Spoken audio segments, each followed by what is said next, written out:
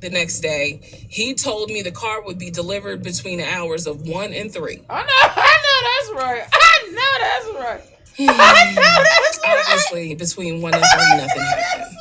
So 3 o'clock, I called him. He's at work. He sends me the voicemail. He calls me back. I said, it's 3 o'clock. I didn't know one ever came with the car. What's going on?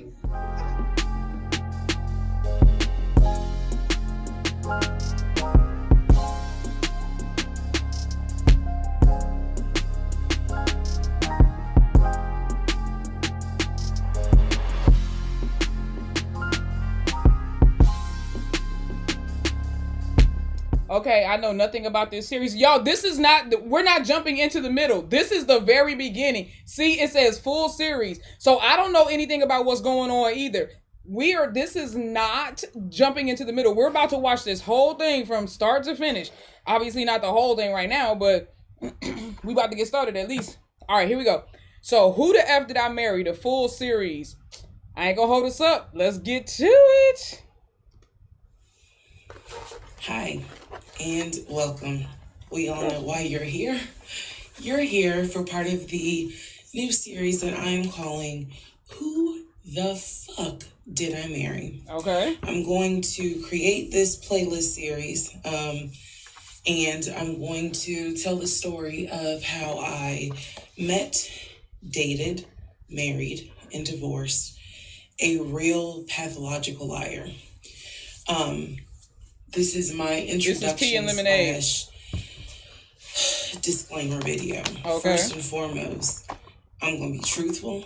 Okay. Even if it makes me look bad. Okay. I'm going to be honest, but I'm also not going to be disrespectful to anyone that was involved.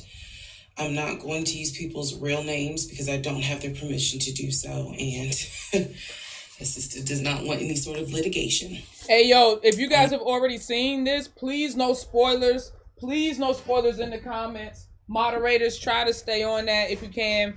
No spoilers in the comments. If you see anybody trying to say something stupid or trying to spoil it for everybody else, you don't got to worry about it. If you don't hide them from the channel. If you hide them from the channel, then they'll never be able to get back on the channel. But block them, put them in timeout. Do what you feel like you need to, okay? But no spoilers, guys. I will tell you off the top, I have a sense of humor and I have sarcasm. Good. So things that you see me laughing at, none of this is funny. But in order to get through it, I have to laugh. Okay. If I cry, I cry. I'm human. I'm a woman. This was traumatic. I'm going to do the best I can to upload as much of the story as I can, because I know people get so annoyed with the follow for part 4. Yeah. Follow me for part 17. That's why I waited for the whole thing to be out there. I ain't gonna hold you. Uploading the videos each at a time. I'm going to go in order from the time we met until the time I got our divorce decree in the mail. So that is a lot of time to cover. Okay. Please give me the grace to just get it out. It may not be all in one day. It may not be all in 2 days. But what I can tell you is even if you don't necessarily see a video, I'm probably recording it and then I will upload it into the playlist titled, Who the Fuck Did I Marry? Appreciate you. What else? I appreciate who uploaded this joint right here. I feel like this video is important to give some sort of context, so that way when people jump into the series, they kind of can figure out, oh, let me start at the introduction video and then work my way through. Yeah. A lot of the questions that you all have sent me will be answered when I start and tell the story in order. Everything I'm going to tell you can be verified. There are people in my life who can easily verify, yes, this did happen. Yes, he really did do that. Yes, he said that. Okay. Yes, she did go through that. I have and forgive me, I'm going to be eating while we watching this, but you know, it is what it is. Bro, this has got to be a hell of a story. And the only reason why I'm saying that is because we've heard stories about men and women and relationships and cheating or lying and everything like that. But the way that this took over the internet, like globally, bruh. No contact whatsoever. It's got to be a crazy ass story. My ex-husband in any way, shape, or form. Okay. We do not communicate. We do not have mutual friends or anything that where we communicate through those people. Okay. No contact. I cannot stress that enough because I feel like somebody's going to ask me, do you still talk to him? No. I know that's right. I ain't seen him. I ain't heard from him. I don't want to hear from him. And I will tell the entire story up until the last time I did hear from him and what happened. Okay. Yeah. This is my story. So, I am just a regular woman who thought she met the one. Wow. And I didn't. Okay. Most people have never came in contact with a pathological liar. We typically come in contact with like a compulsive liar. It is not the same. A pathological liar has no reason for why they lie. Nikki, could you put the volume up a And bit? the Yeah, baby, I lies got that you. they make up, there's no limit That good? to the lie. I was once a psychology major in undergrad. I didn't graduate with a psychology degree, but I'm very comfortable saying that he was a pathological liar. He was a narcissist. And yes, there was some in my opinion, mental health issues going on. Oh, wow. Pathological lying part, absolutely. So I want to preface all this by saying, you're going to probably think, what in the world? There's no way this happened. Everything you're going to hear me say actually did happen. Okay. I never thought I was going to be in some sort of lifetime movie. Disclaimer like that. But I was. Wait, where? I never thought I was going to be in some sort of lifetime movie. Oh. But I thought you said Tyler Perry. Same difference. So, I will read the comments as best I can. Okay. Like I said, I think if you allow me to tell the whole story, yeah, just tell the story. Things Girl, just tell the story. Shit. And sorry, I do talk with my hands. It's a coping mechanism. Oh my God. So if you're like, why is she? Girl, if you don't get to the story. Other than that, let's all take a deep breath. All right. Buckle in, because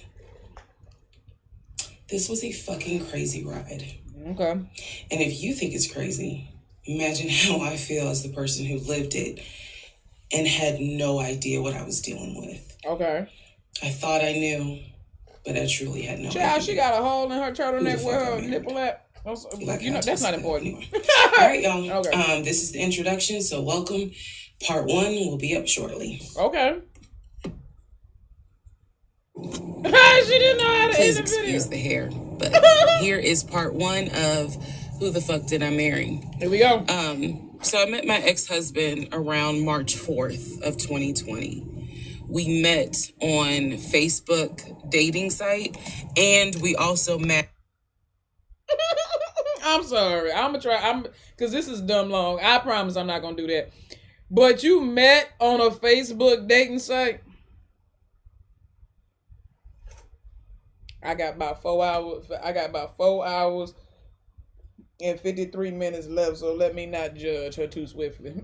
Let me not judge her too swiftly. On Hinge.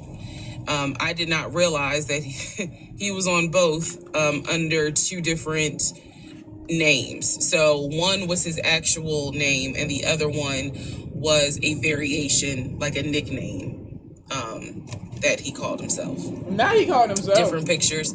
So it was a running joke between us. Oh, you ain't even recognize that you had matched with me on Hinge. No, I didn't. And also that should have been a red flag. By the way, you will notice in this story, I called it the United Nations of red flags. It is so many red flags that, I mean, you would have thought I was colorblind because I ignored all of them. So I'm glad you said ignored. Anyway, back to the story. See. We met around March 4th. Mm-hmm. We exchanged phone numbers. Okay. He called me and we talked on the phone for the first time. In the first phone call, he told me that he had just moved to Georgia from California, from San Diego. Okay. His job had transferred him because he was being transferred in as the new regional manager for a major condiment company that is based here in Georgia. I'm not going to say the name. And so we that part was real. I'm already ready to laugh. That was really okay. I'm sorry. I thought that was part of the joke. I thought that was already the joke. That's not the joke. A major condiment. Heinz ketchup. I mean, there's only so many of them. He told me he grew up in Philly. He's from Philly. Both of his parents were deceased. This is the first phone call. Both of his parents were deceased. His father was a Philadelphia police officer. His mom was a teacher. Okay. He also told me he briefly lived in Augusta, Georgia, with his family. He had two brothers and two sisters. Okay. He also had two half-brothers on his dad's side. First phone call. So I'm just giving. So 4 brothers total and 2 sisters. Okay. You guys the backstory. This was the first phone call we had. So we talked about family. We talked about friends. We talked about our jobs. At the time, I was working at Georgia State Patrol. Okay. And he knew this, and he just thought that was like, wow, you know. Yeah, you know, wow, she's my background. Yes, I did. Also in that phone call, he explained to me that he used to play football. He explained that he used to play arena football. I know nothing about arena football. I know a little something about arena I know football. about NFL. I know about college. Go Dogs. But I don't know anything about arena football. So, man, I already know what that means when you say go Dogs. She a Georgia Bulldog fan. She did say she worked in Georgia. This what she a Georgia Bulldog fan. So he explained to me that he used to play arena football. He used to work at Apple in the off season of arena football. And I remember thinking on that phone call, oh, okay, you know, like, good for you. I don't know anything about arena football. And I believe I did tell him that. I don't know anything about arena football. That'll come into play later on. So he told me, you know, I just moved here. My job is paying for my housing and they're helping me to look for a house. Okay. He was like, right now I'm in Gwinnett County, but I'm trying to look for a house, ideally in Atlanta, like Brookhaven, Sandy Springs. He was like, I really would like to move out there. And so I thought, you know, that's great. You know, you're looking to get a house. You just moved here. He was like, I don't really know too many people here because I spend all my time at work and, you know, this job is really demanding. So that was our first phone call. We talked more. He talked a lot, which took me by surprise because I'm not really used to men talking more than me. Yeah. He eventually asked me out on a date. Our first date was set for Saturday, March 7th, 2020. He asked me what was my favorite restaurant. And they connected March 4th. Okay, so 3 days after they connected. Okay. Restaurant, I said Cheesecake Factory. And so we agreed to go out at the Cheesecake Factory in a location that was in between. I lived in Clayton County at the time. He lived in Gwinnett County. I realized that if you don't know anything about Metro Atlanta, that makes no sense. Right. But basically, we lived about 45 minutes apart. Mm-hmm. So we agreed to meet at the Cheesecake Factory over at Perimeter Mall, which is in an area, Sandy Springs, Dunwoody area. I was excited. Like, I called my friends and was like, I got a date, you know, blah, blah, blah. We'll see how it goes. First conversation was good. Hopefully he looks like his pictures because, you know, that's always an issue with online dating. Hopefully he looks like his pictures. So on my way to our date, I took 285 and literally right before I got to Boulder Crest, the exit for Boulder Crest, I heard a boom and I lost control of my car. Oh my God. Thank God that not thank God, but I knew what to do. So I did not crash, but my tire blew out. Oh man. So I called him and I said, hey, I'm so sorry, but my tire just blew on 285. I'm slowly making my way off the exit. I believe I pulled into a Chevron gas station. And I said, I got to get this fixed. I don't know what to do. Child, that was I'm God. a damsel in distress kind of. That was God trying to. You can't convince me that wasn't God. I'm sorry. You cannot convince me that was not God. You cannot convince me that wasn't God trying to tell her to keep her ass away from him. Kind of thing. He kind of paused. He got quiet, and he was like, tell me exactly where you are. Drop your pin. So I dropped the pin, and he came to the gas station. Came to the gas station, got out the car, and I was so relieved that he actually looked like his pictures that I was like, oh my God, he's actually attractive, because he's like 6'4", 6'5". That's all that made. Oh, also, man, I apologize. So let me go back to the first conversation. Let me add something. He did tell me in the first phone call that he was divorced. Okay. And that his ex-wife, she had 2 children, a boy and a girl, who were teenagers, young adults. I think the girl was about 20. And he said that he had a very close relationship with his stepkids. Oh, that was. But that he and his ex-wife had divorced because she cheated on him out in California. And so coming to Georgia was a new beginning for him. Oh, that's good for him. She was still out in California. The kids were still out in California. And so, he was like, I can't stand her, but I still want to be in the kids' lives. I have to put that in there because that will come back later. This is just setting the stage. Again, that first conversation we talked about family, job, friends, how he ended up in Georgia, me being in Georgia, the things that, I would think people talk about in the first conversation. All right, now back to the tire blew out. So he shows up to the gas station. He changes my tire.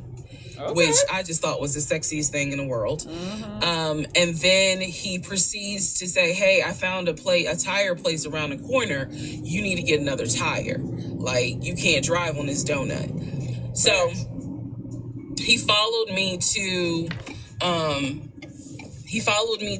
the tire place, and then helped me get a tire, paid for it. Okay. So I was definitely like, wow. So the vibe was good.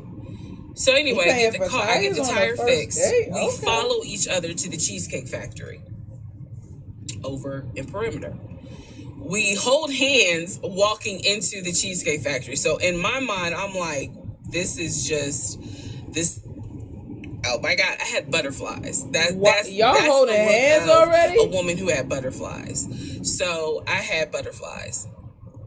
And we go in, there's a long wait. And so we sit outside and we just talk. And the conversation's great. And this is where he tells me what it is he's looking for. He tells me, I believe at the time he was 42. He was like, I want to get married and it be for real. He's like, my parents were married 40 plus years before my mom passed away, and I want that. I want marriage, family, a house. Like, that is what I want. He was like, I'm as a man, I'm ready to get married, but I want it to be for real. He's saying this to her on the first date, though. It really hurt me. I don't mean no harm, because I don't want us to get into that thing where we box men in and think that men can't talk about stuff like this and they're not allowed to dream, and they're, you know what I'm saying? And that's not what I'm saying. But I would find it, even if a man does that, I can't see a man doing something like that on the first date. You know what I'm saying? Like, I could see maybe like 2 or 3 dates in, when after y'all have met and he's gone home with the image of you in his mind, and you know what I'm saying? That's one thing, and the feel and the taste and or the smell of you and all that, that's fine. But like off the first meetup, it's like he's just already like coming out the gate being like, yeah, this is what I want out of life. Most men don't talk like that. Like that's just, I don't know. That's cheated on me. But she said it's red flags. So he's telling me everything that I wanted to hear. Yeah, that's what it sounds like. And so he was like, what is it that you want? And I said pretty much the same thing. I was like, I'm ready to get married. Definitely want to have a family. And I want to marry my best friend. Okay. So we both put on the table that we wanted marriage. And this is the end of part 1. All right. Who the fuck did I marry? Part 2. So we both put on the table what it is that we wanted. We both had established we were dating for marriage. We were not dating just to date. We were not trying to be friends with benefits and none of that. Okay. So the dinner at Cheesecake Factory went really well. We laughed, we joked, we talked about people, which I love being able to do that with somebody. Up my alley, my sense of humor.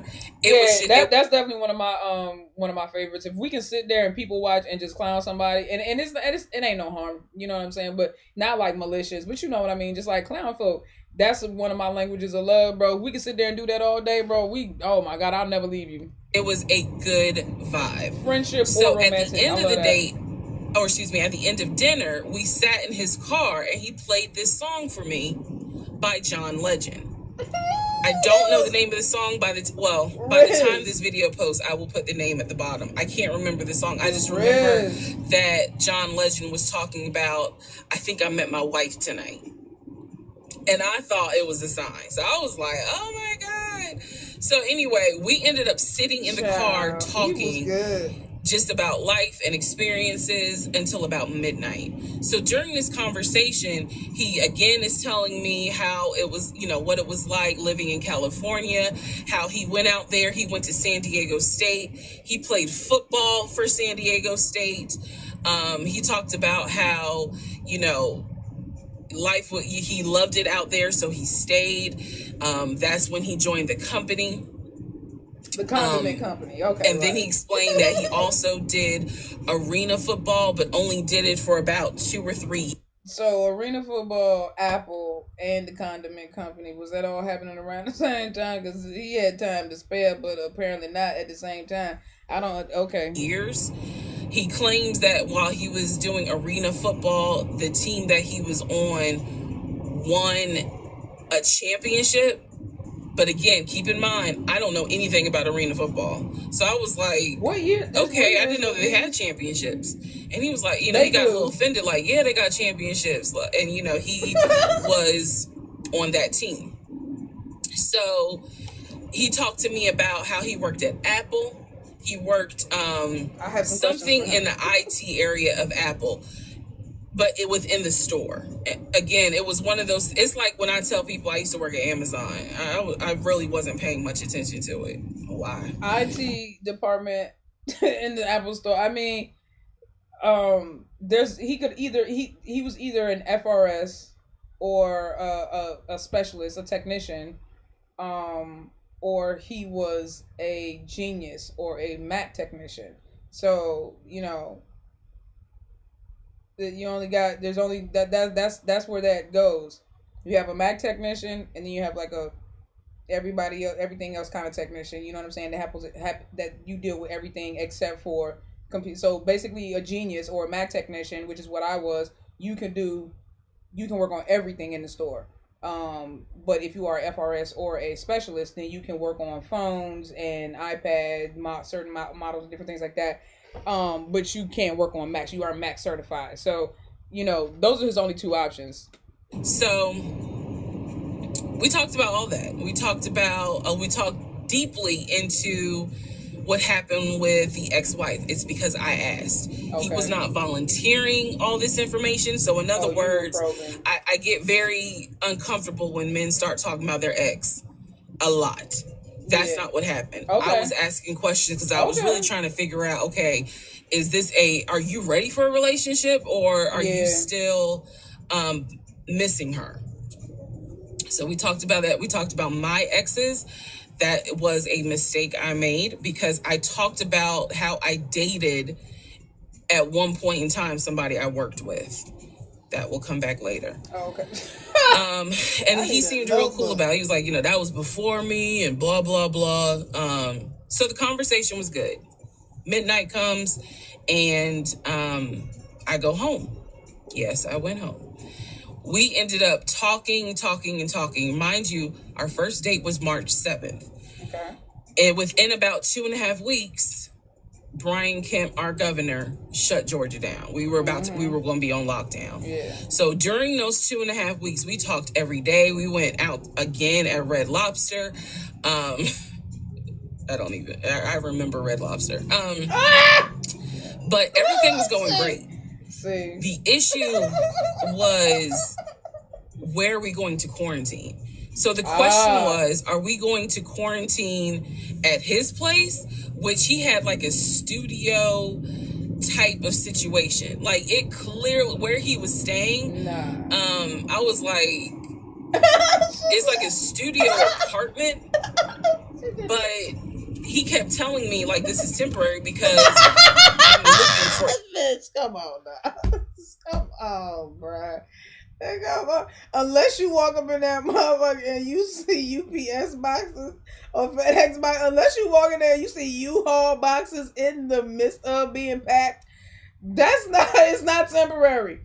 If you walk up in there, no, listen, I don't care, shut up. If you walk in there and you do not see tape, Sharpies, bubble wrap, bitch, that's not temporary. He lives there. He lives the fuck there, okay? He lives there. A house. Like, he showed me. No, I'm not gonna do this. He showed me the email from a woman who worked at the company where she was out on maternity leave, but she was putting him in contact with a realtor to help him find a townhome or a single family house. So I was just like, okay, this is definitely temporary. Like, he's not trying to wait, what? Hold on, let me see. She was putting him in contact with a realtor to help him find a townhome or a single family house. So I was just like, okay, this is definitely temporary. Like, he's not trying to stay here long term. And she was apologizing in the email. I'm so sorry, this should have been taken care of before you got here, but it wasn't. I saw the email. I read it. I read the email. So the decision was, I need to know. we're going to quarantine at the studio, or we're going to quarantine in my house? First mistake I made. Well, there's a lot, but this was a mistake I made. So ladies, caution moment. During one of our dates, because keep in mind, in those 2 weeks, we were seeing each other quite a bit. Nothing physical or anything like that. Just two people who I thought were really on some. All right, let's see if this is going to grow into something. Right, I feel you. Just he came to my house. When he came to my house, I had a 3-bedroom, 2.5 bath townhome. Okay. He was in a studio. Now, I'm telling you guys all of this in order of how it happened. So some things I'm probably going to insert what I was thinking and the mistake I made. Can I turn this off? No. Okay, I still need that. And I say that to say that I did not realize inviting him to my home probably made his eyes go, oh shit, she's a keeper. She got this 3-bedroom, 2.5 bath townhouse, and I'm in like a little studio. Yeah, let me go ahead and pursue this. What I need to do to quarantine here. Bruh. The decision was made, quarantine at my house. So plates, no tape means the state went on lockdown. Right. He came and stayed with me in my home, and for the most part, in the initial beginning, it was fine. It was fine. The reason why I hesitate is because I grew up in the church. So for me, it was really like an internal struggle of, you're not supposed to shack up. Bruh, you always said you would never live with a guy unless he was your husband. And now you living with a dude and he ain't your husband. Like, You trying to blame it on existential circumstances like because I knew better. And don't come for me. I'm just telling you the way I grew up. It was like that. It was not sitting right with me. But at the same time, I didn't want to quarantine by myself. I did not want to. So there we go. So he moved in. That's crazy. We talked about the bills. Let me clear something up that I said in the other video where I said he paid all the bills. He paid all the household bills. He did not pay my car payment, my cell phone, or my car insurance. He paid the rent because my rent at the time was less than $1,000. Okay. He paid the utility bills. Okay. And so when he's telling me that he's a regional manager, I was like, wow, okay, so you got money. He covered the house. Now y'all tell me how y'all feel about that, low key, because if you're not married and he is covering the house bills, like anything that y'all share jointly, but you have your phone, your car insurance, I feel like that's fair. When y'all married, if he wants to cover everything, then he can. You know what I'm saying? Or however y'all arrange that. But I don't feel like if y'all just dating, even if he moves in with you, if he starts covering all the house bills, the way I would be happy, I would be happy if somebody covered all my shit and all I had to pay was a car, no car insurance, and a phone bill. That'd be great. That would be excellent. So my check really was just taking care of me, myself, and I. And I am not, this is where it's not going to make me look good, but it's the truth. It was intoxicating to not have to worry financially about how to pay the bills. I know it was. It was a wonderful feeling. I know it was. And so I kind of pushed to the side the fact that, yeah, you shacking up. Because it's like, but your paycheck, you don't have to worry right now. Like he's taking care of all of April's bills before April even comes, because this was still March. So as soon as he moved we're in, living together, and I'm cooking, I'm cleaning, he's helping to cook and clean, and then we have a conversation about house. Is he still going to buy a house just for him, or is he going to buy a house where it's for us? Because we are going to try to make this thing work, be official, get married. Bro, quarantine put everything in warp drive, because you meet him or y'all link on or you connect on Facebook, dating app, or Hinge or whatever on March 4th. You go out for your first date March 7th. You go out consistently for 2 weeks, 2.5 weeks. Then you go into lockdown. He moves in with you and starts paying bills in March. All of this happened in March. And y'all already talking about building why would he change his plan to start building a house for you? I am confused. I feel like I miss something? So the question now on the table is, what are we going to do? Because I didn't want to stay in Riverdale, Georgia. I did not want to raise a family there. I refused to have a baby in Clayton County. So the decision was made. Let's start looking for a house for both of us. In 3 weeks? He was already looking for a house for him. But then he was like, you know what? We're together. I plan to marry you. Let's look for a family home for the two of us. He was like, this is how much I was approved for. That's when he showed me the Chase paperwork. It was a letter stating that and it had the Chase emblem at the top. He showed me a letter stating that he was approved for $700. All right, part 3. Who the fuck did I marry? So this is when he showed me a letter from Chase with the Chase logo at the top, stating that he had been approved for a mortgage for a $750,000 mortgage, or $750,000. You trying to tell me that letter was forged? So he was like, we can't go over. Bro, how he get his hands on all this shit? And I said, I remember asking him, can you afford the mortgage on a $750,000 house? Because I know I can't. All right. This is when he explains to me, I told you how I played arena football. I invested my money really well. So he said, I have money that will help pay for the mortgage. He was like, we're good. Like, I'm financially, I am okay. He was like, that's why I'm able to get approved for $750,000 mortgage. That ain't necessarily how that go. He told me that his money you could be broke with good credit and get approved for something like that, and then go into massive amounts of debt, and now you're broke with bad credit and massive amounts of debt. So no, they do that to people all the time. That don't got nothing to do with nothing. Different savings accounts. He said he had an account with Chase Bank, he had an account with US Bank, and he had an offshore account. This is what he told me.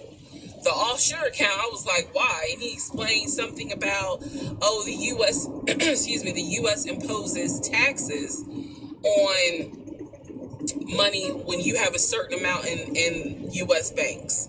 He was like, so everybody knows that it's smart to have some money in an offshore account. Y'all, look, I live paycheck to paycheck. I was like, okay, that's whatever. I said, so you have the money. Oh, he was talking. You thought he was talking big money talk. You thought he was talking big money talk, so you ain't even question it. I got you. That's why you got to read. That's why you got to read. To pay for a home. I'm also holding in my hand a letter from Chase saying that he was approved for $750,000. So I went off of what I saw.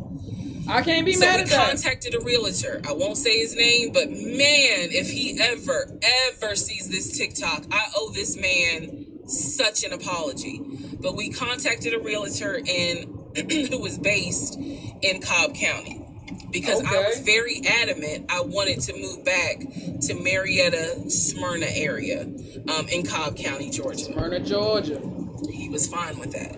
His whole attitude was, you're going to be my wife, happy life.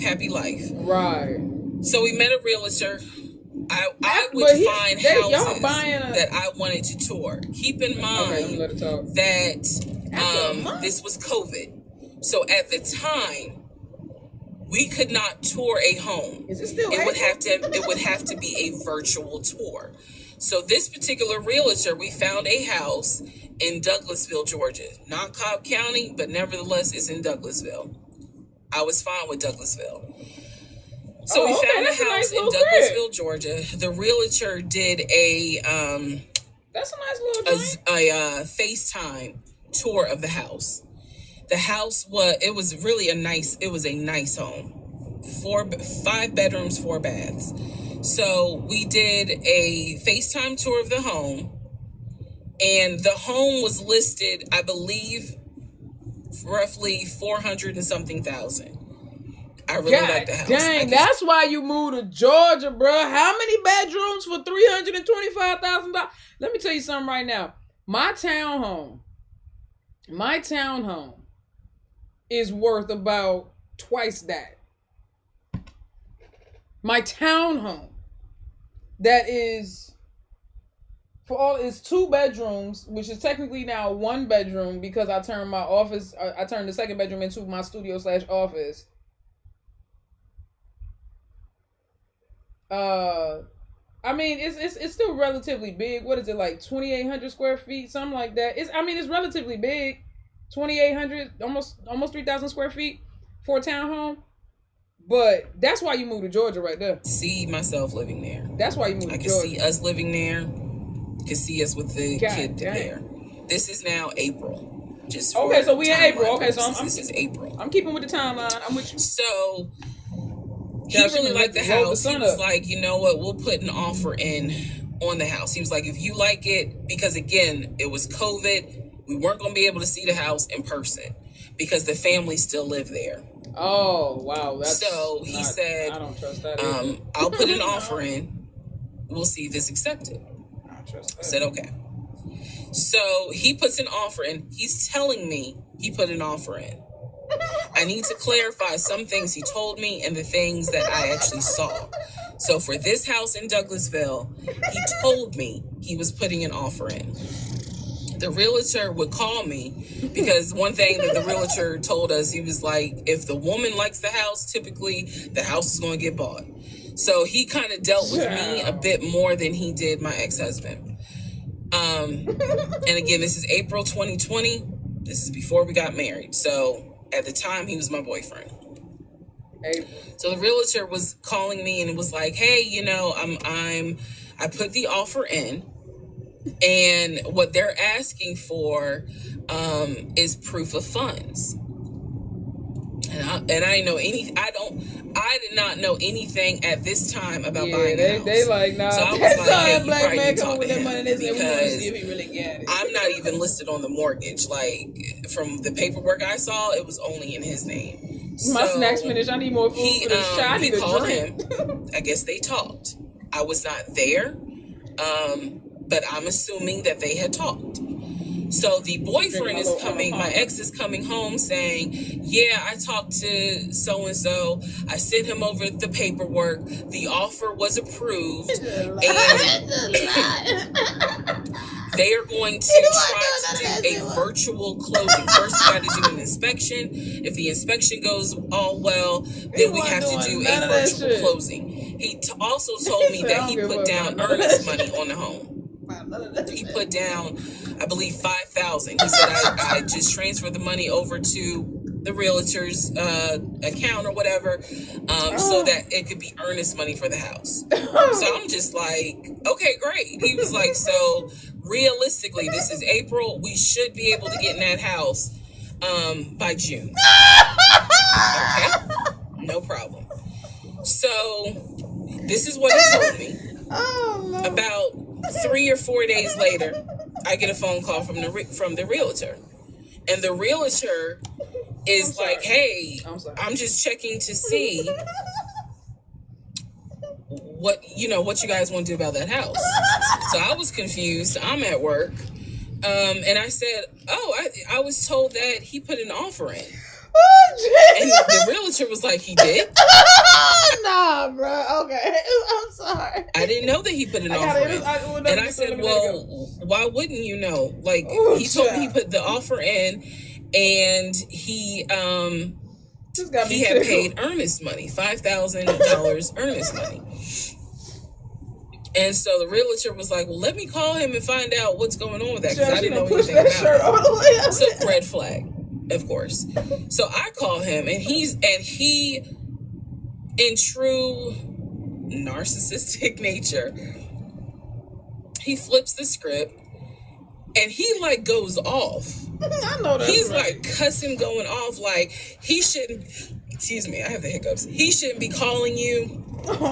If he has a question, he should call me because I'm the one that's on the mortgage. He was like, and now it's it's going to be an issue. And I said, well, did you put the offer in with him or not? Why you and mad? He said, no, I did not put the offer in with him. I put the offer in with a friend of mine who is a realtor, so I can give him the business. Then why you got this other man calling folks?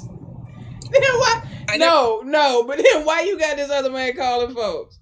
Why do you have this other man calling people then? If she don't smoke Reeves, she better start, Lord.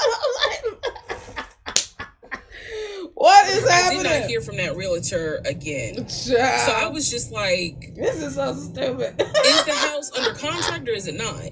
He was like, yes, the house is under contract. This is how crazy things work out. About 3 days later, on realtor.com, okay, I'm looking at the house because I was trying to figure out in my mind how I'm gonna decorate. Oh, it shows the house is under contract. So she said, I'm a decorator. Showed my boyfriend. My boyfriend's like, I told you it was under contract. He was like, I did you not believe me? And I ain't had the heart to say, hell no, I didn't believe you. Oh, right. Like, it seemed too good to be true. But once I saw the house was under contract, you thought it was your contract. I absolutely believe that, okay, it's under contract with him. Like, yeah, we're about to do inspection. We are about to move. And so we had driven by the house because, again, keep in mind, the family's still living there. So we had driven by the house. At this point, he was like, I want us to start. Not driving by that, but sitting outside cutting the grass.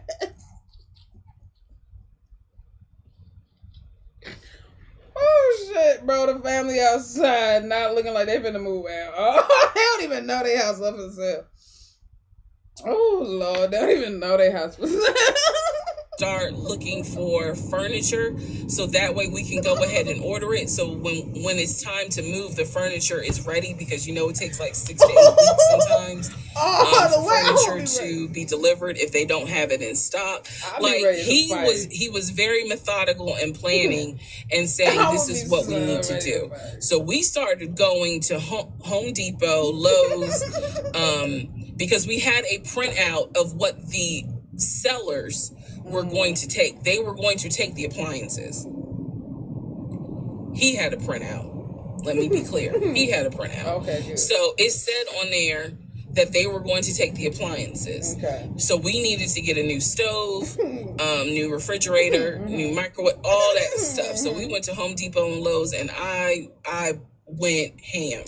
I chose all these new appliances, and here's where we get into the shopping. All right, part 4. So we go to Home Depot, we go to Lowe's. I'm choosing all these appliances. He's taking pictures of the SKU number. We have representatives helping us, and he basically explained to them, "Hey, we're buying a house. We should be closing sometime in June. Look, can we?" I'm not okay. There is walk by faith and not by sight, but then there is also you can't be crazy, because this is. I understand manifestation and faith, but this was just not what that was. This was an all-out con game that this man ran. This is crazy. Order this stuff we now. Can I put a hold on it? Like, what can we do? Because we're not ready for delivery. I stood there as the Home Depot rep said, we can hold it in our warehouse. Like, you can buy something and we can hold it. People do it all the time, especially with COVID. So I watched him. I built my house during COVID. So I want to say it was about it was either $350 or $500. I watched him pay a deposit on a whole new set of appliances for them, and they were going to hold it until we were ready for delivery. Gotcha. I watched this. So I was like, okay, good deal. Like, we got the appliances. Next, let's go to Rooms to Go and Ashley Furniture and find actual furniture. That's crazy, bro. So we went all around Rooms to Go. We went to Ashley Furniture. We went to American Signature. And I saw all these things that I wanted. Again, he's taking pictures of it. He was like, I can go online and order it. I didn't think anything of it because, again, I just saw that we held the appliances. So I was like, okay, that's fine. So April turns into May. Okay, so now we into May. May 2020 comes. Okay. This is where things start to get a little interesting. This is where. May comes, and obviously we had not done inspection. And I'm asking him all the time, what's the deal with the house? He was like, oh, because of COVID, they're trying to get someone to do the inspection. But the guy that they had, it was always something. The guy they had caught COVID, so they're going to have to get somebody else. And he's like 15 houses. Matter of fact, the only problem I had ended up being not a non-problem because they were backlogged on the appliances that were supposed to go in my model home. So in order to keep my house on schedule for the buy date and the sign-in date, they upgraded all my appliances for free. So my fridge, my microwave, and my stove, and my dishwasher all got an upgrade, and they had to go 2 up on everything because they didn't have the next models up on anything either. So everything in my house was 2 up. It was like, so that was the only problem I had. I was like, I'm okay with that. I'm okay with that. Backed up, so it'll be a while. Yeah, so at this point, I'm trying to tell you, when it comes to house building, they're not gonna put your shit on hold for stuff like that. If they have the upgrade, they have to give you the upgrade. Y'all better know y'all shit. And me and my mom was like, nah, because they come at you and they try to play that game where they be like, we can push the date out. No, we have a date with the bank. We have a date with the loan officers. We got a date. No, we locked in on this date. And they had to upgrade everything, bro. Everything. Like I said, two upgrades up. I know I look crazy. In this point in May of 2020, don't let them fool you.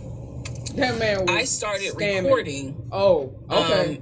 Audio diaries. Oh, I don't know why. It was something just made me just start recording my thoughts in an audio diary, and I still have them. What? I would save them by the date, and I would just start talking about what's on my mind. What? So I was like, I knew there was something was nagging me, like. That was God. But I kept pushing it out of my mind. I was like, you saw, this is what I reminded myself. You saw him pay for the appliances. Okay. You know the house is under contract. But not yours. You don't know that. You know that he told you that he's the one who put the house under contract. But you haven't verified that. Like, I remember saying to myself, why would he lie about that? This is so easy to verify. Okay. Why would he lie about that? Okay. Have you caught him in any other lie? And at the time, the answer was no. So I really was release the tapes, Reesa. Right? Maybe you just aren't used That's the next to a guy chapter, who actually does what he's supposed to do. Like I was questioning myself and then answering my own questions. So she ignored her own red flag. Look. Inspection didn't happen. Baby girl. Around mid-May, I found out I was pregnant. Oh, with who? May 2020. From who? By who? When I found out I was pregnant, he was ecstatic, and I was like, oh shit. The reason why I was oh shit is because, number one, I'm plus size. Number two, because of my age, I felt like it was probably going to be a high-risk pregnancy. And I wasn't married. And that nagged. I cannot tell y'all how much it nagged me. There was a lot of internal struggle in between. My family didn't even know that he had moved in at this point. I told them, that I was pregnant. Went to the doctor. Everything looked good. But again, because it was COVID, he couldn't go in with me into the actual room. So, doing any sort of... She met this dude in March. It's May. They building a house, so she think they got a contract on a house, buying appliances and furniture, living together, and a baby on the way. January, February, March, April, May. March, April, May. March, April. There's only one way to get from March to May. And it's only a month. 2 months, dog. This man's game is immaculate. Ultrasound, doing the blood test because my HCG levels were really high. So the doctor was like, hey, it might be twins. We don't know yet.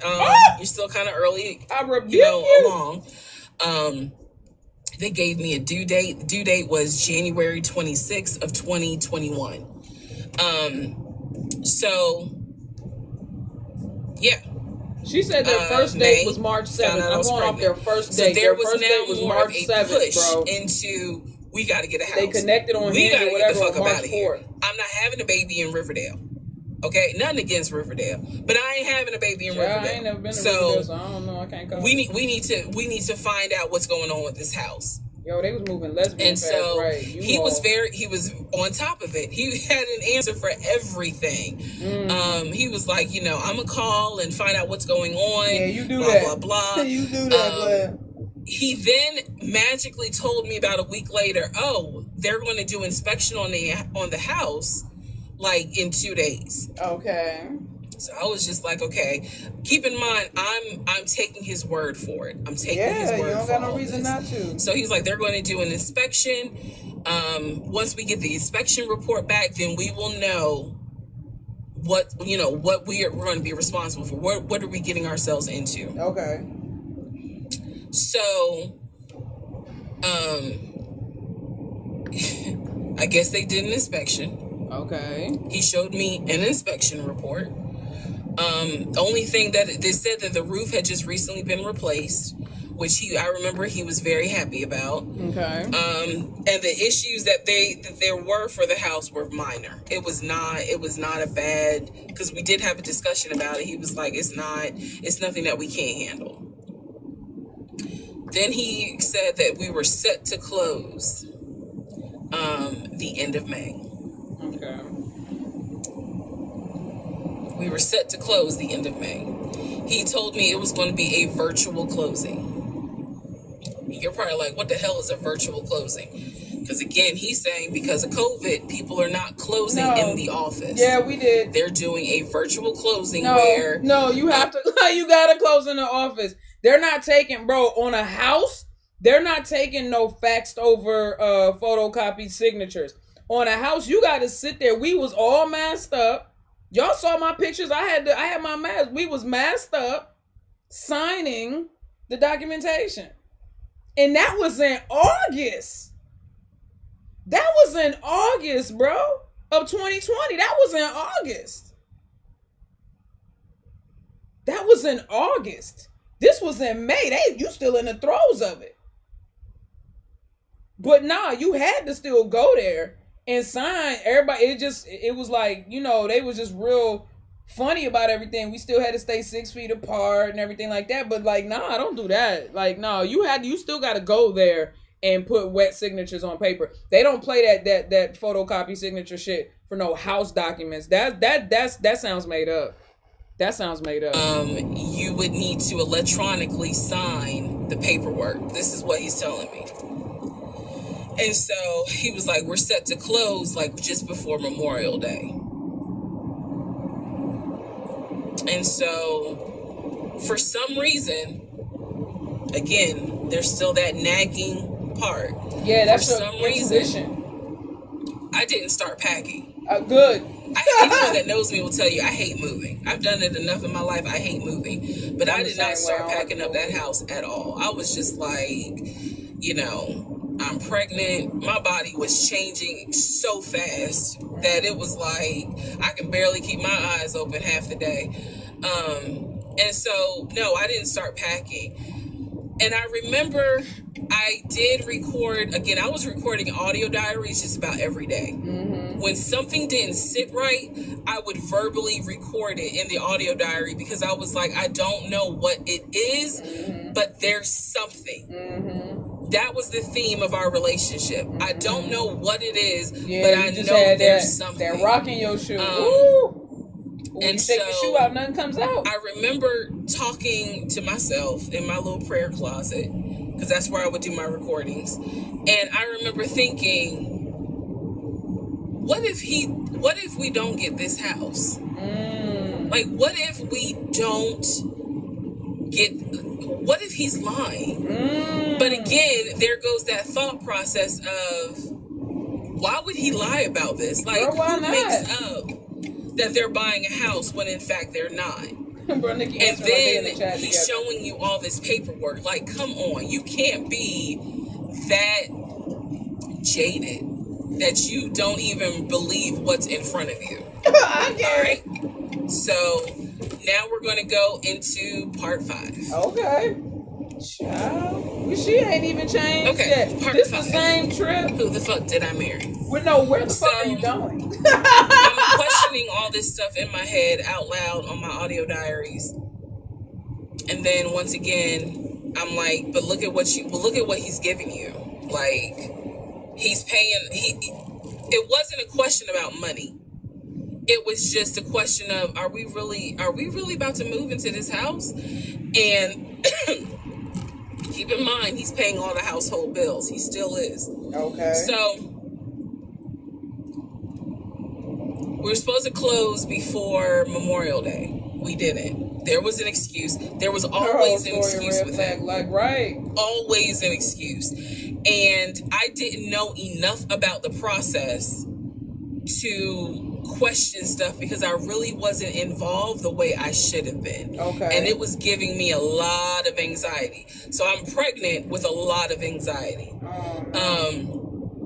And if I'm gonna be 100% honest with y'all, I was not expecting that I was probably going to have a healthy pregnancy. Oh, wow. Because I was stressed. Gotcha. And what I was stressed about is I didn't know what was going on because I wasn't really involved the way that a normal relationship would be involved. Just being honest. So we did not close around, we moved now into June. Well, this is now going into June. All right, Doug, around June 5th. I looked at the house again on Realtor.com. I don't know what made me do it, other than, and I don't mean to sound super spiritual. I know that people. No, girl, go ahead, talk, just say it. You know, you may or may not believe in God. Girl, just say it. We but believe I'm in telling Jesus. you, I believe with all my heart. Probably the Holy Spirit was like, look at that house on Realtor.com. I know that's right. So I looked at the house on Realtor.com. Okay. This was around June 5th. Okay. It showed that the house was off the market. Girl! And I remember being like, okay, wait, what does that mean? What does that mean? Because ex-husband is telling me we're about to close on the house. Girl, we're about to close. not it's our off house. The market. We got furniture, da-da-da. He's also telling me that he's been in contact with the realtor, his friend, who was telling him, you know, this is what was happening next. Here's what's going on. So the guy that we initially worked with apparently is completely out of the picture. Ooh. But again, I was not heavily involved. So I'm just like, let me look at the house. I see it's off market. What the fuck does off market mean? Like, now I'm really freaking out. So it shows the name of the real estate agent for the seller. I don't remember her name. I called her and I said, you know, I said, my husband and I, even though I wasn't married, my husband and I were looking at this house at 123 Main Street. And we really wanted to tour it, but now I'm showing it's off market. Is it not available? Or, you know, I pulled that card. And she was like, oh, no, ma'am. The home closed yesterday. It closed June 4th. Again, there are certain dates I just remember.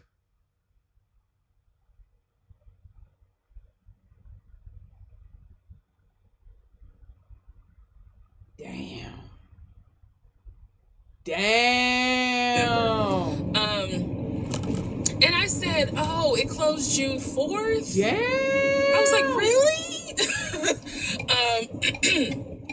And she said, yes, ma'am. She was like, my sellers sold the house. And I was like, oh, man, okay. Well, I said, my husband and I really wanted, you know, we love the pictures of it. And we're getting ready to start a family. So I would have loved to have been able to, have the opportunity to see it. I asked her something. I don't remember the specific question I asked her. And I know why I asked the question, because I was anticipating that my boyfriend at the time was going to have some sort of excuse. So I asked her something about the buyers. And I remember what? So I asked her something about the buyers. Okay. And I remember, and somehow, again, forgive me, I don't remember the question I asked her, but the answer was that it was an older white couple. Okay. Older white couple. Okay, older white couple. So I get off the phone with her. I record an audio diary, and in the audio diary, I specifically say, okay, there is no house. He's going to have to get out of this lie somehow. There is no house like this. Because now I realize, at the very least, he was lying about him being the one who was under contract. Now you know. I knew enough about that. Yeah, told you. So I was like, knew that wasn't his contract. What?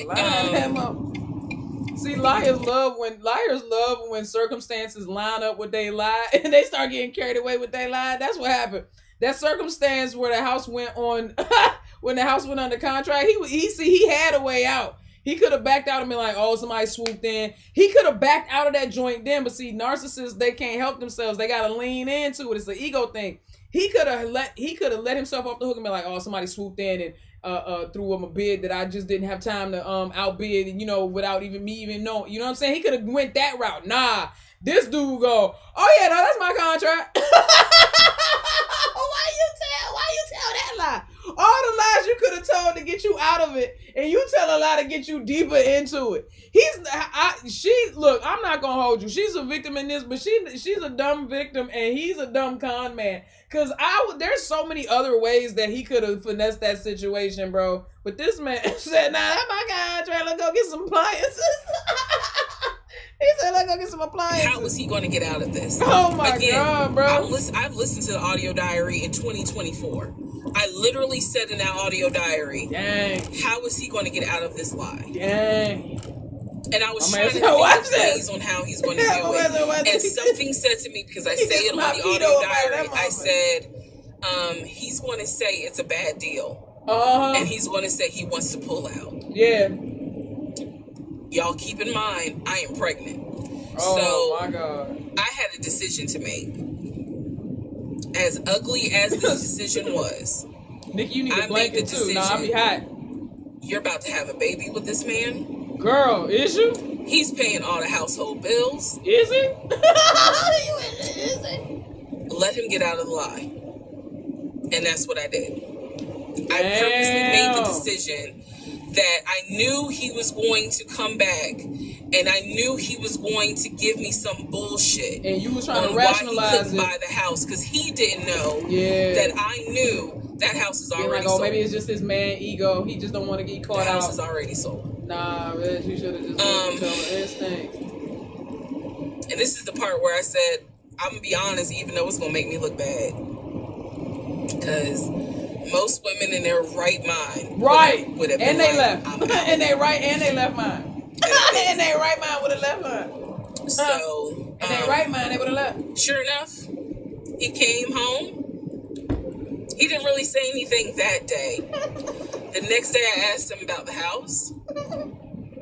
And he said, my friend, the realtor, he was like, I'm talking to him because something's going on with the interest rate. And when he said that, I felt so much relief because I knew that I had been prepared for he's going to give you some bullshit. So when he said there's something with the interest rate, I said, you know what? This is literally what I said, y'all. If the interest rate isn't good, then we shouldn't move there. We should probably let this house go. Oh, we should cancel whatever furniture we ordered, or appliances. She let him off the. And let's just look for another house. The flags I said I would like to be moved before the end of the year. We locked in now.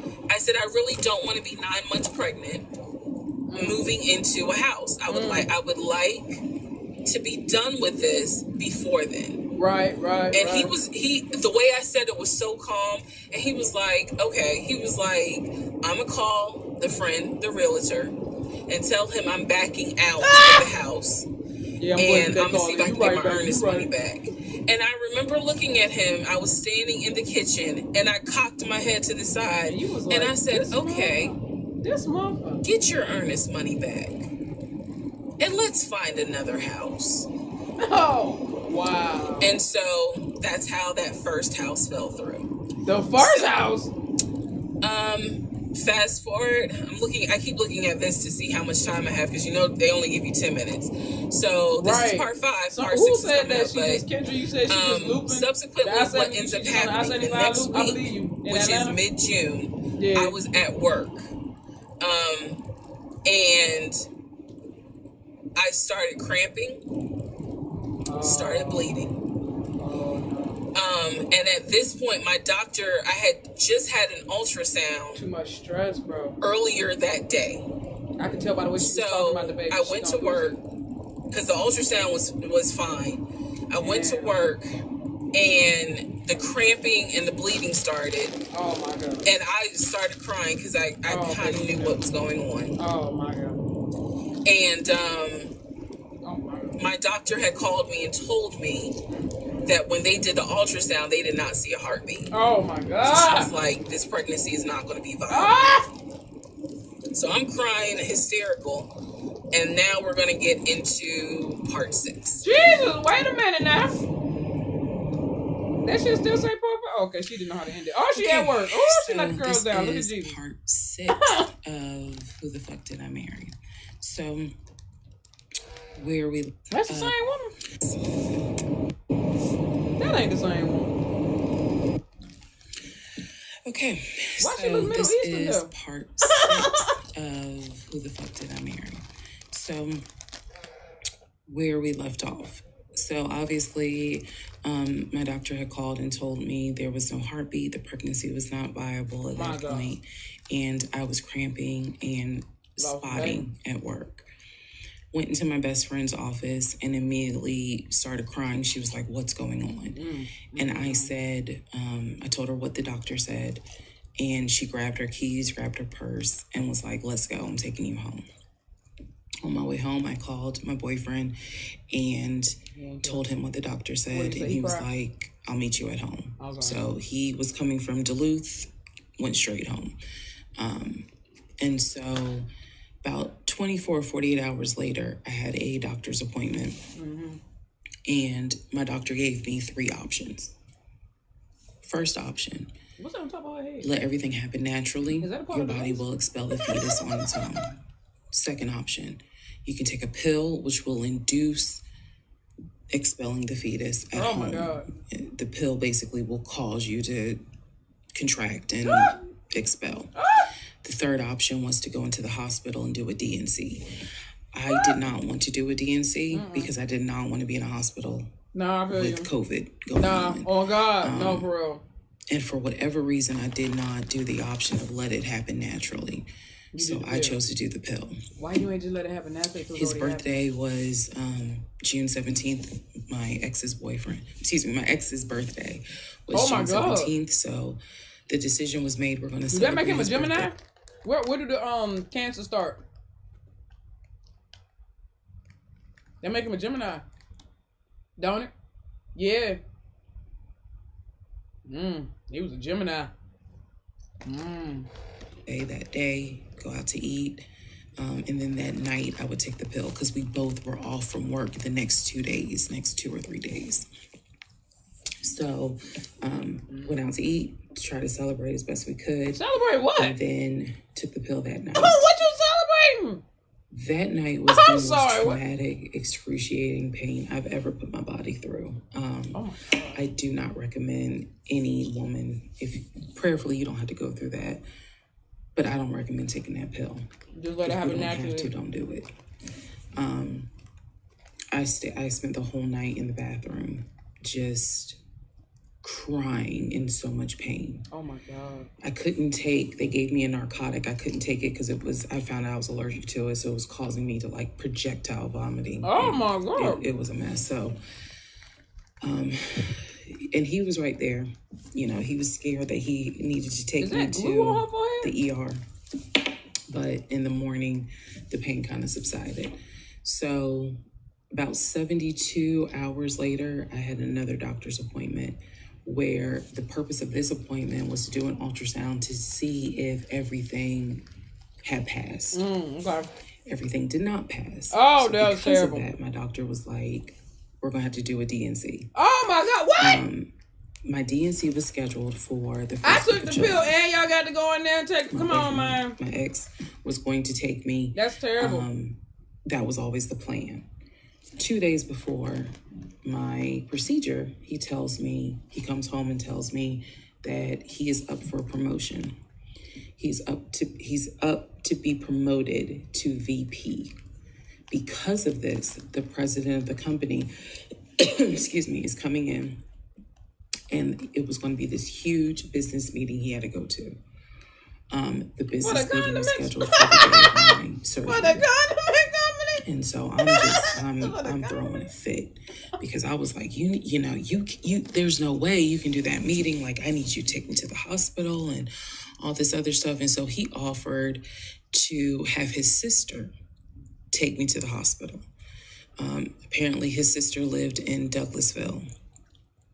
I was like, no, because I've never met her. Oh I'm not, my God. No, I'm not having a stranger take me to the hospital. No, this is a private situation.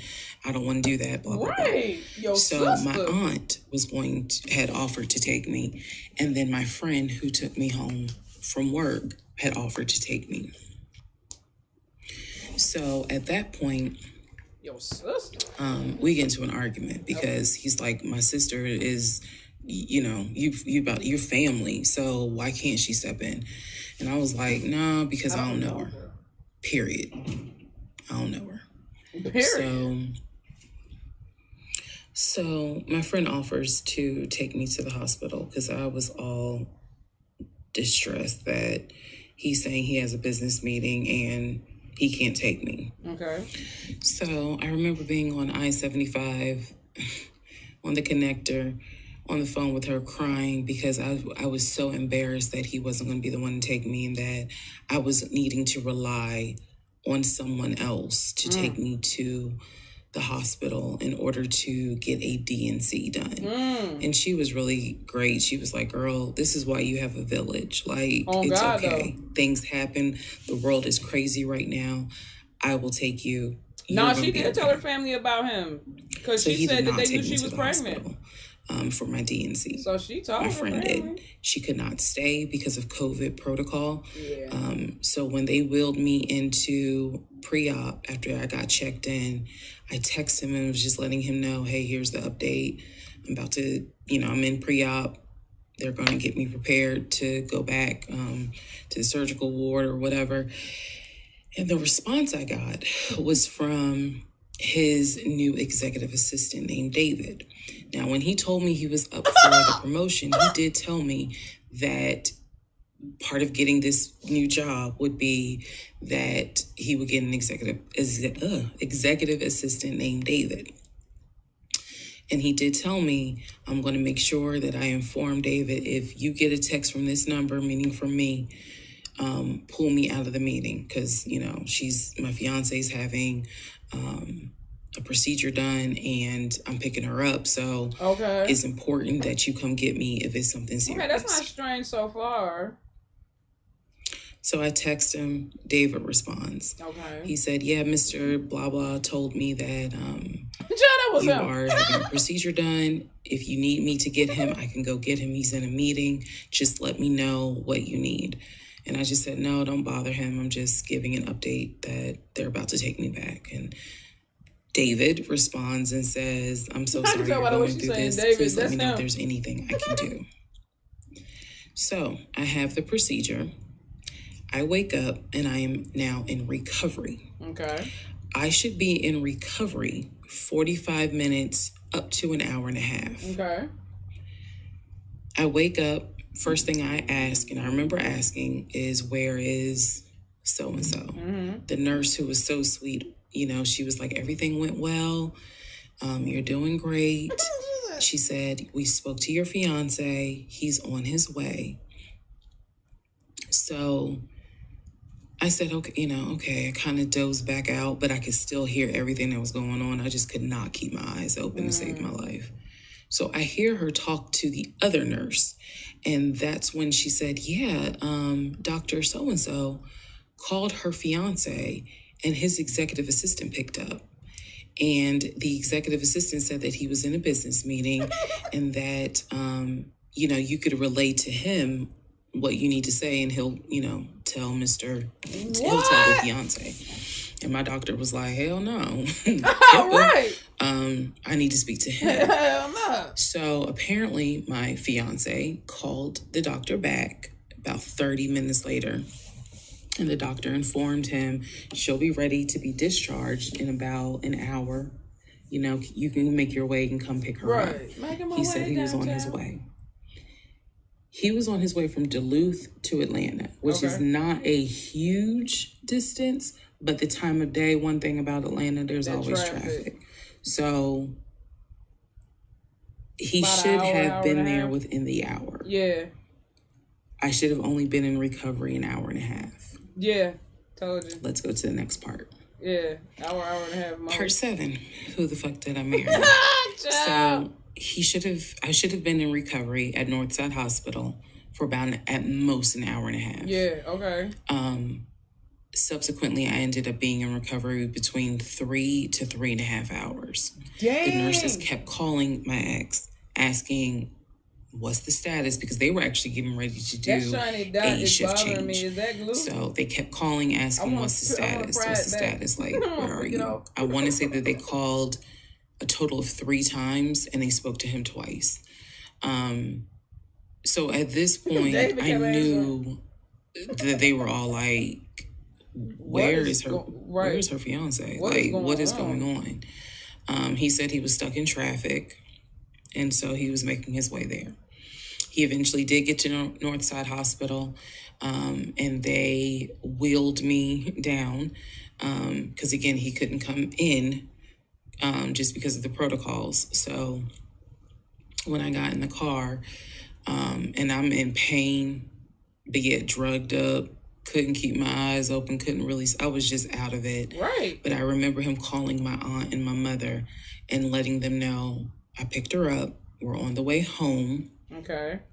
Let me get her settled. Right. And then I'll give you guys an update. I remember that.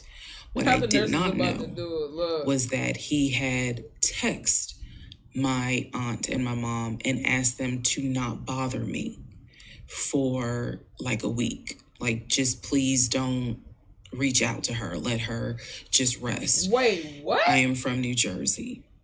I am from an African-American family. You don't tell my black mama or my black aunt that, the way my mom please don't bother her for a week. Right, the way my mama would have bothered. I didn't know this at the time, but I'm just interjecting that part. I'm trying to stay in the timeline, but he did apparently do that, and my aunt was like, oh shit, hold on, y'all, I'm so sorry, 1 second. I forgot to call my brother.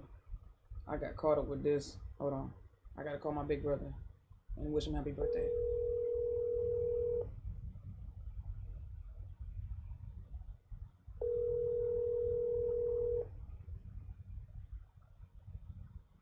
Yeah. Hey, big brother.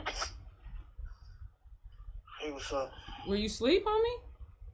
Nah, I'm working, man. I'm in the middle of something. I'm getting real frustrated right now. Okay, well, I'm not gonna hold you. I was trying to say happy birthday, but I just call me when you get off work. Give me a second, y'all. They really pissing me off right now. No, you good, brother. Okay, I'll talk to you later. All right. Ciao. Let me get back into this story. I was trying to be nice, but he clearly, somebody pissing him off at work. Well, I will fuck you up. Anyway. Wait, what? So. Oh, yeah, right. Go home. Yeah, she right. Black mom, all that. He waits on me hand and foot. I recover. Okay. Just needed about 24 to 48 hours to just get my mind right. Women are so strong, during this time, we be going through all kinds in of between stuff when the house in Douglasville fell through, we had not talked about a house. He still got that $750. I guess it was about a week later after the DNC. He decides that, do you want to start looking for a house again? Hell no. I have hiccups, y'all. Do you want to start looking for a house again? Because of what happened with the house in Douglasville, I felt like I was smarter this time to say, I want to be involved in every aspect, because I don't know what the fuck happened with that house in Douglasville. But what I do know is that he lied to me. I didn't know then what I know now. I just knew he lied about I knew he lied about being under contract. Right. So, but you gonna I told do it him, again. I said, I don't want to work with your friend. Right. Never talked to. I know that he has talked to him because he's talked to him in front of me. And I'm going to demonstrate on one of the videos how he used to do his phone calls. Don't worry, it's coming. Okay. So we found a new real estate agent. Really nice guy. His name was Scott. I am using his real name. Really nice guy. And we told him what the budget was. Still $750K. And Scott was like, okay, when you guys are ready, we can start looking at houses. try to look for houses that are empty because you can actually tour those. Right. If it's a house where someone's already living in there, chances are it's going to be a virtual tour because of COVID. Right. So I found a house that I absolutely, in total, we must have looked at about 15 houses. Okay. But I found a house in Smyrna that I look at that absolutely joint. loved. Nah, that joint was clean. Hold In up. Smyrna. Ooh, I like that. And it's got like that country style, like that ranch style with the garage doors and stuff. The barn doors. I dig that. That I absolutely loved. I dig it. We toured the house. Everything about this house was perfect. The house was listed for $699,000. Okay, $700. It was a brand new construction build. Okay. The only issue was that the basement was not finished. Yeah, he wanted the basement to be his man cave. Yeah, okay. Again, I went with him to tour this house. Okay. So this was already feeling very different than the situation in Douglasville. It felt more real. It was tangible. Because we did not actually tour the Douglasville house. We only did a FaceTime virtual tour. This house in Smyrna, we toured. We toured this house more than once. And it was gorgeous. Fucking gorgeous. Mm-hmm. So we talked about it. He said that he had the money. Again, the price was $699. He said he felt comfortable putting in an all-cash offer. If you remember on the videos before, he told me he had money in his savings from when he played did say football. that.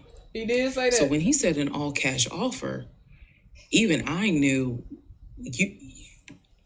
you got that kind of money, like right? You doing it like where that? you can cut a cashier's check for $699,000, and he told me he did. Boy, he had money in savings from when he played football, and he was very comfortable paying all cash for this home. Okay. So let me. I need to see the real estate agent Scott bro. Let me see your account. Over the paperwork. The paperwork was sent in both of our names. It was sent to my email. That was another thing that I changed after Douglasville. Everything gets sent to me, and then I will be sure that he signs it. So he sent it to me. I looked over the offer. GB. I appreciate you, baby. We were asking. Excuse me. We were going to put in an all cash, full price offer with a request to have the basement finished. Okay. Also, we were requesting for the seller to give us an answer within 24 hours. We were requesting a quick closing. These are just some of the things I remember. I remember 24 hours, like I didn't want to wait on, y'all think about it.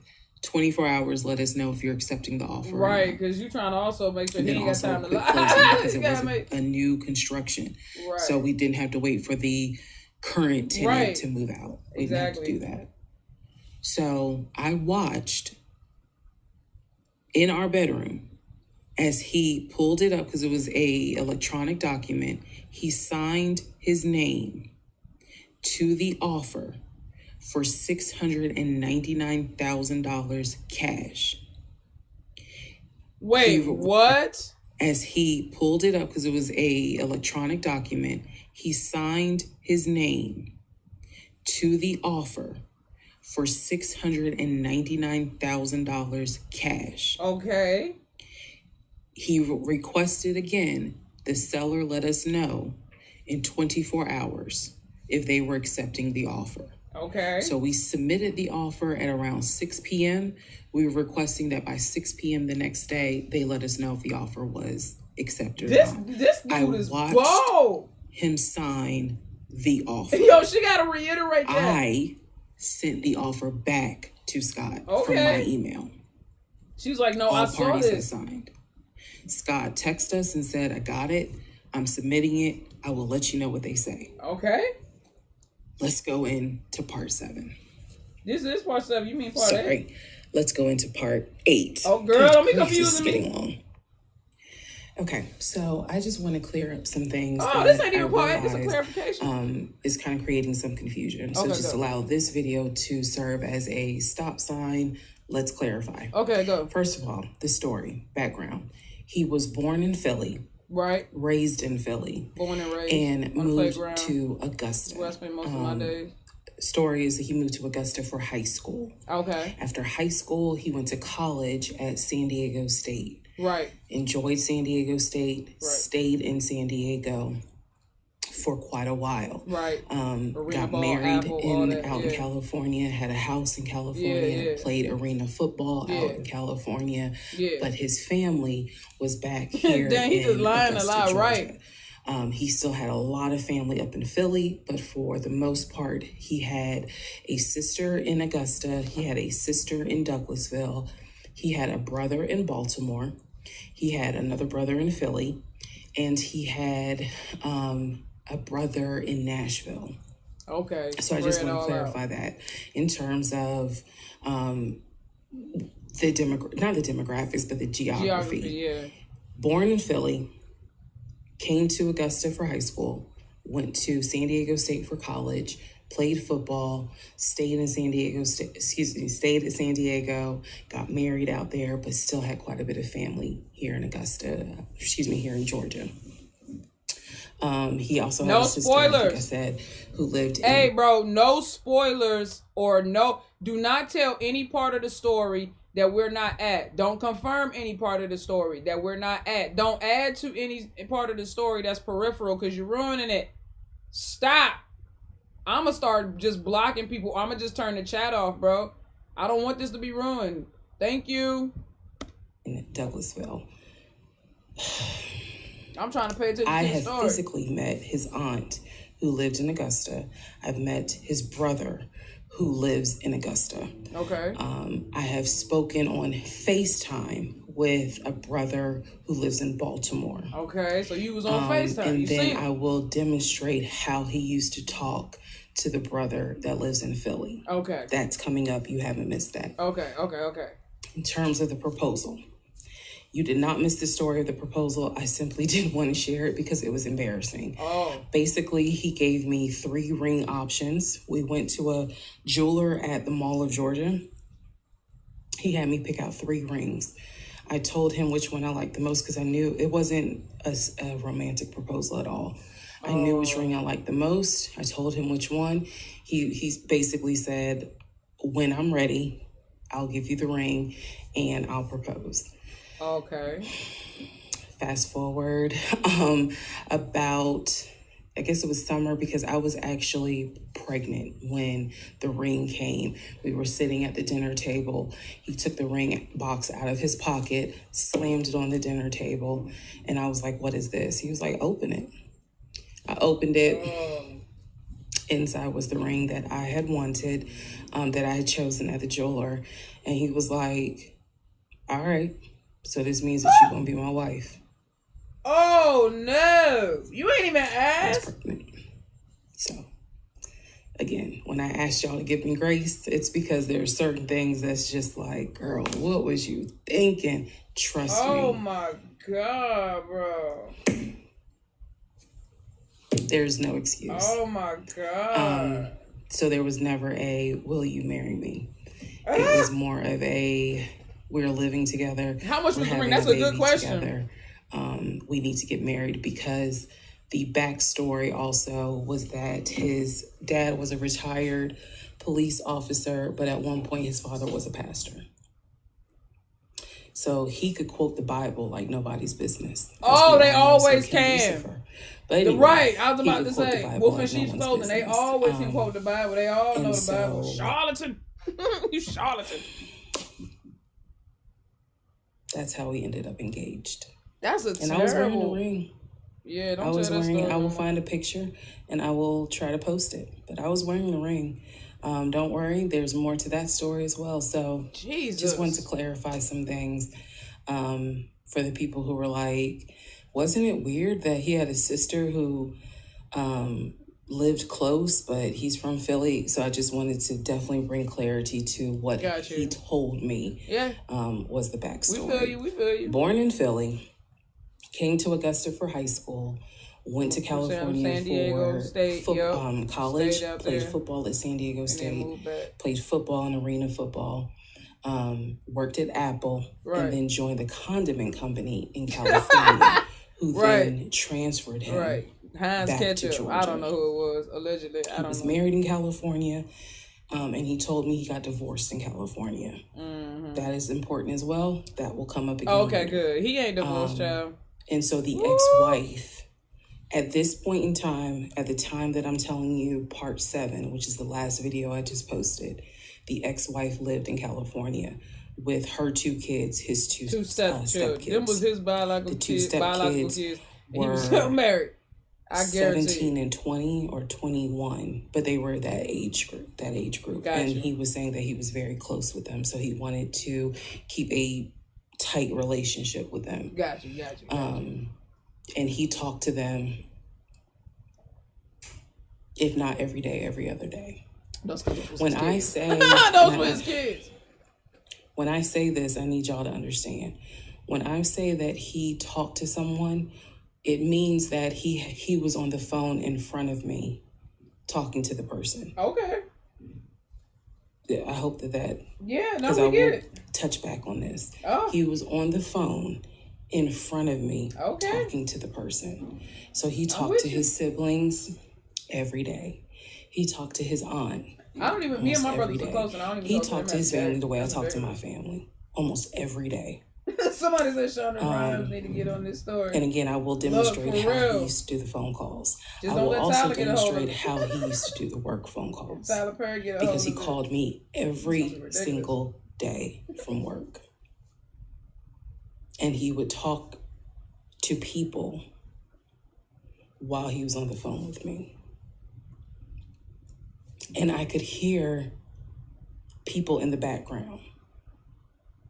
But that's a whole nother part. So again, buckle your seats. I promise I'm reading your comments, I'm reading your questions, but I wanted to bring this video just to clarify some stuff. This man had YouTube sounds playing in the background. Honestly, I hope. I know people are fascinated by this, but more than anything, I hope that there's a woman watching this and she's saying to herself, okay, it's time for me to ask some questions. Heinz headquarters is in Pittsburgh and Chicago. That's my hope. T-Dub, you trying to say that's where he was really working? All right, part 8 I know, that's right. Who the fuck did I marry? So we submitted an offer on the house in Smyrna. Okay. I sent it over to Scott, our realtor. It's June, right? And next day comes, Scott asks if we can take a phone call.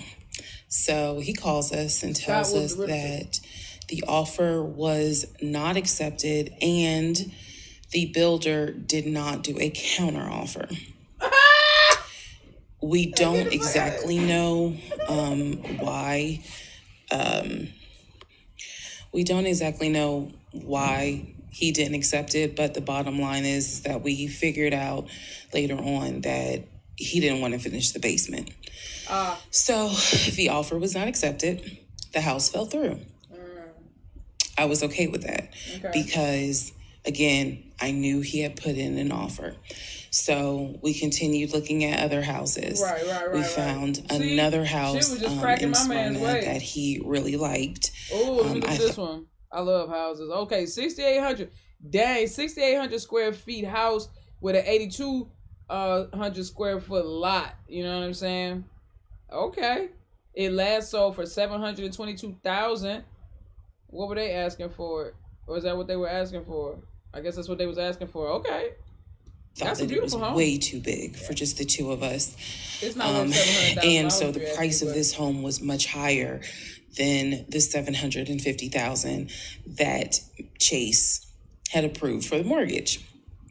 So what he explained to me was that he was willing to do the $750,000 mortgage, and he was also willing to put a significant amount of the money in savings on the house, which meant that he was now comfortable going from $750,000 up to about $900,000. Again, $1 million? His whole explanation was, I have the money where I can put down a substantial down payment, point, I'm not even gonna bring down the price of the home, and then basically mortgage the rest of it. At what point were you like, show me the money, that like was on not some the plan. Jerry Maguire type? I was not comfortable with a home over $900,000. But again, keep in mind, I saw the Chase paperwork. So I was like, I just feel more comfortable sticking at the $750,000 mark. That's what you were approved for. Let's go with that. We're on part 8, By this guys. point, this is now fall of 2020. If anybody asking, we're on part 8. We have been talking about marriage. I had now my they in the ring. fall of 2020. He had made VP at the company. And again, he was calling me. Real quick, if you want to know what happened. They met in March. Okay, their first date was in March. By May, they was trying to close on a house that didn't really belong to them. And he was lying to her already about the contract, about it being under contract. It was under contract, just not his contract. Then she was also pregnant on top of that. The pregnancy was not successful due to all the stress and everything like that. They got married or whatever. I guess they got engaged. It was a terrible engagement. Now we into the fall. They tried to buy a second house. That didn't go through because the builder didn't want to finish the basement. Now we're into the fall. That's part 8. Okay. Anything else you missed, you're going to have to go back and watch, baby. Every day from work. I need to kind of explain how the company was ran, because when you think VP, you would think he would be in an office. It was a condiment company, so they actually were producing the condiments, and I'm not saying the name of the company on purpose, but they were producing the condiments in this particular plant location. Okay. So a lot of times, he would simply tell me that he walked the floor, checking in with his subordinates, basically. Gotcha. Now, how did he go to work? For the most part, at this point, he left before I woke up. However, pretty much he wore dress pants. Like, here's my thing. I hear what she's saying and about the money and the football and offshore accounts and stuff, but this man was living in a studio apartment, temporarily or not. When somebody has money and they have quite a bit of money and they are living comfortably, even if they have to do something temporarily, they're not going to do some half-ass shit.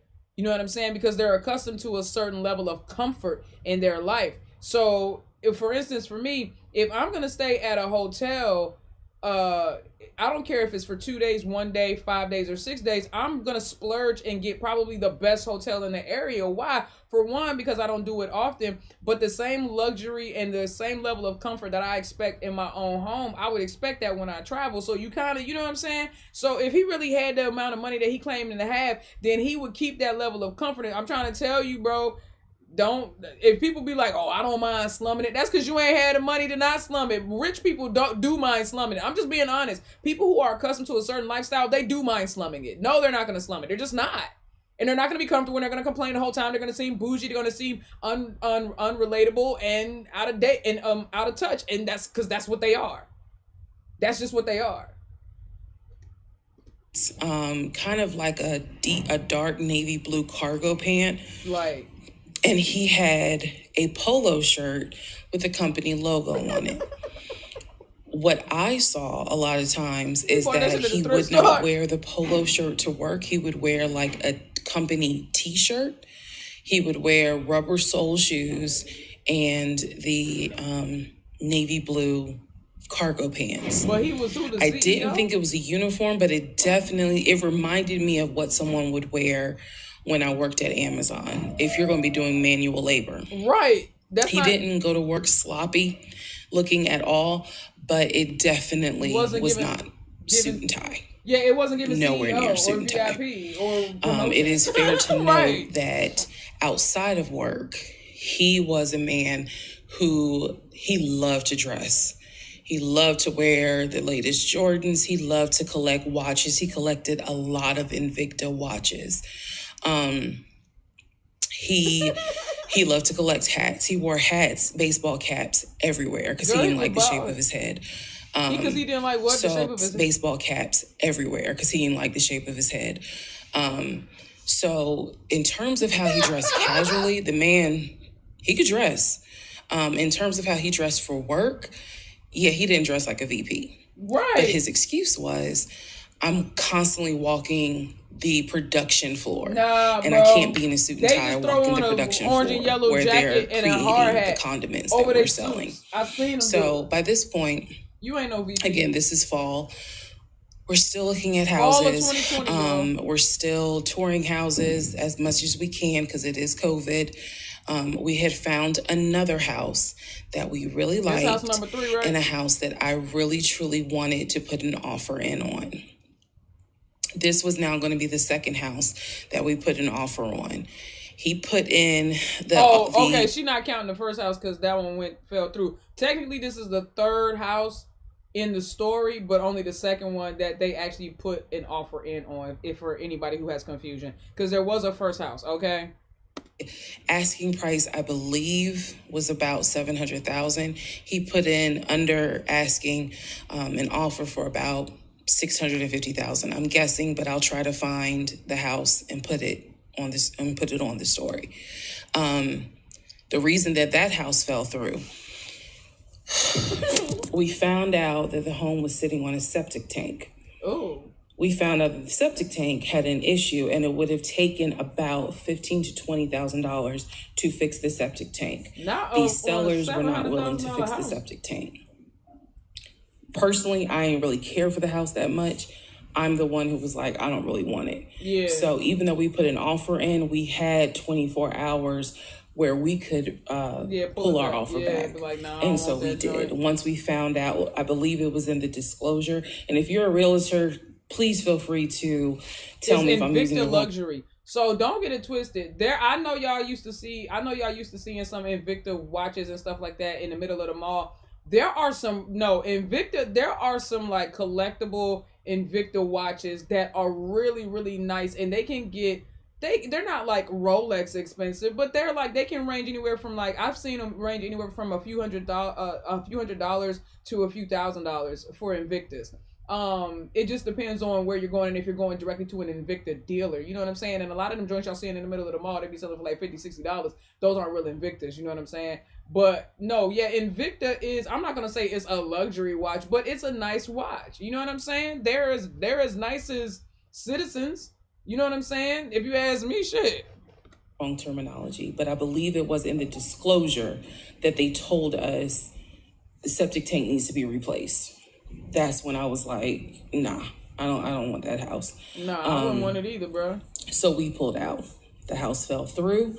And he had a Neo complex right with the head, yo. I was fine with it because, again, I was heavily involved. I saw him sign the offer. Facts. I knew every step of what was going on.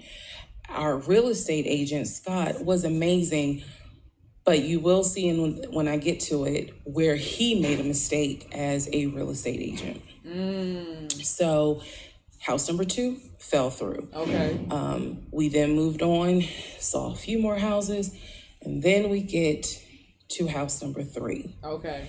I'm going to pause talking about the houses because now I need to introduce what happened with the cars. The cars. Stay tuned. CARS. Child. Part 9 She of telling Who all the this Fuck Did I on the Marry? same day. So we're pausing on the house stuff. Yeah. Let me tell you about the car. Okay. So when I met my ex-husband, I was driving a 2012 Nissan Why Rogue. does she has looked like 3 different people? Who is this? Who is telling these stories? Is this the same woman? If it wasn't for that hole on her turtleneck, exactly what her nipple should be, I would be confused. At this point, I would have took it right. Every house y'all trying fully to buy loaded. through. It had quite a few miles on it, but it got me from A to B. It was in good condition, but I was upside down in the car. He was driving a 2018 Ford Taurus. Sport mode. I know he had a sport mode on the car, and I love driving that car. When he told me how he was a regional manager, he told me that one of the perks. My man, regional manager for some ketchup or mustard or something. And this dude, you met him, and he was pushing a 2018 Ford Taurus Sport and living in a studio apartment. Now, she said there was going to be parts of this story that was going to make her look stupid. She didn't say the whole story. She didn't say the whole story was going to make her look stupid. Parts of the story. There shouldn't have even been no story. This should have been like a memory, not a full story. This shouldn't have scenes. This should have had one scene. After that first date, you should have known that this wasn't for you. But a Ford Taurus, and then she said she threw that sports mode up in that motherfucker. She said, but he had. Man, them 20s, them ain't 20s, man, them 10s. Nah, they 10s, but I keep them clean, though. Like, she threw the sports mode on there like that was going. It's a Ford fucking Taurus. Nobody cares that it can go from 60 to 80. Like, nobody cares about that. That came with the job was that he would be getting a company car. You never use it. And so we spent time going to Range Rover of South Atlanta. We spent time going to Jaguar. We spent time going to BMW. We spent time going to Ford, which was on Mount Zion in Morrow, if you all are familiar with that area. He test drove a whole lot of cars. In the end, he decided on a BMW sedan. I was there when he test drove the car. I got in the car with him. I loved it. And he explained to the salesperson, you know, I'm getting a company car. I need to get a printout of the full price of the car, tax, tag, and title. Because what my company is going to do is wire over the money for the car. The salesperson was like, okay, you know. Is that how that, I don't, you know what, let me not say that's not how that works, because I've never owned a company car or had been in the privilege of driving a company car. But if you are, I didn't think, I know, I have family that were like VPs and they got a company car and they just got the car. You know what I'm saying? Like, it wasn't like you went to a dealership and you picked a car and then they sent you money. Nah, like they had a fleet of cars that you could choose from. Yeah. But like, that was it. You know what I mean? Like, I don't know. I don't know. Apparently that happens a lot. So he gave him a printout with the tax, tag, and title for the car. Okay. In front of me. Right. You and keep the saying salesperson, that. That ain't meaning no. That ain't making no called difference at this point. The person in the finance department for his job. Obviously, I have no idea what this person's name is, but he called the person. He explained to them, this is the amount of money. He said the president of the company, so-and-so, has authorized for him to get a car, not spending more than, I think, $90,000 tax, tag, and title. The BMW came out to just under $90,000. And so I remember this conversation so fucking vividly. So he's on the phone. Okay. In front, I'm sitting down. The salesperson sitting down at their desk, and he's like, they put me on hold. Oh my God! He's like, that's embarrassing. Look, if you want to lie to me and play with my mental capacity, you know what I'm saying, in the privacy and the comfort of our own home, that's fine. But don't you dare take this show on the road. Don't you dare take this shit out in public. He's lying to everybody. He done roped her into the game. But what about the person sitting across from him trying to make a sale? You are wasting their time. They work on commission, motherfucker. Bro, I would be so hot. What if you sat there with him for like 4 hours, dog? That's a lot of time to invest for this dude to not walk out of here with a car. Bruh, like, stop playing with me, dude. As the person comes back and he says, the price of the car is blah, blah, blah. He was like, give me a second and I can send you a picture of that printout that shows tax, tag, and title for the BMW. Wasting these people time. He gets off the phone. He takes a picture of it. He sends it to whoever. He waits about 10 minutes. He calls the person back. He says, did you get it? Apparently the person did get it. But the person who can actually physically do the wire transfer had gone home for the day. So what he says to... That's it. This is what I'm... Okay. That's embarrassing. The BMW salesperson, he's like, okay, we're going to have to do this tomorrow because so-and-so went home for the day. That's embarrassing. I don't know who the salesperson is. I can only tell you from my viewpoint what I thought. Yo, you keep asking Dark and Light Academia. You keep asking where he getting all this money, though. He's not getting all this money. Pay attention. He's not actually spending any money. The one time he claimed to have spent money was the $5,000 earnest money that he sent. The only money that she is watching this man consistently spend is the amount of money that it takes to cover her monthly expenses in the house. The monthly bills, that's what she said. He was definitely paying that because if not, they would have been evicted or kicked out. So that's the only thing that she really kind of has like 100% confirmation, excuse me, that he's paying. Everything else, he's saying he can do this. He put an offer down, but no, he's not actually had to transact or send any money. All he's doing is giving offers. He ain't actually, he's Donald Trump, dog. He ain't got no real money. He ain't got no real money. All his money tied up in offshore accounts and assets and shit. Like, you ain't got no money, bro. You can't liquidate any of it. You can't liquidate any of it. My mother told me you're only as wealthy as your liquid money. All that, oh, I got money here and I got money there shit do not count and it don't matter. All right, this big bro, y'all, hold on. Hi, big brother. Just wanted to let you know I'm live before you say anything. Yeah, what's up? I wanted to say happy birthday, bro. Yeah, appreciate it. I love you, my king. Love you too. I'm so proud of the man that you are, the father that you are. I got the best big brother in the world. I already know if somebody do something stupid, you only a phone call away, and everybody can't say that. Yeah, you already know. I know. I love you. I trust you implicitly, and I'm so grateful that God picked me to be your sister and you to be my big brother. When you was in, when you was in pull-ups, I was in Pampers, but Lord knows we done ran this world together. I swear we have. The stuff we done seen and the things we done done, my guy. Mm-hmm. But sir, that is not how you go down that thing. My nephew. Go down the slide right, man, or you gonna fall and bust your butt. Yeah, you are. Everybody saying happy birthday, big bro. Everybody saying happy birthday, big bro. Happy birthday, big bro. Happy birthday, big bro. Happy birthday. Happy birthday. All the birthdays. Happy birthday, big bro. Happy birthday. Tell them I said I appreciate it. They can hear you.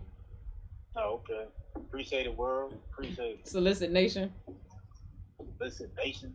I appreciate it. He's so silly. Hey, y'all, big brother. Him and my nephew, they have a channel starting. Hopefully, you guys will follow them. I'm putting my second channel on hold just so we can get their channel started and get them going. Y'all better support them and y'all better make sure that y'all run their views up, all right? Because you hear my nephew be having my brother over there working. I just bought you them damn J's yesterday, man. And they already about to be blackity black, cuz. Oh, you let him play in his J's though? Nah, I ain't know he was gonna come over here and do all of this. Because I mean, I look at it whatever you gotta do his schedule for school. So on days he got gym, he wears his busted and disgusted joints. Nah, I feel you. And then like today he ain't had nothing, but I brought him to the playground because he said he wanted to swing, and he up here running up and down his goddamn ladder. Well, I know you got something to clean it though. But let me get back to this live, brother. But we going out on Saturday, right? Yeah, Mom do so. He told me we're going back to what's that place? Thunderbird, Firebird. Yeah, that joint is good, ain't it? Yeah, I want that salad again. I might have to holler at that salad. That joint has some shrimp in it too, ain't it? Yeah, that's what I'm saying. Shrimp and strawberry, man. That joint was hard, yeah. I tasted it. It was good. Yeah, that's what look. I don't even eat salads like that, but that right there. Nah, that thing slap, bro. I'd choose that over a meal any day. Amen. I love you, brother. Yeah. Love you too. Handle your business. All right, I'm gonna call you back a little bit later, though. All right. Okay, love you. Happy birthday again, brother. My king. Appreciate it. Appreciate it, queen. All right, bye-bye. Love you. Bye-bye. All right, sorry about that, y'all. Had to show love to my big broski. We celebrating him on Saturday, though. You know, he work all the time. So, all right, let's get back into it. So, right here, let's pick back up. I had no reason to think this was a lie. I really didn't. Wait, what was she talking about? So-and-so W salesperson, he's like, okay, we're going to have to do this tomorrow because so-and-so went home for the day. Right. I don't know who the salesperson is. I can only tell you from my viewpoint what I thought. I had no reason to think this was a lie. Right. I really didn't. You had no reason to think again, you gotta please keep in mind the circumstances that all of this is happening. No, you're right. Inside the dealership. We're sitting at the desk of this person. He gave us the he's bold. That's what I'm saying. He's bold with it because he's lying. He taking these lies on the road, bro. Like, it's one thing to lie to me in the presence of our home, but like when you taking this shit out on the road, nah, that's real. printout. That's real. He's on the phone, doing business, basically saying, look, this is how much money the car is going to cost. He's taking a picture of it. He seemingly is texting someone saying, this is how much, this is proof of how much it is. Then he asked the BMW salesperson, I need your wire transfer information. The guy got up, rushed over to, I guess, their finance area to get the bank wire information, because obviously you have to wire it a certain kind of way. Unfortunately, rushes back over, gives it to my ex-husband. My ex-husband's like, okay, first thing in the morning, we will get this wired over, and then, I'll come and pick up the car. My fiance, will drive me up here to pick up the car. Yo. So we leave. Wow. He felt like, because at the time that this all happened, I was pregnant. So he felt like, look, we're about to have a baby. I don't want you driving that Nissan Rogue. I want to get you something. I want to get you something more secure, something Rogue new. Was better than that Taurus. I really wanted a Kia. I really wanted a Kia Telluride. Them shits are hard. And he was like, well, let's look at the warranty. This man knew a lot about cars. He knew a lot about the warranty. He knew a lot about the depreciation value. And so he did talk to me a lot about what will we get the most for our money. Yo. We test drove. When I say I test drove a Kia Telluride, a Kia Sorento. He didn't like either of those. He had me test drive a Ford Explorer. He didn't really care for that. Then came time where he really wanted me to get a BMW.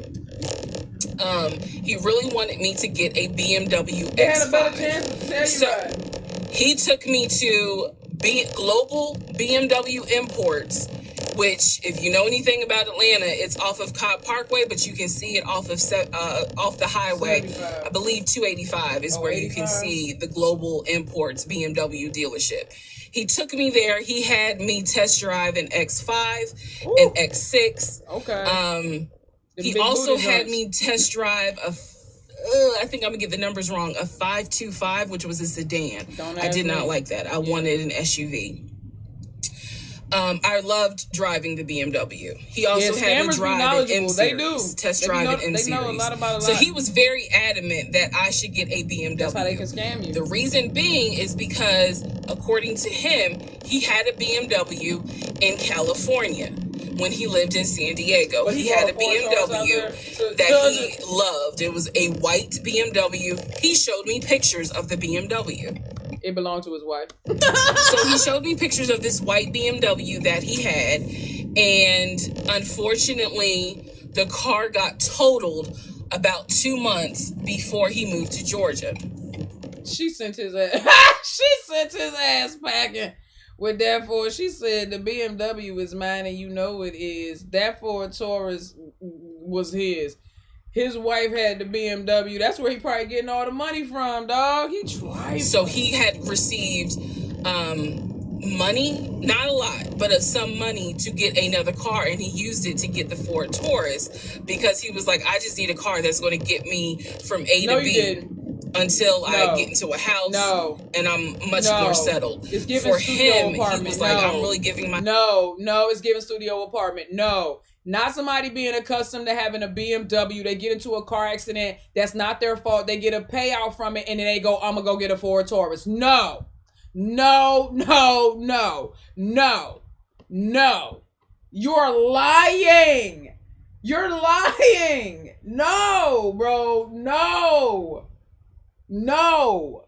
She could not have absolutely believed this shit. Everything this man's saying sounds like a terrible lie. Not even a good one. And you want me to sit here and be like, oh, with the circumstances, she didn't know and she thought he was... I would not have fallen for none of this. No.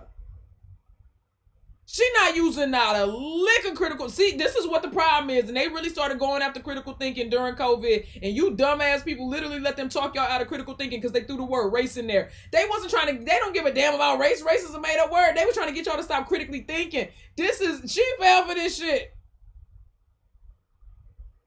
This is ridiculous, bro. myself 60 days to get settled here in Georgia. How did he become after the bad moving guy from in all of this? California? I'm sorry. But then It sounded like he ran immaculate game Again, and that's the she story. was being dumb as So hell. I'm he had sorry. me test drive the BMW. Everybody against So all much dudes, so but I I'm sitting here loved looking the at her BMW, like the BMW. Loved it. I wanted a dark blue BMW with cognac interior. I wanted an X5 and I wanted an M Series. So I can clearly tell y'all that's exactly the car I wanted. We were online looking for that particular car because not every dealership had it. I was okay with a black BMW if needed. But I really wanted dark blue and I really wanted that cognac colored interior. So he felt like, I want you to consider all of a sudden an Audi Q8. Let's just see how you like it. If you don't really like it, then we will go back to the BMW. He can't get to tell you, Rob. I cannot tell you why he switched up. I can't. But I can tell you he took me to an Audi dealership on Peachtree Industrial. He test drove an Audi and I test drove an Audi Q8. I loved the Q8. Okay. Loved it. Why y'all ain't But get I that was one? tired of test driving cars. By this point, I had test driven so many cars. Right. So what y'all get? Our weekends were spent either looking at a house or test driving cars. That's boring. And I was picky, I will admit that. So he had me test drive the Q8. Okay. I really liked it. Okay. I finally just told him, look, I'm good with either the BMW or the Audi. Because I'm tired of test driving cars. He told my family he was buying me a new car because keep in mind, he had... Well, nah, that's a good point, Elisa Lee said, but this is the point. She didn't completely believe it. She said that she chose to be delusional. This, on God, you're absolutely correct. Because she said from the jump that she had spidey senses going off. Her intuition was telling her, don't believe this. She started recording diaries and voice memos and shit. So she knew that there was something off. And yet she was like, it's almost like she was like, let me stick around and get the story. Let me just stick around and get the story out of it. Because there's no other reason why she would hang around and put up with this bullshit. This man was obviously lying, obviously narcissistic, obviously egomaniacal, obviously conning her from the jump. So unless she just has some kind of victim mentality, or she just has some kind of morbid curiosity and wanted to see how far he would take this shit, no matter how much hurt it caused her or trauma it caused her, I don't understand. And you're not going to sit there and tell me and be like, well, Nikki, you can't say that. You're not in her shoes. You would have probably fell for it too.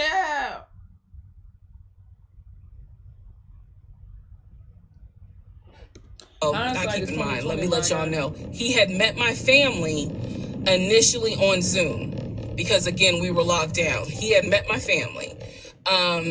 He also had met my family in person because at this point, it was like, look, if you're not showing any symptoms, maybe we can do family dinner. Oh, okay, and so we had. So he had met my family in person. But you hadn't met And now we will go ahead and move towards part 10 of this series. Part 10, y'all. We in double digits now. Part 10. Who the fuck did I marry? Somebody, can't you say she was mesmerized by his audacity? Had to sneeze. All right, so at this point, I had test driven all these cars. Kias. About that yet. Hell, he even had me Let me tell you something. If she was digmatized, all of this makes a way more sense. She did say that she still found him attractive when he showed up. She said he did look like his picture. So if he was dicking her down and telling her this foolishness, I could see her believing it, because some women act like they get loopy. It's like the dick must touch a nerve inside their vagina that's directly related to their common sense factory in their brain, because they shut that shit down when that dick hit the right spot. So it's very much possible. It is very much possible that his dick could have been so superb, so pristine, that she was like, that's right, baby, you do work at Heinz and you can buy me any one of these cars and put $750,000, no, my bad, $900,000 on a house, and I ain't seen no proof of purchase, and when I met you, you was living in a studio driving a Ford Focus. You sure, but it had a turbo package on it, the sports package. You got it. you got it, I guess. Drive a Nissan Murano.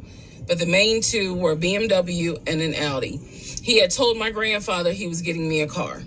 He had told my aunt he was getting me a car. And he was going to. He was like, she's gonna be my wife. I want her to be in something secure.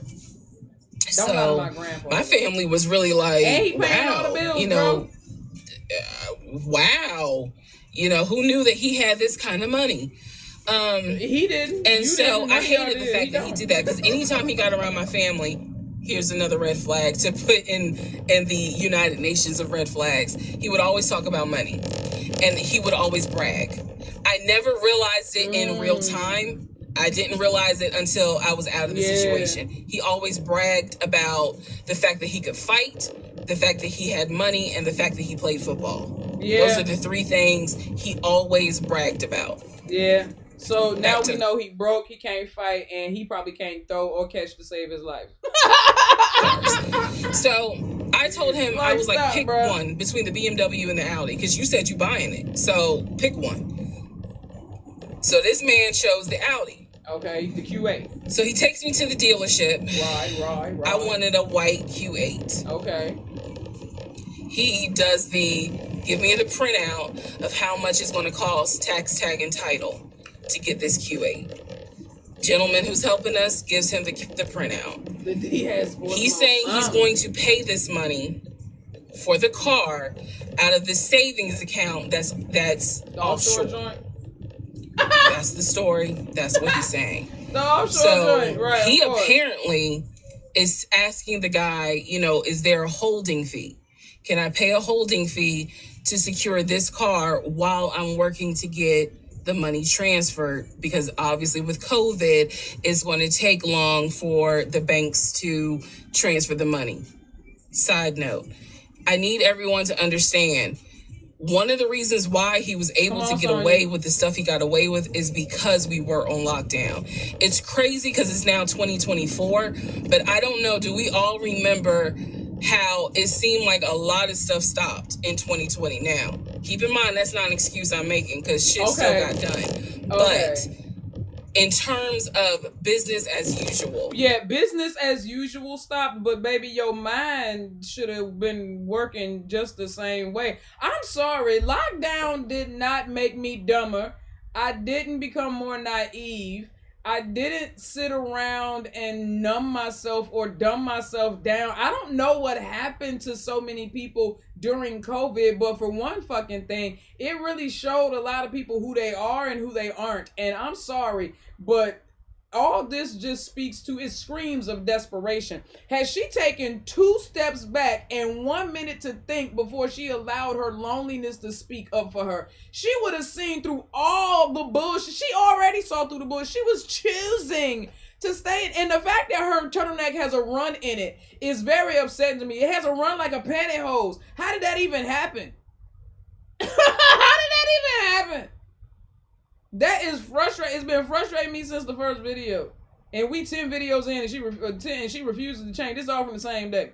Damn it! Now business as usual just was not happening in 2020 at this time. Yeah, but your brain so when he's saying, "Oh, it's going to take a while for the bank to transfer the money," the gentleman who was working at Audi did not even. He didn't make a face. He didn't blink. He was like, I know it's going to take a while because of COVID. Okay. So basically what ends up happening is we leave. He has the printout. He calls the bank, or he calls his financial advisor, who does have a name. The financial advisor's name is Eric.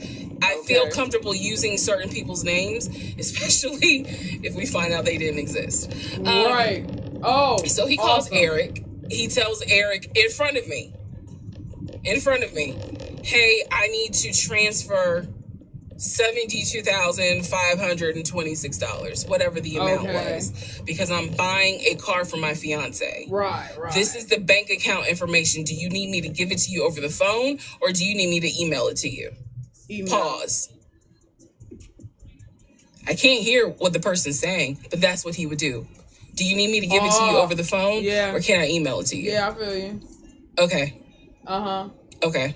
All right. Give me a few minutes and I'll go ahead and email it to you. I knew it was going to be email. All right. Let me know. I'll call you back to find out if you received it. Okay. Hang up. So I'm hearing this because, again, I'm not paying attention to Did I hear anybody on the other phone? My man need to Did write I hear anybody scripts. on the other end? He sounds like a talented storyteller. He proceeds to type up an email. She got the story, but he got the glory. Telling him this is the information that we need. I didn't think anything of it. He called me at work the next day to tell me that the money was sent to Audi. That he called Audi and he confirmed with Audi that they received the money. Gotcha. What he told me is that the car is going to be delivered to the house. Y'all, it's not that I lived in the hood, because I didn't. But I did not live in an area of Clayton County where you would have a brand new Audi delivered to your house. So I remember saying to him, I don't want that car, delivered to the house, not yet, because I need to put that car in the garage. And my Nissan I only had a 1-car garage, so my Nissan was in the garage. Right.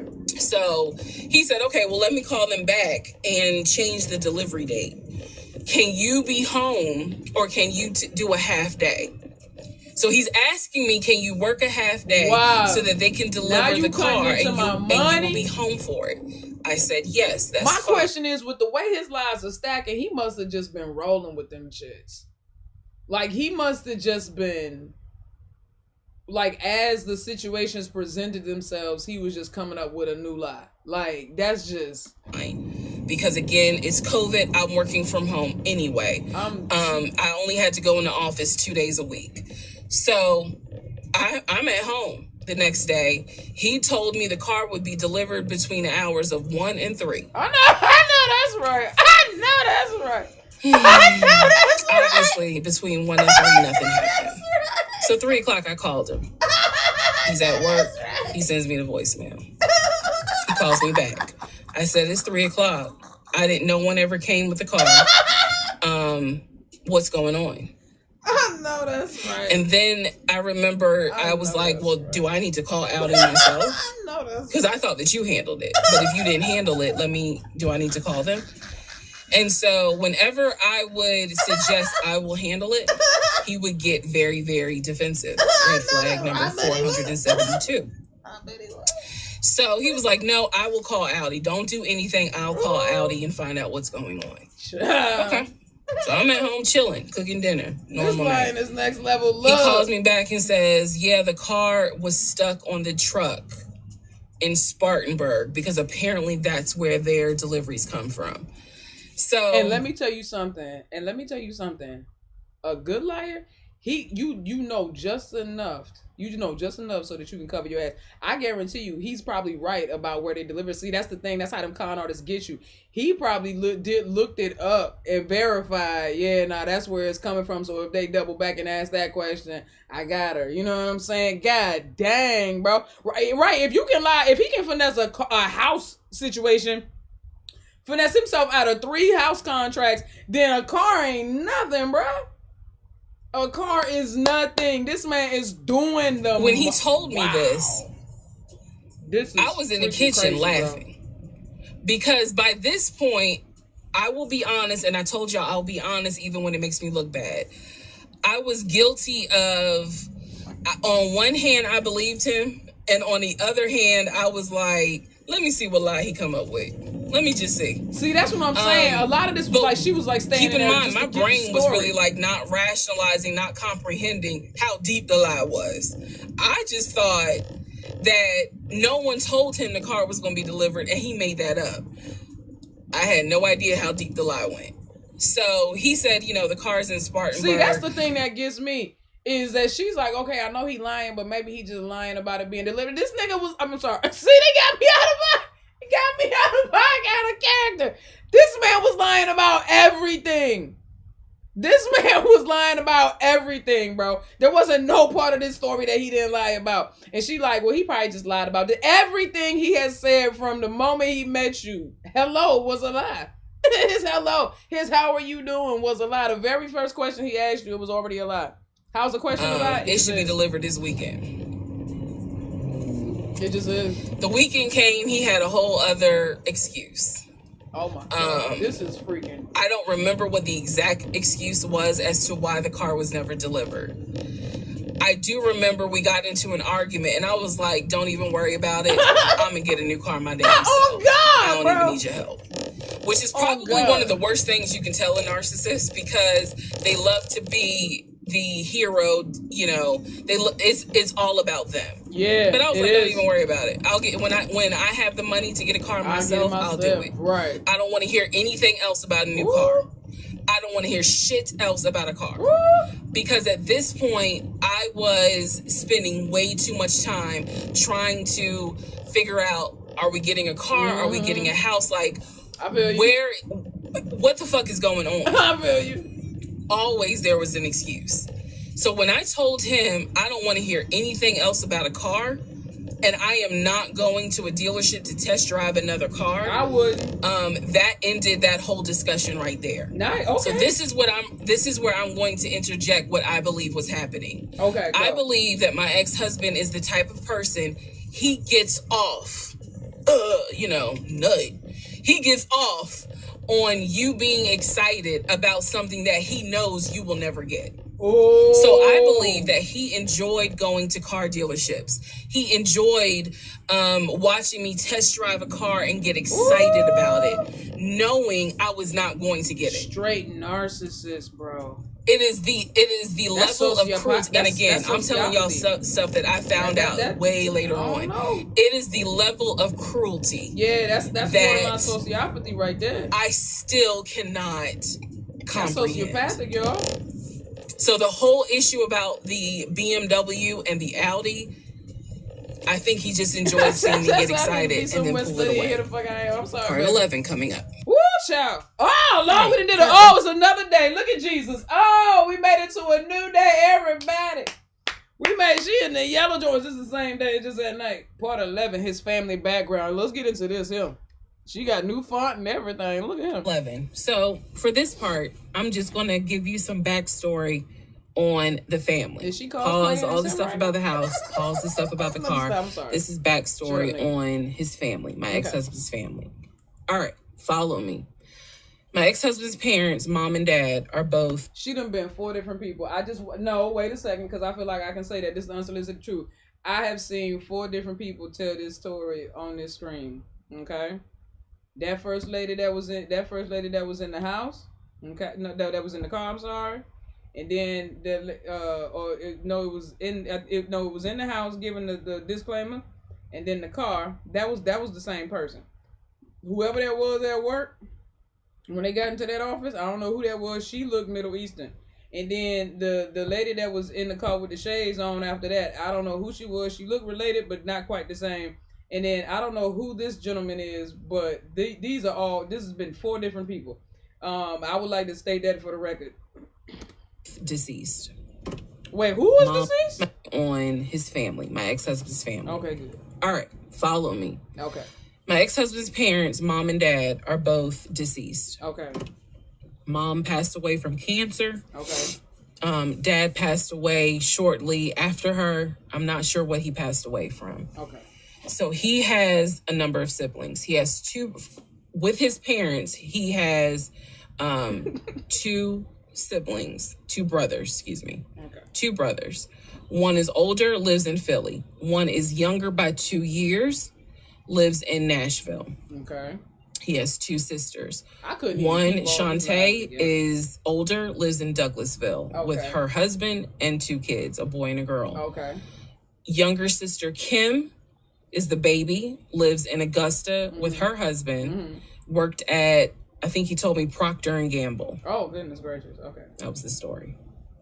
He had 2 half-brothers that were through his dad. Okay, there's more. One brother lived in Baltimore. Right. The other brother lived in Augusta. Okay.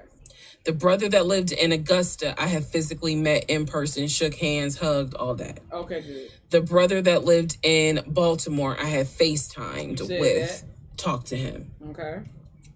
The brother that lived in Philly, the older brother that he looked up to, I have never talked to him on the phone. I would always talk to him through your husband. Through my ex-husband. I told you, I know it. So the conversation would be like, "Hey babe, brother so-and-so said, hey. He didn't call him brother so-and-so. We'll call him John. Okay, good. John said, hey. Hey, John. I would be in the bathroom doing my hair, brushing my teeth. Hey, John. And he was like, did you hear? He said, how you doing? I was like, I'm good. How's he doing? Because that's just me. I know that's right, D. And so he would relay back and forth. He talked to John every day from starting around July after the grandmother July passed 2020. away. Okay. He would talk to John every morning. We both would be getting ready for work, and he would be on the phone with John. They would be talking for 30, 40 minutes. Okay, good. Talking about football, talking about other siblings. They would be talking about cars. It was really like not a big deal. They would talk about the brother in Baltimore. They would talk about the brother in Augusta. And then they would reminisce. This is the conversations I could hear. Okay, good. Let me explain. When I say I can hear a conversation, what that means is I am physically standing near him or next to him where I could hear him with the phone up to his ear talking to someone, because it wasn't me. Okay. Okay. I may not hear the other person because the phone call may not be on speakerphone. Right. But what I hear is, for example, I hear, hey, man, what y'all doing? Mm-hmm. Oh, for real? Y'all barbecuing this weekend? Okay. What y'all making? Oh, that's what's up. Nah, I think me and her going to stay in this weekend because, these numbers is looking crazy. But the fact that he was doing this every morning and he wasn't talking to nobody. She over here. Talking to somebody? She's sitting right here. She watched the TV. He wasn't talking to nobody. John said, hey. Hey, John. Johnny. You heard her? Okay. Nah, that man got to be crazy in the head. All right, bro. I just wanted to check in on you. That's the type of conversation I'm explaining. Dang. Okay, so hopefully that gives a little more clarity about the type of conversation. It would have been weird enough if he just had a friend that he was talking to and making it seem like it was his brother. But if he was really just on the phone, not talking to nobody, creating the conversation on both sides,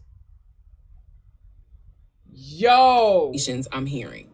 So, I don't know why this light keeps going out. This is fucking flabbergasting. Okay, so that's how he would talk to his siblings. The grandmother passed away. He called me around April or May and told me that his grandmother passed away. His grandmother, on his dad's side, had died suddenly from COVID. Right? Okay, yeah. Okay, she had symptoms. She went to bed and did not wake up. Oh, damn. He was distraught. He was crying. He wasn't eating.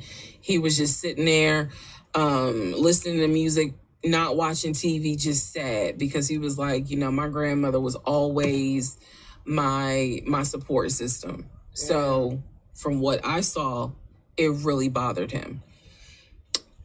I did not think anything of it. I'm one of those people. If you tell me somebody in your family passed away, I'm gonna believe you, because I don't play about death. Right. And I guess I expect other people don't either. Damn. However, that is not the same for everyone else. But we'll get there. So, family. He talked to I had never met Shantae. Okay. I've been on the phone. Sashay. Or excuse me, I've been around him when he was on the phone with Shantae. Never heard her part of the conversation. But did this man make up all his he siblings? Would be talking to his sister. That's what he said. That's what it sounded like too. Oh my God. This is fucking ridiculous. Now, what is interesting is that we lived maybe 35, 40 minutes away from Douglasville. So there were plenty of times that he had invited me to go with him to his sister's house.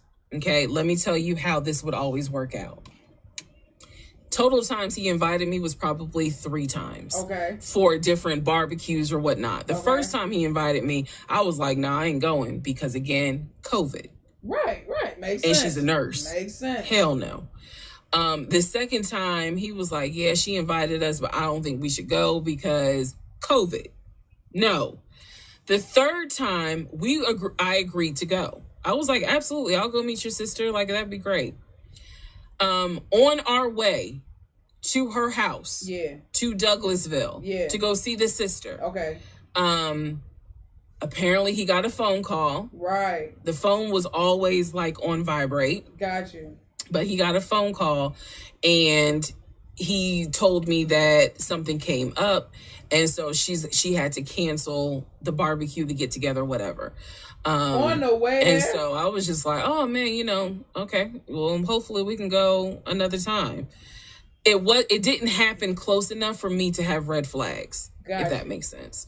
But at this point, as y'all probably like, girl, you so blind.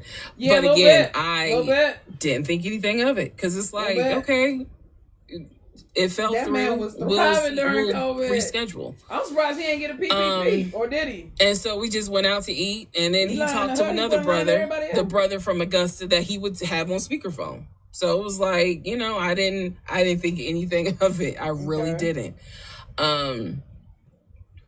Man. And the more I talk about it, the more I realize, like... you looking stupid. I'm not a dumb person.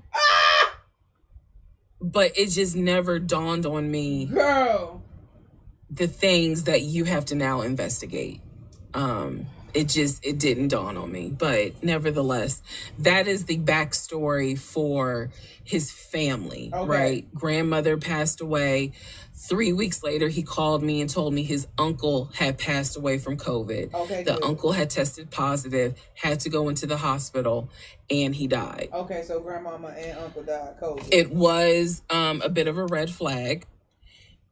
But like I said, I don't play about death. Right. So I was just like, wow. Because of these two deaths, he became a stickler about COVID. Okay. And when I mean a stickler, wear your mask, wear gloves, hand sanitize, wash your hands. Like, he was annoying about making sure neither one of us caught COVID. Okay. So now I'm going to give you the backstory in regards to what I was told with the ex-wife. Okay, here we go. Okay. I know. Y'all. Ooh, child, rough, but it's okay. It's okay. Anyway, so this is part 12 of Who the Fuck Did I Marry? So this is the backstory on what I was told for the ex-wife. This is important. I remember marrying, Pay attention. Bro. I remember marrying, bro. This is 2020. So this is what I was told in 2020. Okay. I was told that he and his ex-wife used to be friends. Oh, that's good. Then they started dating and subsequently got married. They got married in California. Mm-hmm. He had bought a house with the money that he made from arena football. They had apparently had gotten married on the downward of the arena football career. Okay. Had a nice house. He showed me a picture of the house, showed me pictures inside the house. Remember that? Showed me pictures inside the house. It was a really nice home in San Diego. And his boss's house. Basically what happened was that he came home from work early one day and I have the hiccup, sorry. Came home early from work one day and his wife was sleeping with another man. The man was in the house. Another man was in the house. Was it the man he and the man get into it. Her son, who is about 17 years old in 2020. Okay. She had 2 kids, a daughter and a son. The son apparently was on his way home from school when my ex-husband found his previous wife in bed with another man. That is terrible. So the story goes that he and the guy fought. He kicked the guy out. You fought another man while he was booty butt naked? I don't know about that one. I know even if a dude is mad, I don't know about that one. I'm not a guy, so I don't know how awkward it would be to fight a guy butt naked. But if you walked in and you saw your woman with another man and he was like raw dogging it, would you fight him naked? Like, are you mad enough to not care about his hard dick touching you? Because, I mean, would a man's... How do erections work? Like, if you get angry as a man, will your dick immediately go soft? Does it just go like that, or does it take time? Is it like a mechanical arm or something, and it gradually gets soft, or will it just drop? But anyway, I just wanted to know because when I hear stuff, I've heard stories like this of dudes walking in and catching a woman and they be jumping on the dude immediately. And I'm like, would you really do that as a guy? Because I know most guys feel some type of way about a man's penis being out and trying to fight. He kicked his ex-wife out, but told her the kids could stay. The kids are not biologically his. Those are his stepkids. Ain't no way he kicking that woman out and she leaving her kids. Like, I'm not leaving my kids here. The kids are old enough to where they were like, we don't want to go because you fucked up. We don't want to leave. So apparently she leaves. The kids stay with him for a few weeks. And then she gets her own place. The kids move in with their mom. He files for divorce in California. Okay. He files for divorce in California. And it was an ugly divorce. She was asking for spousal support, all kinds of stuff. And then it turned into, you know, I'll help you with the kids, not child support, but just I will give you why some would he money pay child for the support kids for kids that because didn't belong to him? He was very close to the kids. And he wanted to keep a relationship with the kids. Okay. Their biological fathers, apparently there were two fathers. Their biological fathers were not in the picture. Okay, them was his babies. The divorce starts out contested and ugly, eventually becomes amicable. Eventually they become cordial with each other. Okay, good. So my ex-husband moved. This is all before he ever met me. So I'm telling you the story of what I was told in 2020. Okay, good. So eventually, about 2 years later, is when his job approached him about an opportunity to transfer to Georgia. Yeah, I'm not and so he took it. New beginning, fresh start. He has family in Georgia. He took it. He told me the story pretty much. This the Hines people? The second or third conversation we had. So it was always from the beginning that she had cheated. He caught her and he had filed for divorce. Well, he perfected that lie. That's the story he's going to stick with. They still had a great relationship. I've heard him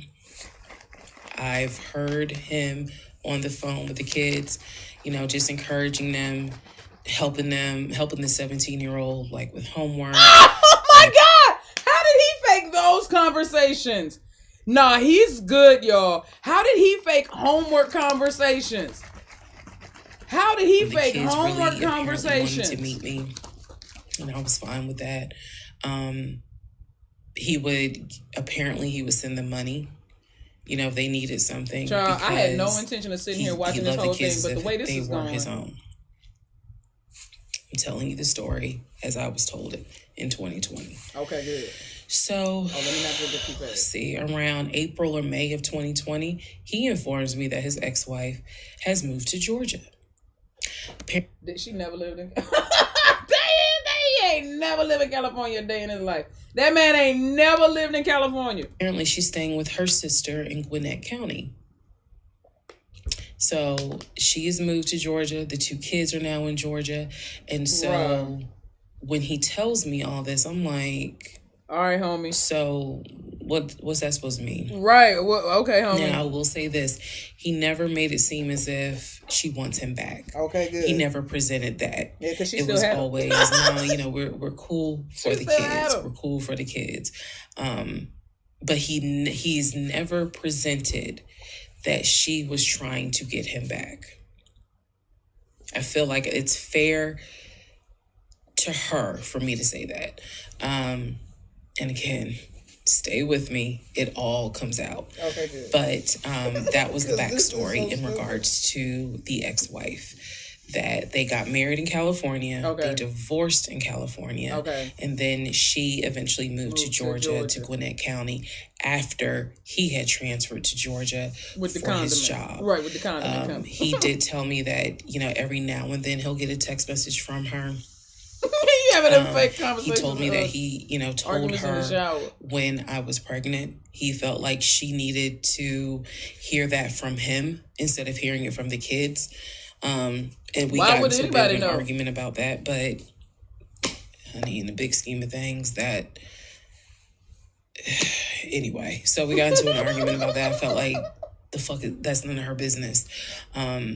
but that's the overall backstory of her. So remember, because there will be a quiz, but just remember, he met her in California, married her in California, divorced her in California. She moved to Georgia, to Gwinnett County after he moved to Georgia.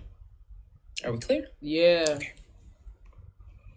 Part 13. Okay. Part 13. Okay, we making our way. Who the fuck did I marry? Making our way downtown. So I've kind of given you guys all the backstory. Let's just kind of recap real quick.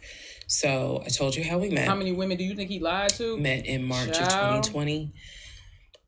Basically, Georgia got shut down. I keep saying shut down. Got locked down. We decided to quarantine together. I know it was crazy. It was crazy. I really liked him. And imagine had she not a quarantine with him, she probably wouldn't even went down this whole little rabbit hole, but then she wouldn't have this story and be famous right now. So I guess it all worked out for her. What you mean? Thought he liked me. So I told you guys how we met. Yeah, my comments said, hey, Wolf, I'm going to fail the quiz too because I'm going to use common sense. Rapid pace. Met in March.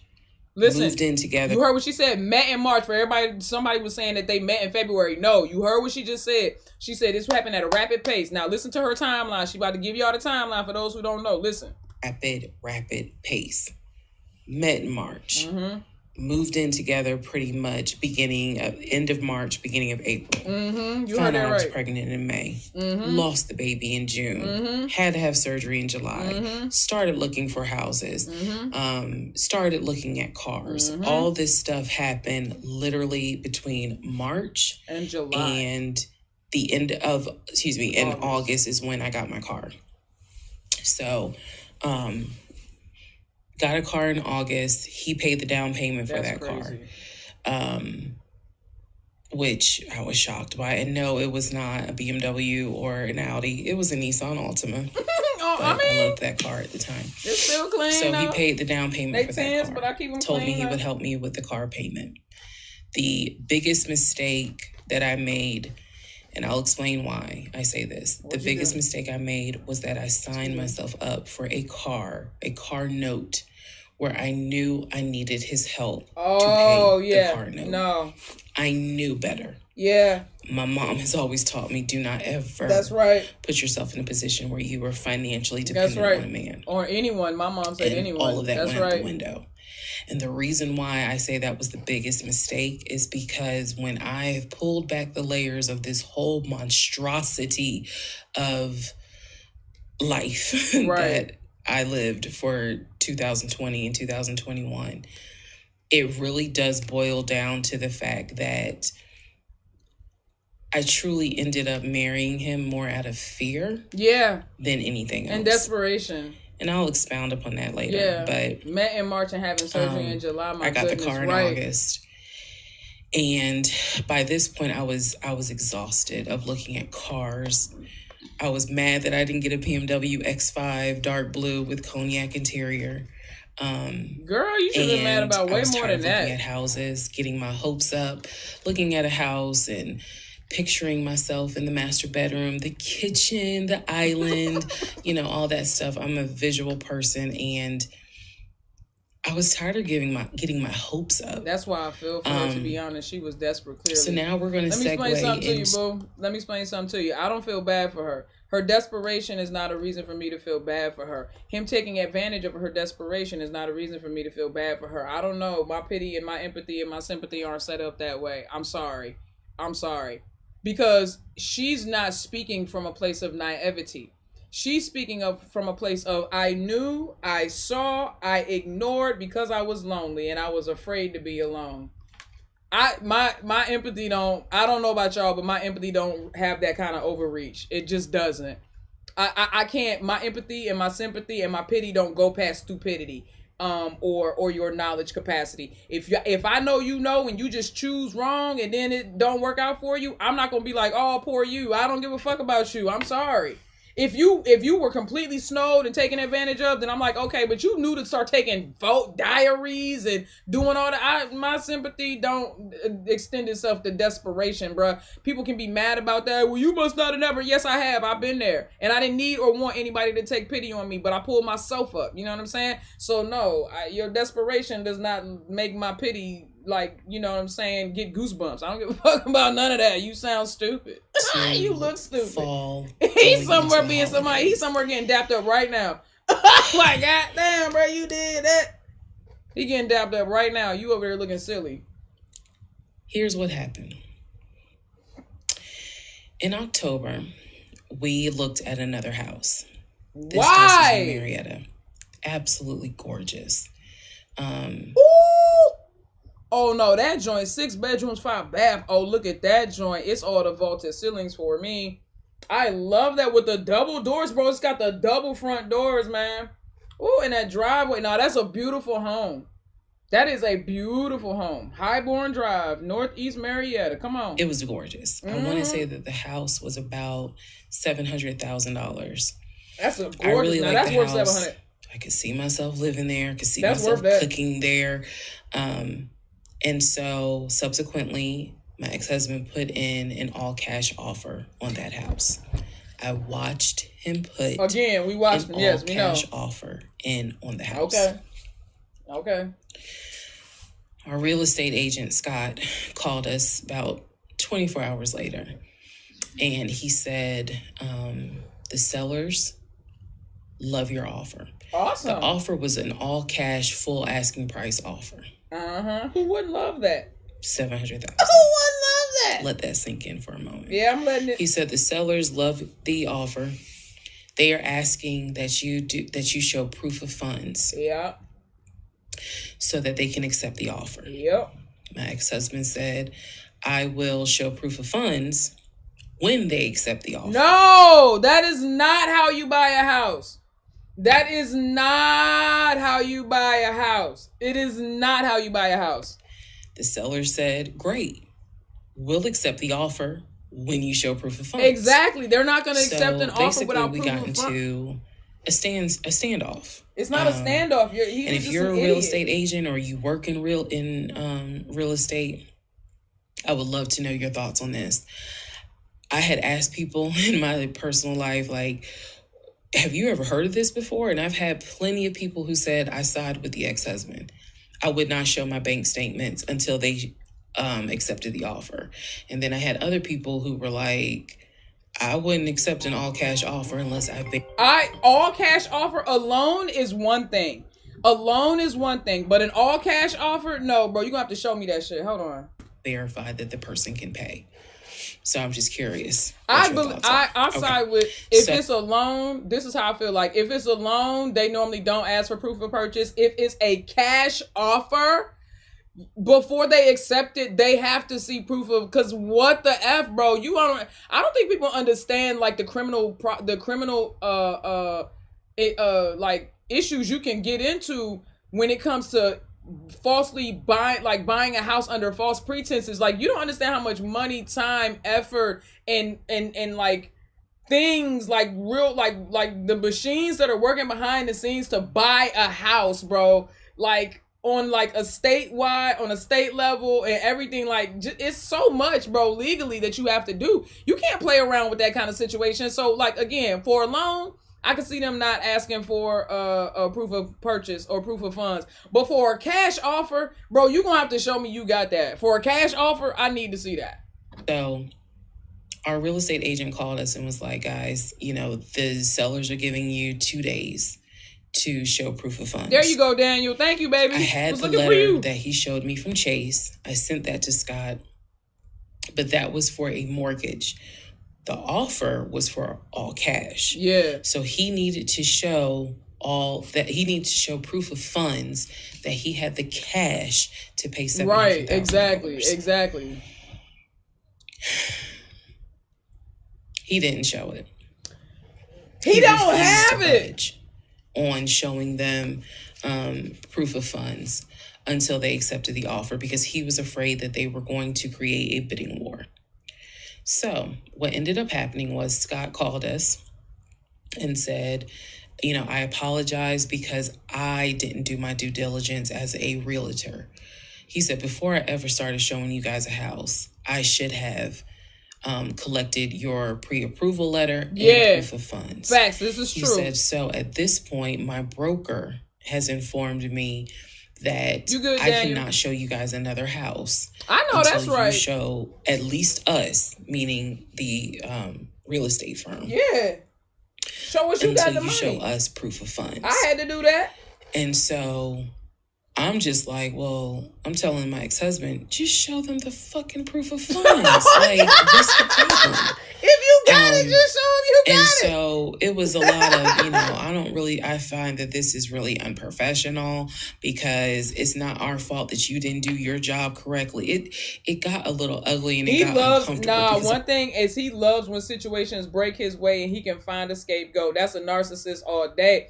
He knows Donald Trump is good at doing that too. He knows how to get out of these stories. He just knows, bro. Like, I don't understand. He knows why you don't show them proof of funds when you clearly just signed a document stating that you're putting an offer in at full asking price.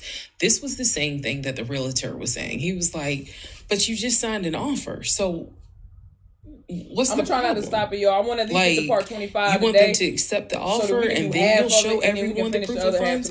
And my ex-husband, without missing a beat, said yes. So, proof of funds, and my ex-husband, without them to accept the offer and then you'll show everyone the proof of funds? And my ex-husband, without missing a beat, said yes. So, Scott did his best to work with the seller and say, look, accept the offer. He'll show you, he'll open the books. He'll show you the proof of funds. These sellers were like, no, that's not. And it wasn't so much the sellers. It was the seller's agent. That seller's agent must have had the Lord on his side. Seller's agent. But the seller's agent was like, no, that's not how we're doing business. Oh, God. He needs to show those proof of funds before I advise my clients to accept his offer. I know that's right. If he's not willing to do it, we'll go on to the next offer. I know, because they did have another offer on the table. Come on now. It was less than asking price, but they have proof of funds. They were willing to accept that offer over the all cash offer because those people had basically shown proof. Exactly.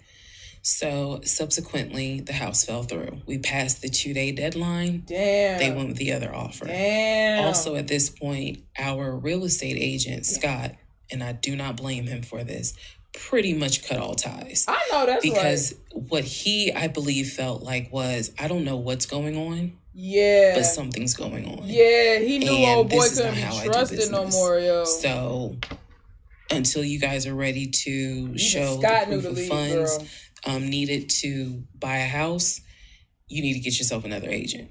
Because we were already about 20 to 25 houses deep. Nah, I'm not doing that with you. We had already put in 2 other offers. I saw one house. I picked that house. I built that house. I bought that house. Or I bought that house. I built that house. My mom, before she built her house, maybe looked at 4 or 5 houses. 25 houses is brazy, dog. 25 houses is brazy. Offers, they fell through. And now here we are with this house. And once again, it fell through. Okay, so good news and bad news. Number 1, this is part 14 of Who the Fuck Did I Marry? Okay. Bad news, this is going to be the last post for the night. And the reason why, good news, tomorrow's my birthday. So yay, good girl. I'm just going to make this video, post it, and then I will pick back up probably Friday because honestly, I truly want to enjoy my birthday. I know, that's right. Tomorrow. I just want to enjoy my birthday. 20 to 25 houses is crazy. All right, so here we go. Y'all don't be upset. Just, if anything, watch parts 1 through 14, then we'll be ready for part 15. So the house fell through in October 2020. Okay, so we're in October 2020 now. And what I told him was, I said, are they married yet at this point? I don't think so, right? I don't want to talk about cars. I want to get through the holidays because it was going to be a holiday season where I could not celebrate my family because of COVID. Yeah. So I said, I just want to get through the holidays. I want to get through the end of the year. And we'll revisit stuff in January. I was very calm when I said it. No argument, nothing like that. And he said he understood. A lot of what fueled me staying in this situation really was the fact that, number one, I didn't want to be alone. Number two, I didn't want to look stupid by having the relationship end so quickly for everyone. You thought that the longer you stayed in this, the less stupid you would look? So you didn't want to look stupid for one thing. You wanted to look stupid for a lot of things. Because if you had ended the relationship early or got out of it, early, then that could have been one thing you would have been like looking stupid for. Like, oh, you did all that and then you got. But you said, no, let me tally it on up. let me tally it all up and tell them what I had. Like, what you doing? What are you doing? That is a dumb ass reason to stay in this shit. See, and y'all want me to feel sorry for her. Every reason that she giving for why she stayed sounds absolutely stupid. This was all self-inflicted. He was not even a good liar, y'all. The only reason why he let this shit carry on is because she let him let it carry on. Like, this is crazy. 3, I was ready to get married. And that ready to get married fueled a lot of stuff. So they hadn't gotten married yet. Okay. So this is where, okay. And again, I was still making my audio diaries. She hadn't. So listening back to it, I knew something. I just need y'all to understand, she hadn't even married this man yet. Was wrong. I admit that. I knew something was wrong. See? But what I thought it was, truthfully, was like, why does it seem like there's always something? Like, why can't we just go ahead and get the house? Why is it always something? Why can't I just get the BMW?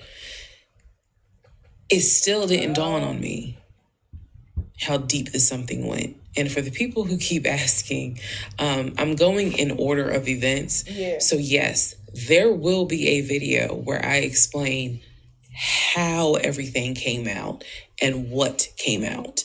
What was true, what was not true. It's coming. I'm just getting all of this out in order. Bro, I could never fall for some shit like this because the way I told him I didn't want to look at a house no more. Right. I don't want to talk about houses. Do not mention the word Zillow. Do not mention the word realtor. Nothing. Let me just get through the holidays. And for myself, the question was, what do you want to do? You want to stay with him? Or do you want to cut your losses? This question. And the part that kept me constantly second guessing myself was, what if he's not lying? What if he's not lying? Literally the conversation I had with myself was, there's no way he is lying about having money. Why? You saw the paper from Chase. They don't just approve $750,000 for a mortgage for anybody. I've seen his checking account. You see how much money's in his available checking. Like I don't think he's lying. I don't think he's lying about that. But what is it? Is it that he doesn't trust me? Like, I second guess myself so much. Checking account is it that he doesn't trust me? Is it that maybe he doesn't really want to get married? Like, what is it? Because I know what I saw. I know what I heard. I know that he's having conversations about move the money from this account to that account. I know he's paying my car note and all these bills. Like, clearly this man is making money. I know that I saw the letter from HR that states his new salary is 200 and something thousand. For a VP, and I remember thinking, like, God, what am I missing? What brand? I'm missing something, but what is it? Because I know what I've seen. I know what I have touched. I have physically touched these papers. Like, I know how to read. So what is it that I am missing? He's close to his family. He talks to them all the time. He's just a regular guy that just likes to watch NFL football. He leaves me alone when I want to watch Georgia football.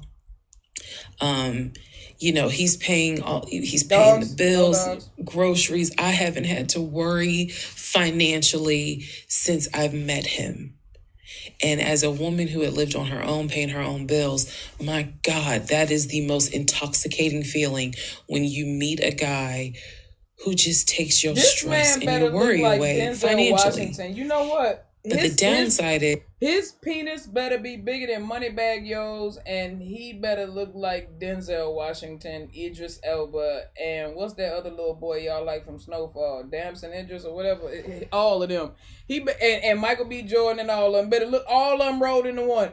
Better look like take the finest man on this planet and make him even more fine, and then give him a penis bigger than Moneybag Yo's. If you ain't because I need to know. Is he took away the stress and the worry financially away, and instead brought a mental fuck job I've never in my life had experienced, and I could not put my finger on it. I couldn't really talk to anybody about it because I'm a big believer in what happens at home stays at home. So I didn't talk to my girlfriends about it. I didn't talk to my family about it. But I just remember being like, what am I missing? What am I missing? So we did not talk about houses. We did not look at cars. We didn't do any of that for November, December. I know you did. And he came to me like around Thanksgiving, and what I thought was a very open, loving conversation. And in that conversation, he was like, okay, I know I have fucked up. I know that things are not feeling too strong now. Right the narcissist is falling on the sword. He was like, I want us to get married. I want a home. I will show you whatever you need to see to put you at ease. Mm-hmm. He was very contrite. He was very just like, what do I need to do to put your mind at ease so that you know I'm in this? No, he didn't. And that I want this. My man hit you and with that I love you. And I want you to be my wife. So I was like, show me your accounts. Yeah. He showed me his checking. Yeah, he showed me the money. He showed me one of his savings. He showed me a Chase savings. Okay. He did not show me the offshore. And he did not show me the U.S. Bank.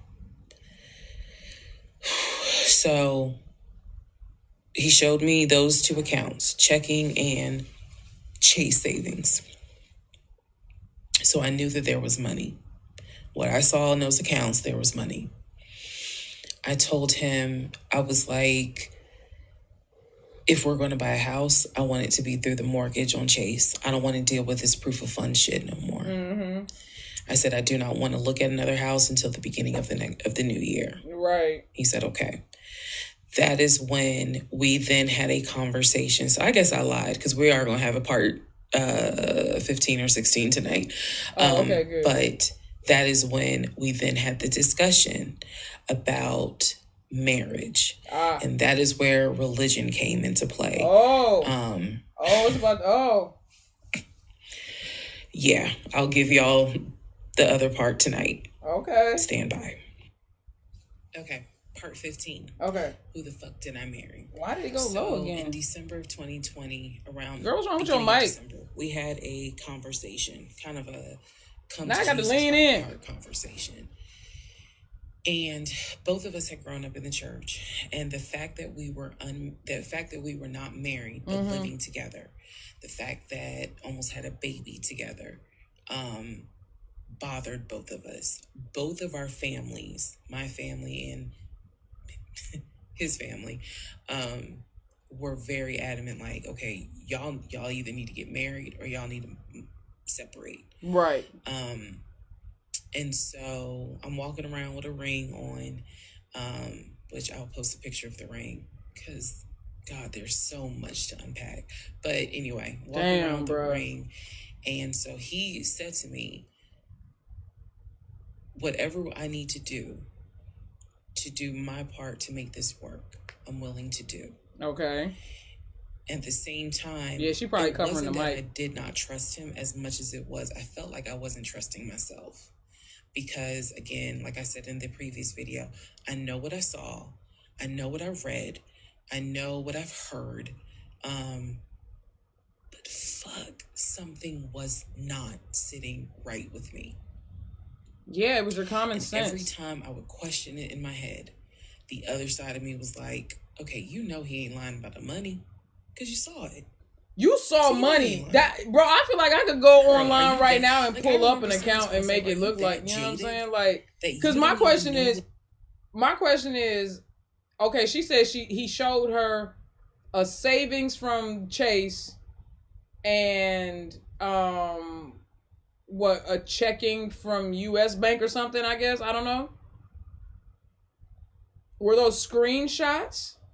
Or did you watch him log in? Because how could he... I don't know about how y'all's banks are set up, but I can see my certificates, my investment accounts, my checking, my savings. The only thing that's like separate where I got to log into a completely separate account is my business account. But you see all your money, all your accounts, whether it's being invested or what's sitting in your checking, what's sitting in your savings. Like, you see that.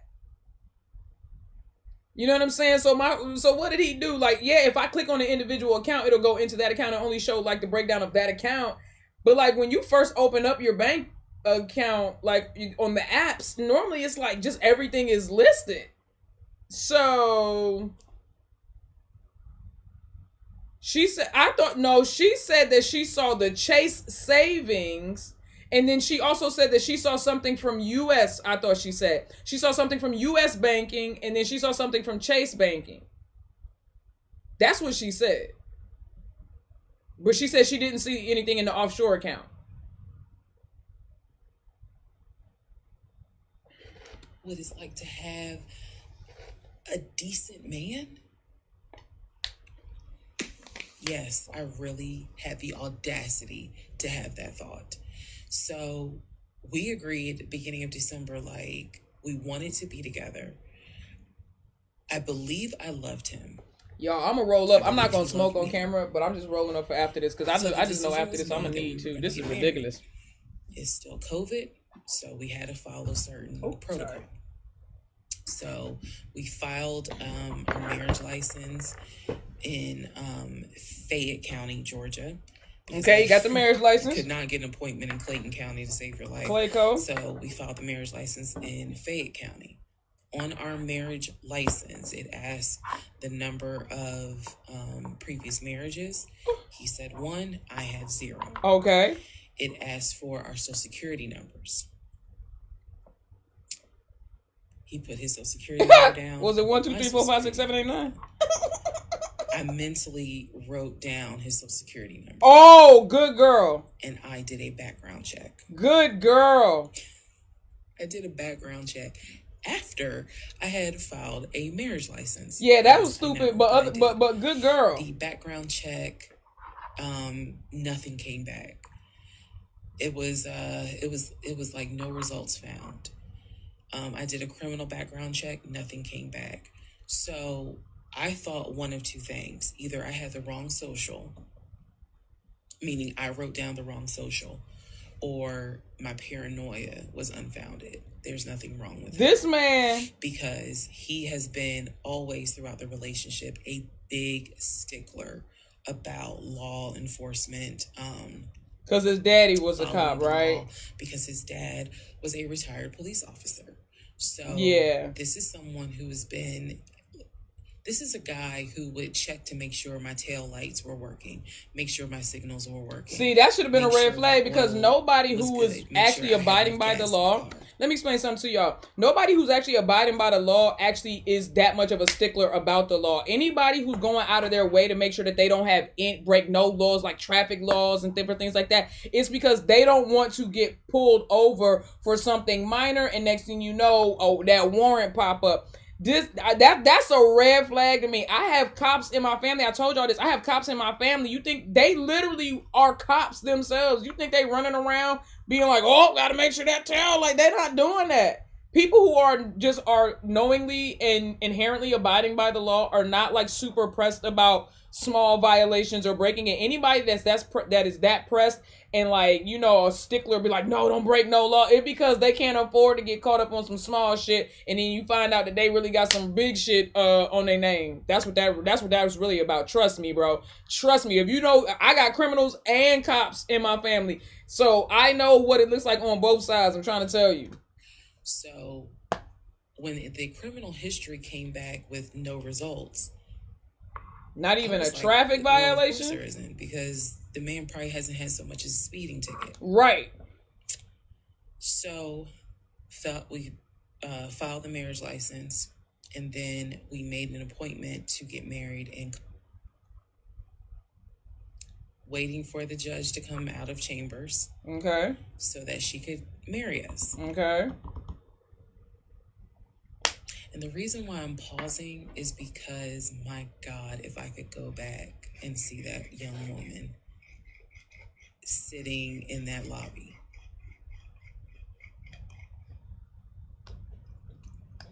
Wow. I know we can't go back in time. But damn, if I could go back in time, I would. You know, I don't know why you saying if you could go back in time, because it seems like that young lady that was sitting in that lobby had a lot of sense and had a lot of signs and had a lot of warnings, and yet you said it yourself that your fear of being alone made you desperate, and so you said, I'm just gonna ignore what the fuck I see, because at least he coming home to me every night. Head ass.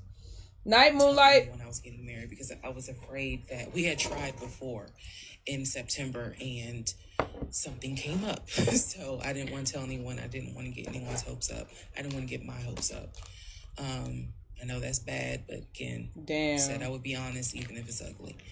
I told my mom, my family that we got married, told my friends, they could not believe it. Like my mother was relieved, but she had no idea about any what of was going on. Oh my God. Aunt was more like, really? Ooh. You married him? No, right. My friend, the one who took me to the hospital for the miscarriage, was like, girl, I wish you would have told me, like, you deserve to have people there, take pictures and celebrate all this other stuff. And she was like, you know, she's the type of friend, if you like it, I love it. Yeah. You rock with him, I rock with him. The moment you don't, me neither. I don't either. Yep. So she was supportive. My other girlfriends were happy for me. They just hated that I had to get married during COVID. Because they were like, we would have loved to have, you know, thrown you a bridal shower, and a bachelorette party, and all of that. It just sucks. It's that a you mess, experience that. So we got married on a Tuesday. Okay. On the way home, stopped and got some wings. Went home, and I had to get ready to go to work the next day. Dog, wings and wedding and wings, bro. I got married January 5th. And had some By wings. January 31st, I knew I was in trouble. Oh. I still didn't know how deep, but I knew I was in trouble. Married January 5th, by January 31st, you knew you was in trouble. Ma'am, I would venture to say that on March 7th, if we could go back a year, I would venture to say that on March 7th, you had an inkling that this was probably a situation that you should stay away from. And yet you said it out of your own mouth. I was scared to be alone. I was desperate. So now we're here. To give you all a very, very, very candid idea, got married January 5th.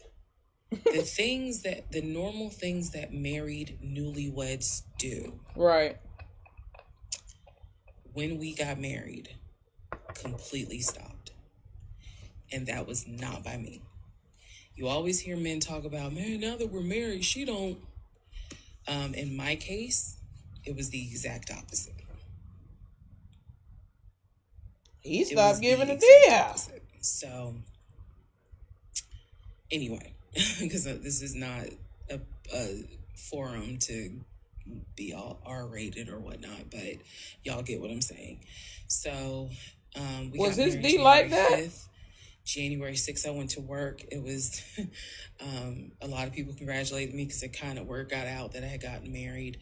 January 7th, I filed the paperwork to change my last name. And if you were following me, you can go back like 15, 16 videos, and I talk about how I had to change my name back to my maiden name. God. But I changed my name within about 3 days of getting married. My attitude was, this is the bed that I made. Wow. I'm gonna do right by him. I'm gonna do right by him.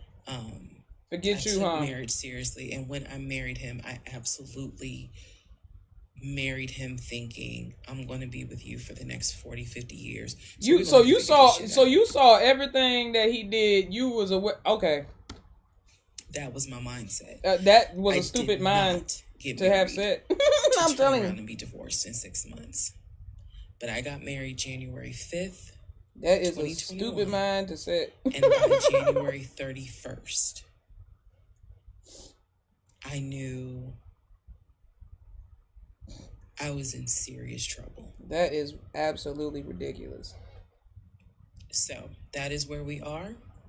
Is that the night? Next set of videos. That's where you're ending it for the night. All this will be me talking about how things went downhill before it crashed. Downhill. Okay, good.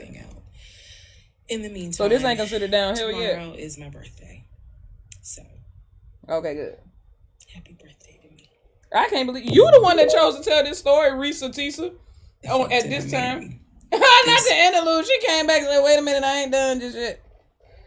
You chose to start this story the day before your birthday, or the day before your birthday. I don't know what day it is, but the interlude, basically. This is crazy. I'm not recapping on this video. I'm just kind of answering some stuff that has been written to me. Someone was like, "Why are you airing your business out on social media?" Was that one of his family? It's a valid question. For me personally, I feel like this was traumatic to experience, to live through. And I'll expound on that on another video, the aftermath of the toll that this took. Honestly, and I know some people are going to be like, that sounds crazy. It is kind of cathartic to get this out. No, I get why she's telling the story now. Since 2020. Yeah, I get why she's telling it. Also, this is therapy. But it's I also... don't want to seem like a cautionary tale to other women or to men. You should have been a cautionary tale to yourself. But to my sisters, to my ladies. We don't need... thank you. Thank you. Why do other women... thank you. I appreciate your story, but thank you. This is not common. Yes,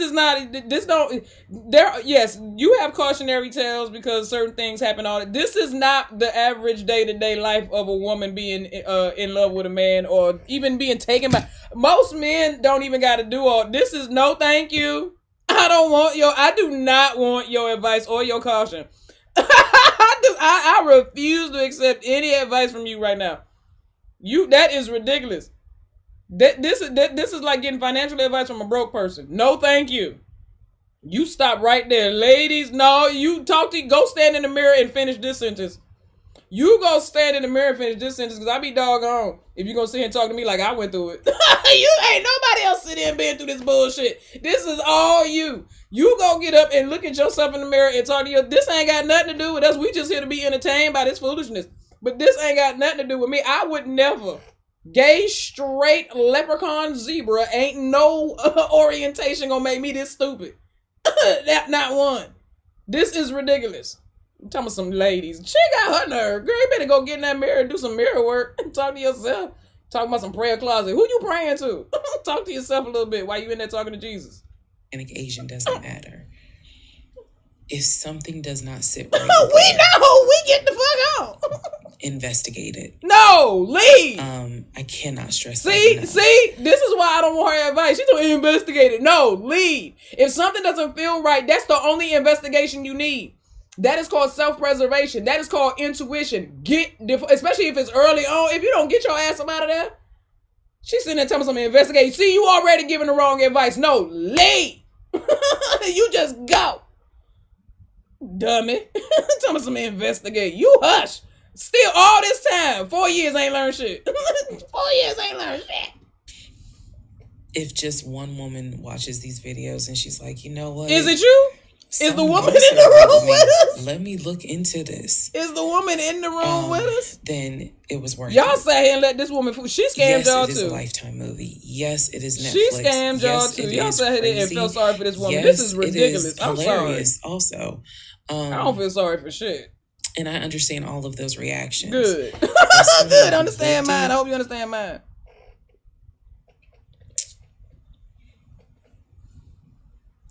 I hope you understand mine, baby. I ain't got no sympathy for you. My sympathy went out the window with your common sense. It was traumatic. Mm-hmm. Self-inflicted trauma is the worst kind. I feel like self-inflicted trauma is the worst kind. Finally admit that you were stupid. I feel you. What the fuck I went through. Yeah. And again, by what the you time put yourself this through. is uploaded, I'm only to January of 2021, right after getting married. We know. We right here with you. So when I think back on it, there's things that I'm very, very grateful for. There are things that I'm just like, why? Me too. Why did you not pay attention? Me too. Why did you not question? And the sad part is all that. Why? All that. I got all the questions. I can't even begin to tell you. I don't remember. You just no. The woman I was with. You said you were scared and lonely. Stop. Come on now. Don't do that. I don't know what possessed me. You was desperate and fearful of being alone, and it was COVID, and you ain't want to die by yourself with the coughs. Come on. Come on. That man. Come on. Come on. I don't remember. You do. Stop. You just said it. You just said it. Stop. Because going through something like that, it changes you. And I've seen some women in the comments who were like, I was married to a habitual liar. I was married to a pathological liar. My baby daddy's a pathological liar. And my heart goes out to them because until you have dealt with someone so depraved, you really don't quite know how bad it can get. No, we do. We were sitting here watching you. I'm sorry. So I'm fully aware that we sitting here watching y'all, and this is how stupid and bad it can get. I see my story, my truth, and really kind of being like, look, this is what I went through. I made dumb decisions. I overlooked things I should not have overlooked. I argued away things I should not have argued away. So why are we having this conversation to begin with? I can pinpoint exactly the moment I should have left. All the more reason why you shouldn't be giving nobody no damn advice. You see what I'm saying? Advise yourself. Be your own counselor. You talk to yourself. Advocate for her. For Reesateesa or Reesateesa or whoever you are today. You need to be advocating for her because she's the one who you failed, not us. I still feel like God is sitting on the throne and he's like, I never planned for your monkey ass to marry him. That's what I'm saying. I never even I was trying to figure out how she was going to bring God into it. That's why I blew your tire. But you hard-headed. Didn't I say that God blew that tire? I said God didn't want her to go to that date from the jump because he blew her tire on the way. On the way. We be like, God, if this is not for you, just give me a sign. God be like, I done threw sign after sign after sign after sign at you, and you driving right through them joints like you don't even see them. God be tired. God be winded. I know you do. Anyway. And then I tried to go ahead and show you signs. You ignored them. God be I feel like God did everything to help me as his child be like, this is not who I created to be your helpmate. And I was like, God, you taking too long. I want to get married. Imagine telling God he's taking too long. I want to have a family. You taking too long. And these God are never the takes too long. We just get in our own way. See what she did? She took 4 years away from her life. God could have had that man right around the corner. Maybe he blew your tire, and the D dot or the A dot or the G dot man was gonna be the one. I don't know what y'all call it in Georgia, but you know what I'm saying? We call it V dot. Virginia Department of Transportation. But the person came to fix the tire. Little AAA man could have been your man. You never know. You never know. Maybe you had to catch an Uber, and that Uber driver end up being your man. Maybe he own his own company. He just drives Ubers to get to know people because he always been a CEO. See what I'm saying? You done messed around and got it God's way like they did in the wilderness, and you took a 40-day trip and turned it into 40 years. What you mean? What you mean? What you mean, bruh? Child. You took too long. God took too long. You got it your own way and then said God took too long. That's funny. I feel like God's grace is sufficient. It is. But at the same time, and I'm not perfect. I mean, and it is. Not perfect at all. None of us are. But I do feel like when I sit back and I replay the events that happened, I truly cannot believe that was my story. Neither can we. Because all I wanted was to meet a guy, for him to be my best friend, for us to get married, have a family. I wanted someone I could make fun of his big old forehead, and he make fun of my nappy head and all my wigs, and yet I feel like there's more he to was make my fun ride or of than die. how your hair naturally grows out of your head. I wanted someone that I could be like, man, help me with these kids, and he helped me with the kids. We had a nice home. We were comfortable. That is what I wanted. And I've said this before, and I say it again. I truly hoped it was my turn. You see the women who are, so happy and, they're in these loving marriages and life just looks good. I really, really wanted it to be my turn. Oh, and so I excused away a lot of stuff that I hope the next woman who sees this does not excuse, because I don't wish this on anybody. I don't wish this on. I don't think the next woman gonna. If I can be blunt, I don't think the next woman gonna fall for none of this. The way I felt the moment I discovered. Where are all the other women with these stories? Where's his ex-wife or the other wife or something? Do she got us part to this story? I would love to hear her tell this story, because was she as dumb as you? Did she fall for this? I just need to know. I got questions. I just need to know the whole truth. So I just wanted to say that, because I think it's important to try to answer why is she posting this? Honestly, now I get why she posting it. I was tired of holding it in. Yeah, I get why you posting it. It's therapeutic. It's cathartic. Like you use your word. It's cathartic. Oof. And I hope it helps somebody. I hope it helps you. Okay. The rest of us, because you. Let's all take a deep breath. Yeah. I'm fine. Let's all get some sleep. You do that.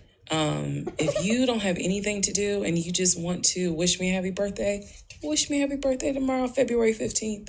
Shout out to Team Aquarius. Good night. She's a motherfucking Aquarius. I know you fucking lie. I know too much just revealed in one moment. She's an Aquarius, and then she got on here with that hair. What is that? Okay. Who is this? So y'all trying to tell me that every time she changed clothes? I have never seen anybody's face do this, y'all. I swear for the Lord, I ain't never seen nobody's face change with their clothes. I know, listen to me. Listen to me. I have never seen nobody's face change with their clothes. I just haven't. This is absolutely ridiculous. But she got the audacity to be, as I told y'all, see, this is why I don't claim February Aquarius. And then her birthday is the same day as Foz. Her birthday is the same as Ingfa without her, y'all. This bitch lying. Ain't no this is that February Aquarius shit. This is why I don't claim them. You're an Aquarius? Cause this is giving that dumbass Pisces shit. Y'all want to be y'all lovers and y'all want to believe the best about everybody and shit. And you'll fall for stuff like this because the Pisces don't like to be alone. They don't. They'll put up with shit. They do. They put up with shit. It's that water sign shit. This is crazy, bro. This is absolutely crazy, dog. I refuse. You understand me? I refuse to accept this here as an Aquarius. And then I look at this here. So who you see this here? Who is that? Team Aquarius. Good night. Who is that? Okay. Part 17. Who the fuck did I marry? So, for context and just to clarify some stuff, going forward, can you please clarify who you are? I'm going to now call my ex-husband. I'm going to use the name that I call him in real life. So that way it clears up the whole fiance, boyfriend, husband, ex-husband thing. So, his name is Legion. Because anyone that knows me will tell you that is what I call him. Legion. So because Legion, we are many. Remember when them demons, the story of Legion I know in the Bible. We are legion. We are many. It was all them demons inside that one person. When I left off at part 16, part 15. Leave the entirety of water signs out of it. I'm sorry. January 5th of 2021. The tragedy of a camera angle can do it to your face. This is crazy. Things this were is true. fine. But I would like to state for the record, this is basically the same camera angle that she had with the yellow on, and her face still looked completely different from even the yellow outfit with the beanie. So again, I'm with you, Addie. We tracking, but this is, yeah. We got into like a routine, basically. I would go to work. He would go to work. He was still leaving the house at around 6:15 every morning. Going to the condom with his brother, the one that lived in Philly. Every morning, they would that was their time to talk. Right. From what I was told, the brother got off work. I guess he must have worked the third shift. And so he was getting off work as Legion was getting ready to go to work. So that was the perfect time for them to talk. He would talk to his brother in Baltimore and the brother in Augusta. Pretty much, just a quick phone call here and there, if not every day, every other day. So everything was pretty much the same. I would talk to my mom almost every day. I would talk to my aunt almost every day. So it was nothing to kind of... that's weird. That's what the morning routine was. He would talk. Okay, good. So I worked at Georgia State Patrol. And I said this in a previous video, but again, there were things I said in previous videos that I remember saying, hey, remember that because it's going to come back later. Yeah, okay. So I worked at Georgia State Patrol. I had been working there for almost 7 or 8 years by the time Legion got into the picture. Okay, good. And you didn't he was fine with the fact that I worked within law enforcement. I'm not a trooper. I'm not a sworn officer. Right. I'm a civilian. Right. However, he, again, his dad was a retired police officer. Okay, good. So he was perfectly fine in the beginning with the fact that I worked for Georgia State Patrol. He had been to my office before. He had met some of my co-workers. Obviously, even with COVID, because I still had to go into the office 2 or 3 days a week, he had been up there. So the friend who took me to the hospital when I had my miscarriage has met him. He and I have been to her home with her and her significant other before. So, again, even in the world of COVID, when there were little times where you could get together with people, he has met people in my life. He has met but you haven't met anybody in his, that particular friend, and he has met some of my coworkers. She said the one brother she shook hands with. So and the brother on when we got FaceTime. married, the first 2 weeks, like I said, was fine. And First then 2 weeks. it's as if something snapped. Oh. Something just changed. Oh. What was totally acceptable before, suddenly little comments were made. Why are you wearing that to work? You get off at 3:30, so you'll be home by 5, right?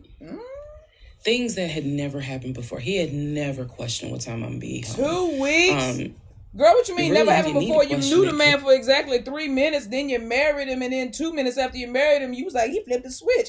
You didn't give this man enough time to not flip a switch or to flip a switch before you married him. You met him in March. You were married to him in January.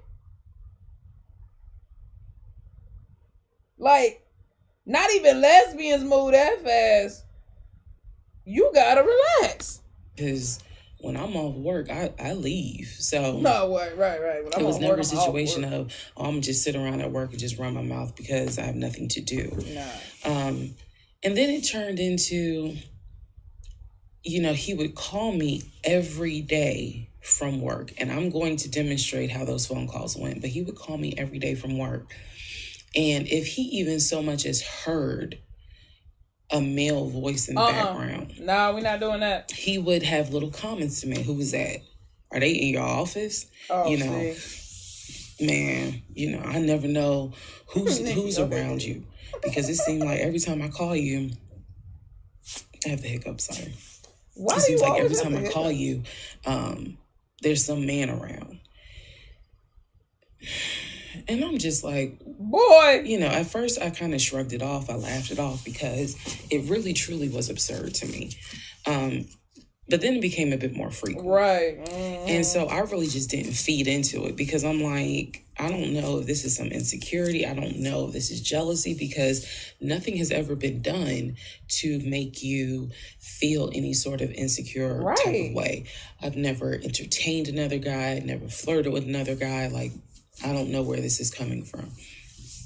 So it is also important to note, we got married January 5th. Okay. Things started changing around 2 weeks later. And the reason why I know it's 2 weeks is because I had recorded an audio diary on January 21st is the date of the audio diary. And I talk about how maybe I had unrealistic expectations, because it seemed as if things were changing with he and I. You thought you had unrealistic expectations. 2 weeks pass. He starts making little comments. Okay. End of January comes. He informs me that he wants to start looking for a house again. What is the matter with him in these houses? To go through that process. So what he decides is that he's going to look for a house for us. Okay, good. Using his friend, the one realtor, from the first the one I did not meet. Okay, good. So he tells me that he and his friend have been talking, and he's going to start looking at houses. And what he's going to do is basically, if he feels like it's a house I would like, then he wants to show it to me, because he feels like, I know that your attitude really isn't, you're in the mood to look for a house. So I'm going to start looking. And then if I think it's a great house, then, you can come see it. And I remember thinking, that's not going to work. You're not going to choose a house without me. And he was like, no, I'm not going to choose the house, but I just think that, me and old boy have been talking. And so he has some houses that he is representing. He wants to show me. So why don't you let me look at it? And if it's worth the time, then I'll bring you to look at it. So he already had some sort of plan in place after talking to his friend about how he's going to start looking at houses. This is the end of January 2021. Okay. So I kind of threw my hands in the air and was just like, whatever, because I'm not getting emotionally involved in looking at houses. And for me, that's kind of what it was. I felt like I would see a house, I could picture us living there, and then it gets snatched away somehow, some way. I didn't want to go through that. So the reaction that he wanted, which was for me to throw a fit, I did not do. I was just like, okay, all right. Fine, bro. I trust you. Let it rock. And remember that I said the reaction I wanted, because that's going to come back later. Wait, what you said? What's coming back? And remember that I said the reaction he wanted, because that's going to come back later. Okay. Oh my God. So he started looking at houses. Funny enough, the houses that he looked at, none of them I actually saw. But he would call me and say, I'm at this house in Sandy Springs with the realtor friend. Apparently his realtor friend's name was Scott, not to be confused with the other Scott, right, the one that was actually helping us, that dropped us as clients. Oh, okay. I want to make that clear. There were two Scotts. Two Scotts. One is the realtor who was representing us, who said, hey, I need proof of funds. If you don't have those proof of funds, I cannot show you any more houses. The other Scott is be confused with the other Scott, the one that was actually helping us, that dropped us as clients. Okay, good. I want to make that clear. There were two Why Scotts. One is the realtor who was representing us, who said, hey, I need proof of funds. If you don't have those proof of funds, I cannot show you any more houses. Come on. The other Scott is his friend, who he had talked to on the phone at least 50 to 100 times. Yeah, I'm with you, Addie. In front of me. The notion that she let somebody put her through this over and over again knowingly is insane, house in Sandy Springs. Apparently the house was like $800,000. So he was like, I think that if I like the house, then I'm gonna bring you out here so you can see. Didn't he only get approved for right. 750? Now let's go into part 18. All right.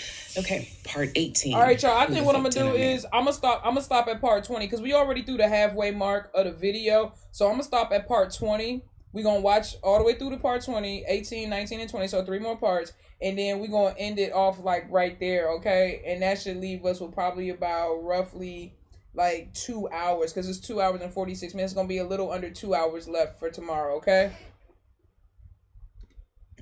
So he starts looking at houses in Sandy Springs, Alpharetta area with his friend Scott. I did not see any of these houses. I did not go. I didn't want to go. So what was starting to change is, remember I said before, he would leave the house every day at around 6:15. Right. He would be home every day between 3:30 and 4 o'clock. Right. Without fail. It was so... I shouldn't say it was annoying, but I could set my clock by the fact that I would hear that garage door open between 3:30 and 4 o'clock every day that he went to work. Even during lockdown, he still had to go to work. His job was only locked down for maybe a week. For me, I was allowed to work from home, but unfortunately, I did not handle it well.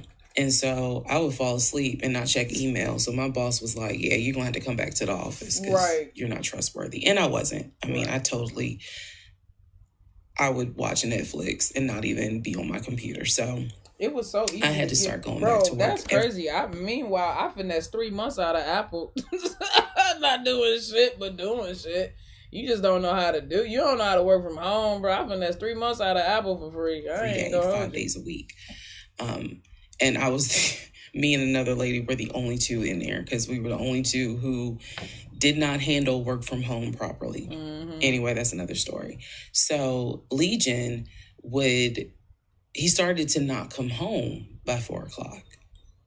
He started to come home 5, 5:30, 6, 6:30, sometimes 7 o'clock, because he was saying that he was looking at houses after work with his friend Scott. He was going to the other house with his family. So that's what he was doing. It definitely was noticed that things are changing.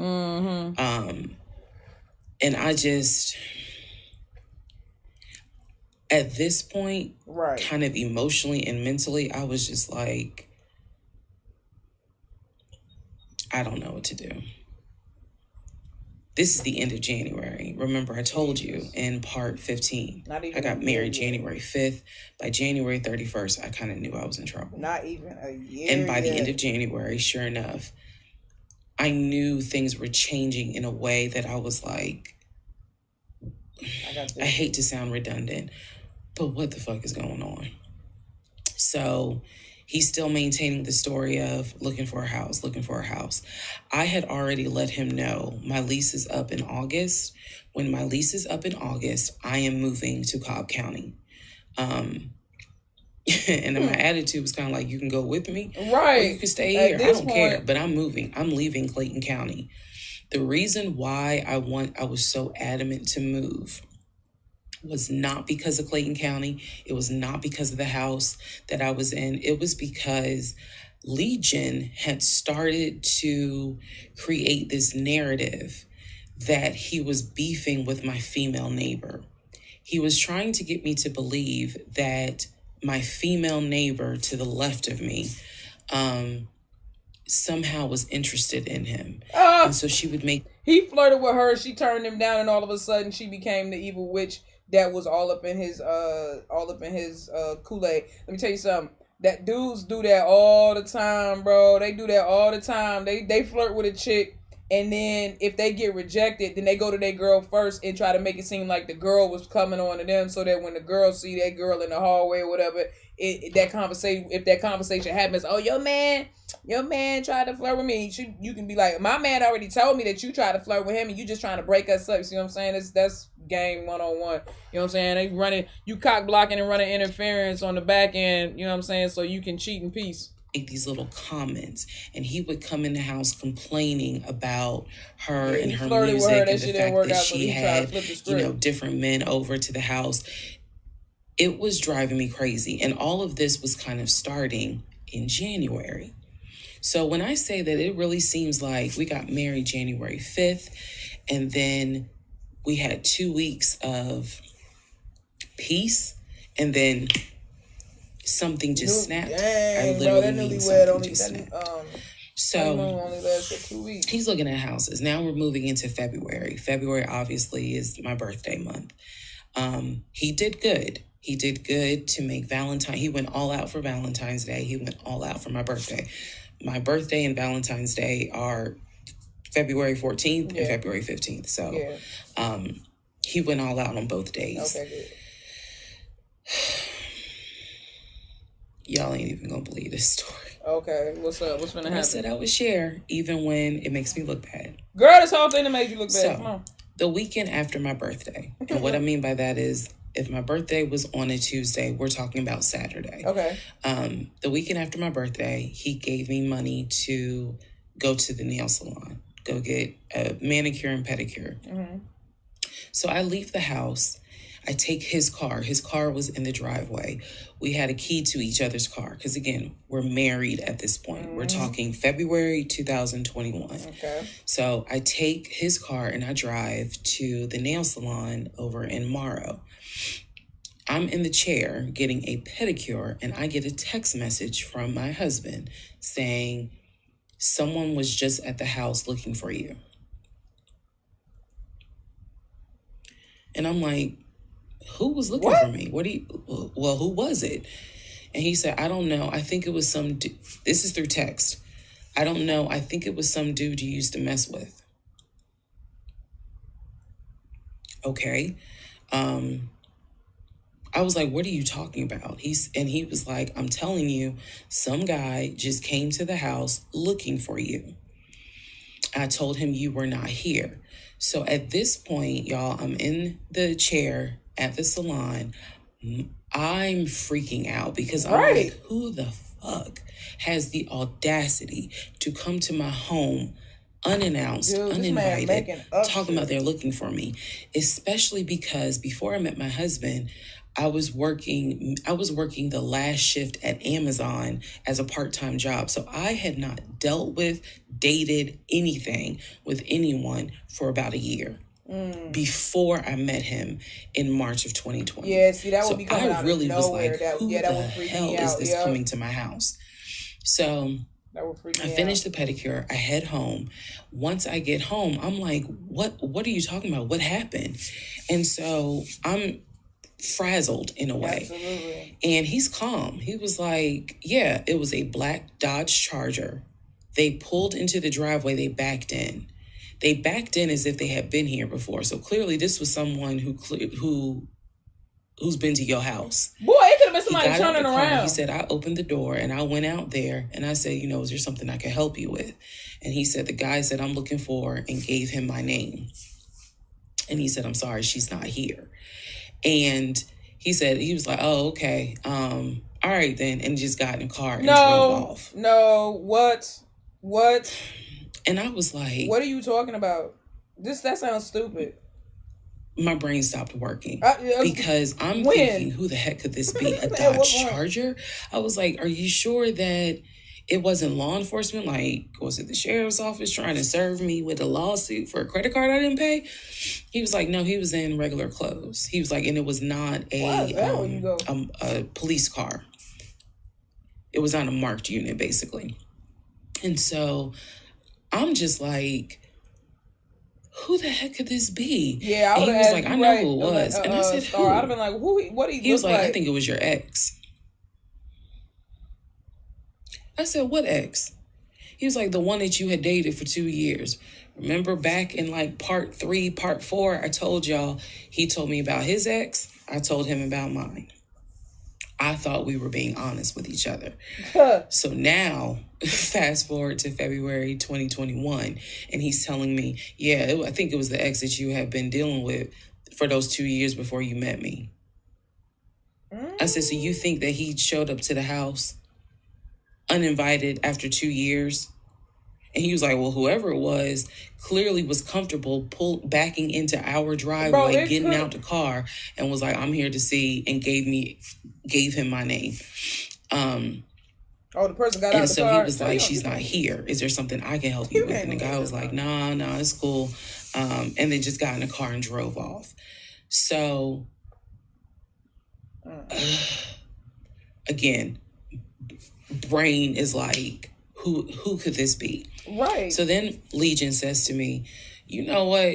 The way that you reacting to this is real suspect. And I'm like, what are you talking about? He was like, you over here freaking out. I told you I took care of it. I told you it was fine. Why he trying to find a reason to break with her? Why'd you even marry? Oh my God, bro. And I know they're not legally married because the reason why didn't pop up on that damn social security number was because that social security number don't belong to no human being that exists and is registered in this country. And you over here freaking out, which makes me wonder, what have you been up to? Sir. Now, hey, ma'am. Right. Let's go to part 19. Okay, right, part 18. Who the fuck did I marry? So he says part to me, 19. The way you're acting is real suspect because I told you it was fine. I took care of it. He was like, I ain't even worried about it. He was like, obviously, that nigga didn't know that you now married, that you've moved on. And so now he knows it.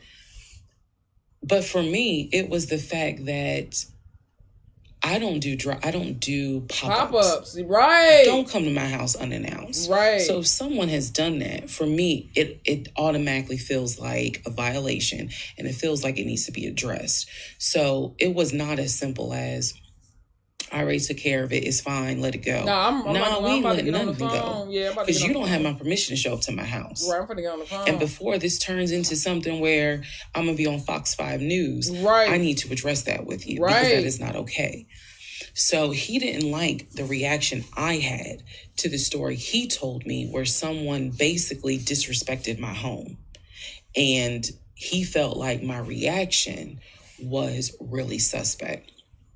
So, what I'm gonna get into the little details that he did not know about. So he tells me again, it was a black Dodge Charger. Mm-hmm. They backed into the driveway. Mm-hmm. A gentleman got out of the car, mm-hmm, and he asked for me by name. What did he look like? And Legion said she's not here. So, I asked him, what does the guy look like? Mm-hmm. And he said, he was like, why does it matter? I said, what the fuck does he look like? Oh, so she did ask him. Legion proceeds to give me the most generic description you can give. He was like, well, black, tall. He was shorter than me.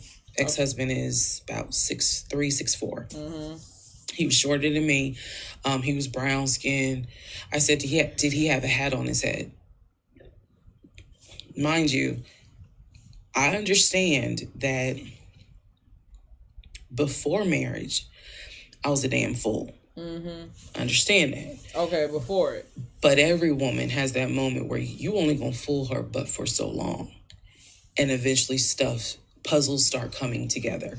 For me, I feel like when you called that first realtor for the house that you're not even counting because you realize now that there was never a real contract on it, I feel like when you call her and you asked her whatever that question was and her answer was the elderly white couple, and then you found out that that house had been sold the day before, and then he came at you and told you, oh, things are moving funny, something to do with the APR or something like that.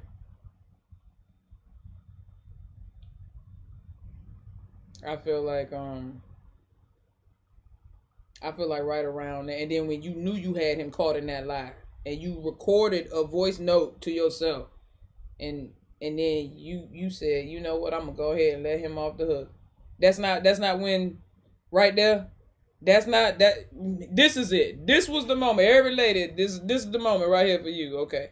It wasn't that one though. Okay. I felt like, let me see, moving into marriage, certain things started coming together. So I said to after him, you got married, that's when it started to make sense. And he was like, did oh, he have a hat on his crazy. head? I can't do this. After he was like, nah, he ain't wear a hat. So in my mind, I am mentally going down a list of every possible man it could be.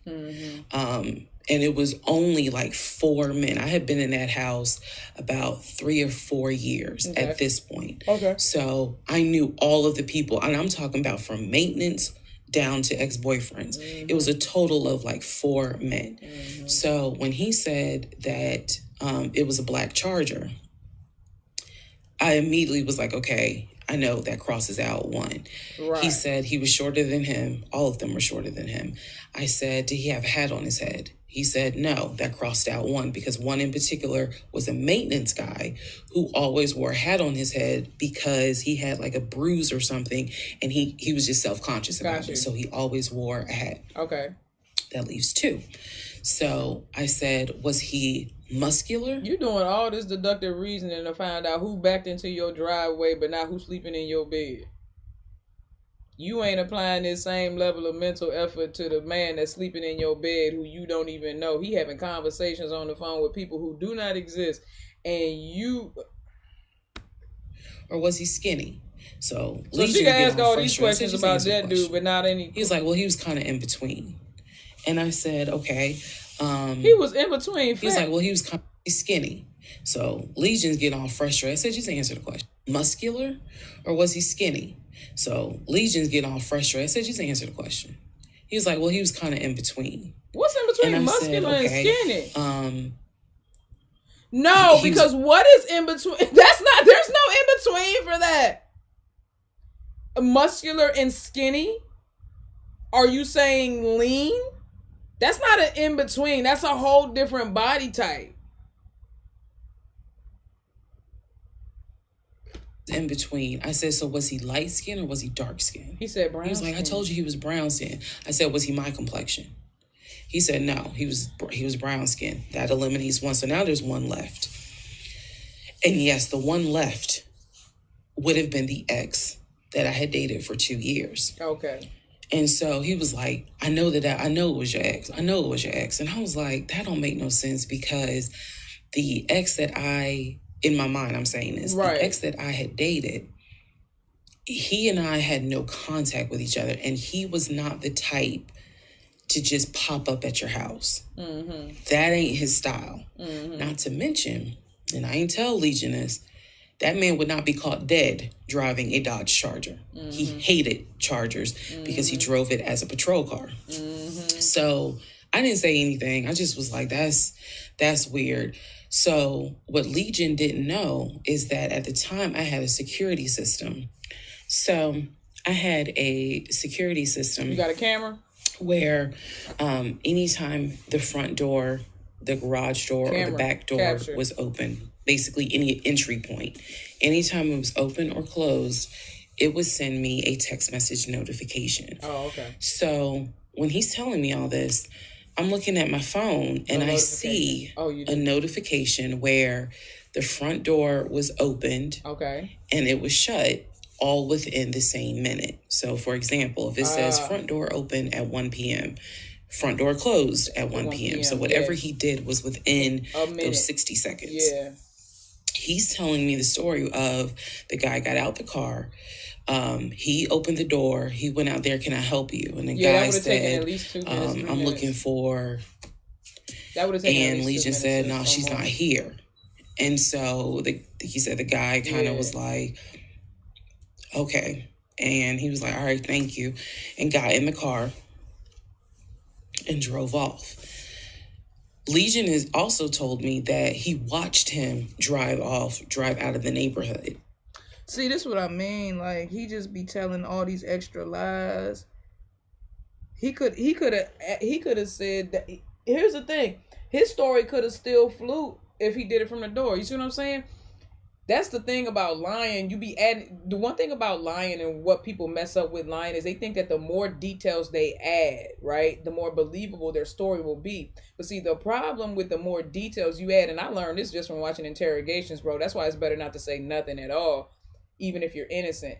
Because the more detail you add, the more ways they can trip you up. Because they'll let you give that detail. They'll ask you some more questions for about 20, 30 minutes, and they'll go back and they'll ask you a question about that specific detail you gave to see if that story gonna come out the same way. And I'm trying to tell you, that's why it's best to be, and most people don't even remember like that for real, in great detail. So when you really remember it in detail, police be looking at you like, It's not realistic. When you're a liar, you think that the more detailed your story is, the more realistic it'll be. That's not true. Most people's memories don't have that perfect kind of recall, unless you my mama. Her memory is ridiculous.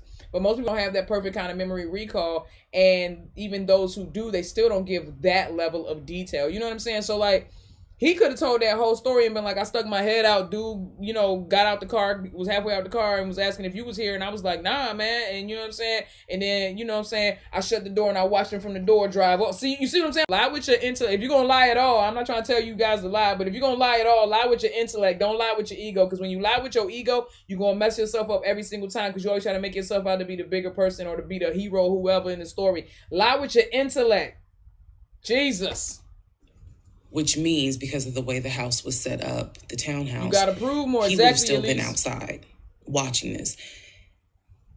I could be wrong, but something in me was like, that would take more than 60 seconds. Yeah. So for the door to have been open and shut within the same 60 seconds, I was like, Okay. So also what he didn't know, we didn't have a Ring door camera, but my neighbor did. Oh. And her Ring door camera caught my driveway. Oh. The view of the camera could see my driveway. Girl, did you go get the footage? And so whoever was coming in the door, our driveways did you were go right get next the to each footage? other. And then on the other side of it was the grass. So it was a perfect view of my driveway. Did you get the footage? So she, I had texted her and I said, hey, were you home? I think I texted her the next day because I said, were you home on Saturday? And she said, no, I wasn't. What's up? This is the same neighbor that was hitting on him, right? Can you look at your security system and see if there was a car that came to my house? He gonna say she at such and such time. And I know I did not tell her the reason I was asking, but I was like, is there any way that your security camera caught if someone came to my house at this time on Saturday? She's like, yeah, sure, I'll look. And so maybe about a couple of hours later, she texted me back and said, hey, I looked at the camera, but I didn't see anything. And I said, okay, by any chance did it catch if someone maybe walked up the driveway? Like maybe it wasn't a car in the driveway, but someone walked up. She said, I didn't see anything with your driveway yesterday. He just sits at home. He is so crazy. He just sitting at home coming up with child. He just sitting at home coming up with stories.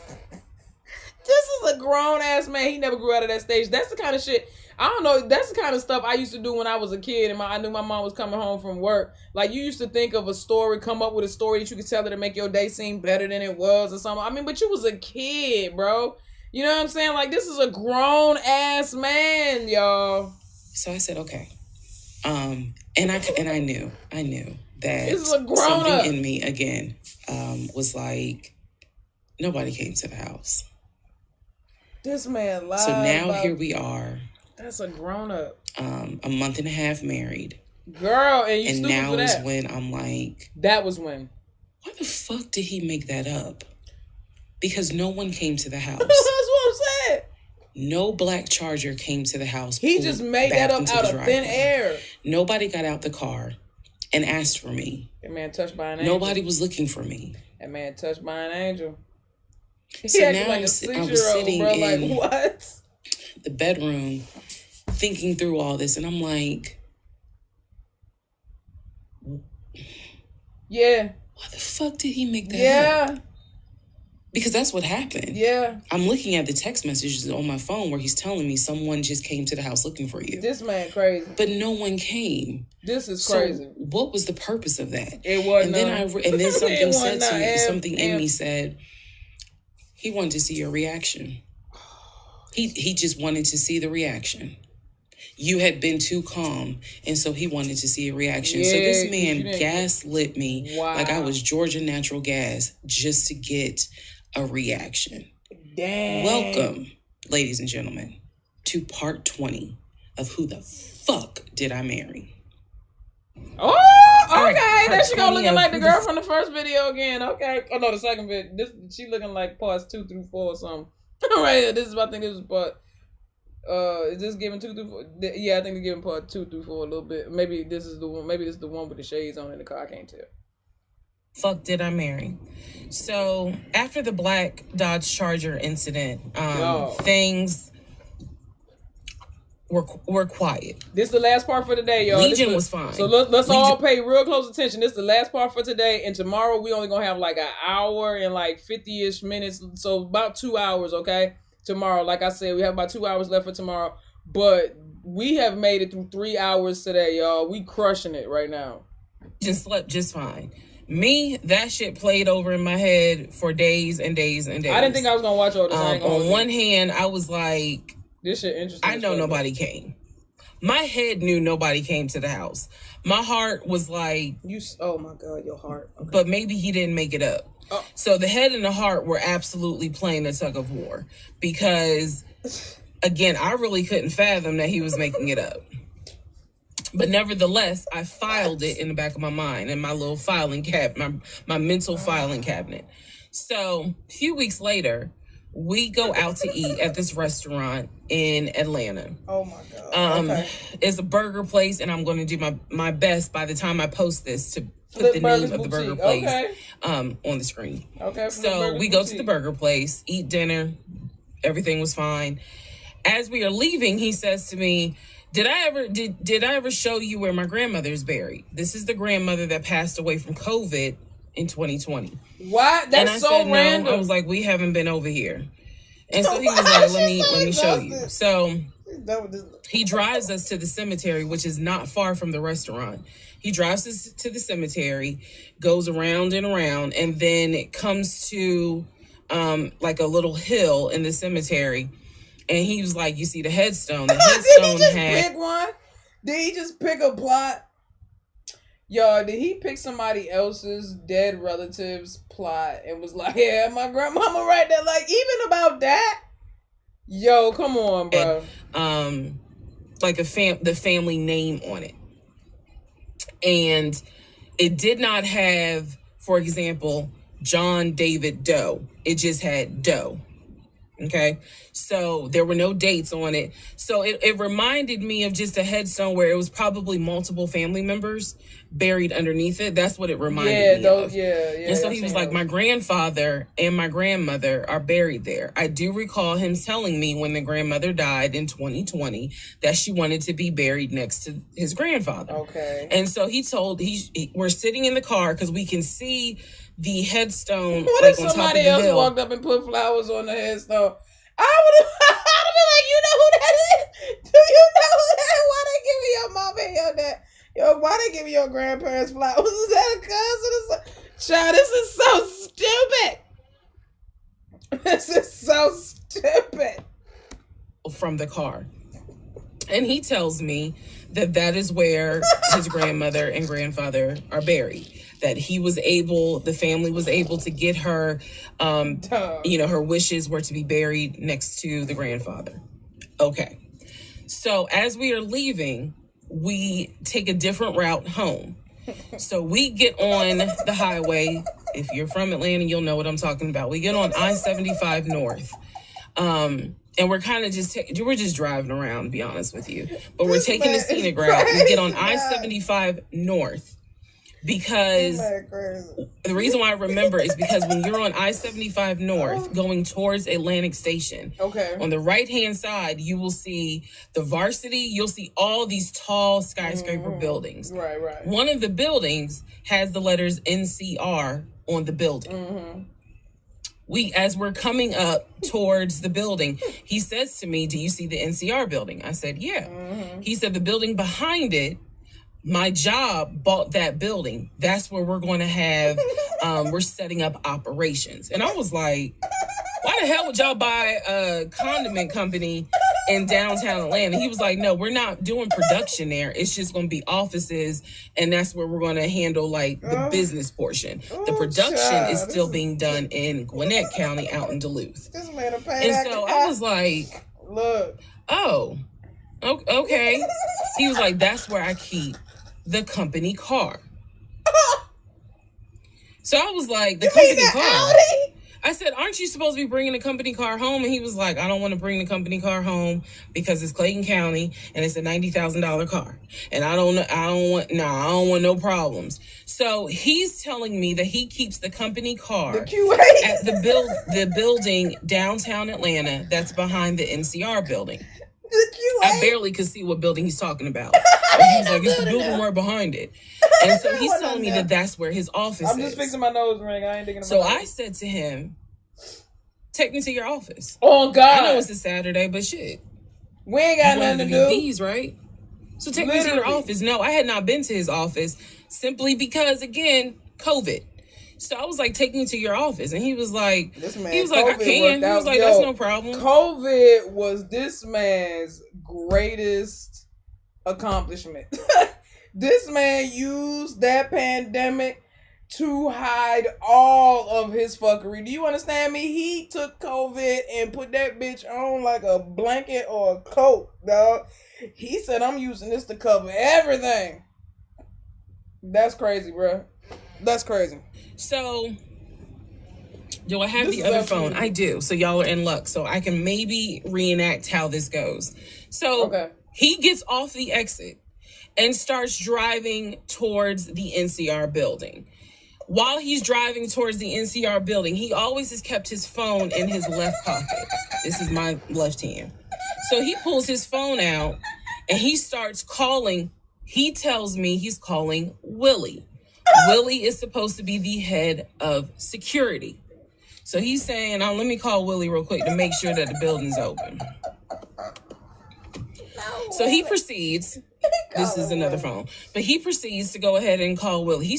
We're still driving, by the way. We're still driving. I'm on the phone, scrolling through Facebook, trying to figure out some random shit. But he's driving with the phone up to it.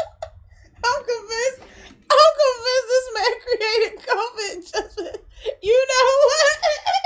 He got us all, didn't he? This man got us all. COVID ain't even happened. This motherfucking Legion made that up. From now on, I am blaming everything on Legion, child. Somebody tell Donald Trump that I believe him that the 2020 election was stolen and Legion took it. Legion took it, bro. Oh, he lied and said he did. Look, he lied and said Joe Biden did. Look, at the end of the day, this is a mess. This is he on the phone with Willie. He on the phone with Willie.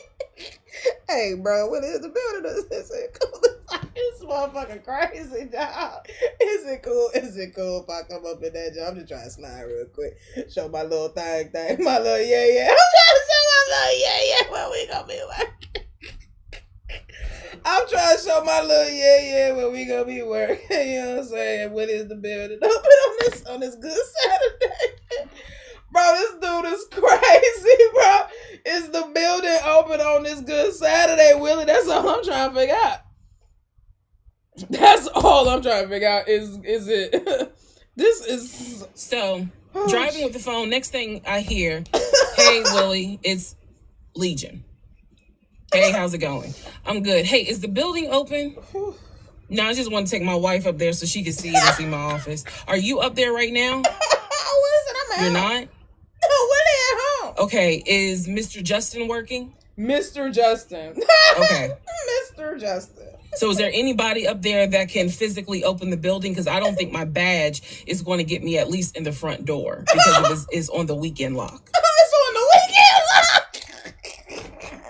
Yo, you a VP and you don't have a weekend bypass code? You're a VP. You're a VP, my guy. You're an executive. Making $200K plus. And your badge don't let you in on the weekend. Your badge don't let you in on the weekend, dog. Go ahead. Go ahead, bro. Mr. Willie has sounded better than Mr. Justin, right? You go ahead, bro. Go ahead, bro. Okay. Oh, go ahead, bro. Okay. Go ahead, bro. All right. Let me know. All right. Thank you, Willie. Y'all see how I did that? He's having this whole conversation while I'm sitting in the passenger seat. So then he gets off the phone and he says to me, Willie is not working and Justin apparently called out sick. So the building is locked and my badge won't get us in the front door. He was like, Willie's going to... Because his VP badge does not work on weekends, bitch. This man ain't never had a corporate job in his life. Because even I know that's not true. My mom was an executive assistant, dog. My mom used to be an executive assistant at Gannett, which is the host company for USA Today and a bunch of other major newspapers. My mom worked for the vice president of the company, but my mom was his administrative assistant. That's a newfangled term for secretary. That's what she did for that man. My mom could go into the most executive and like her badge could get her everywhere on any day at any time of night or day. Weekend, it didn't matter. Bro, you are out of it.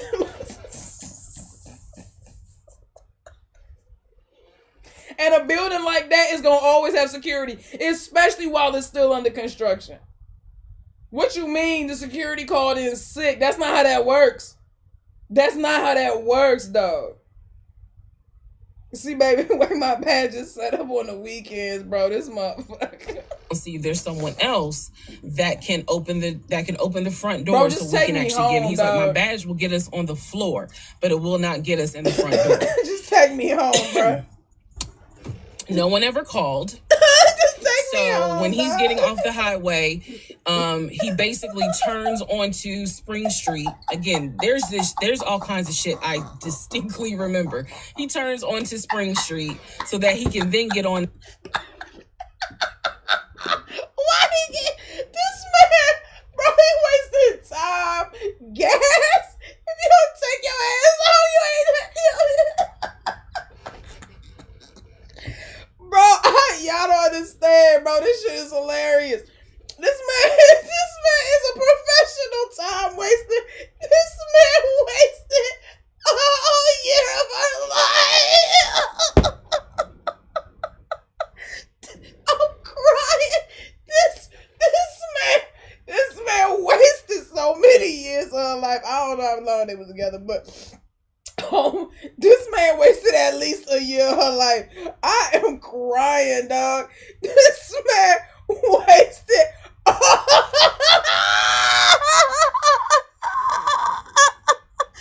This man, I know this motherfucker had no full-time job.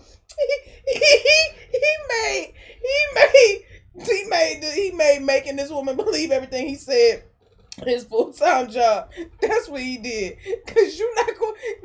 The amount of time that this man spent on these stories, he needed.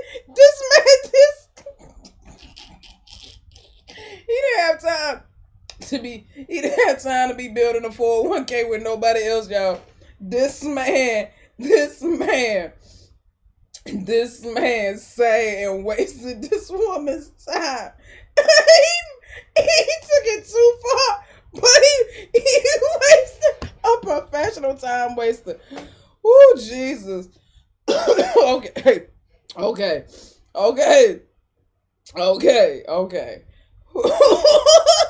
On 75 September. He turns onto Spring Street so that he can then get on 75 South so we can go home. Never saw the office that day. But again, this is where he's saying that he keeps the company car. So when we get to part 21, I'll kind of go into detail about the whole company car a little bit more. Okay. Oh, okay. No, Part we're going 21. to all right, y'all. We're gonna have to start right, Lord. Oh, what a great way to end it. Oh my Jesus. Whew. Yo, we got to pick this up tomorrow. I promise y'all, I can't leave us hanging. I'm gonna be right back here. I'm gonna start a little early tomorrow. I'm gonna start at 12 tomorrow. Y'all just come right back here. Okay, y'all just come right back here. I'm going to at 12 p.m. At 12 p.m. Eastern time tomorrow. I'm gonna come right the fuck back here and finish this. Cause this is so stupid. People are crazy. People are crazy. People are crazy.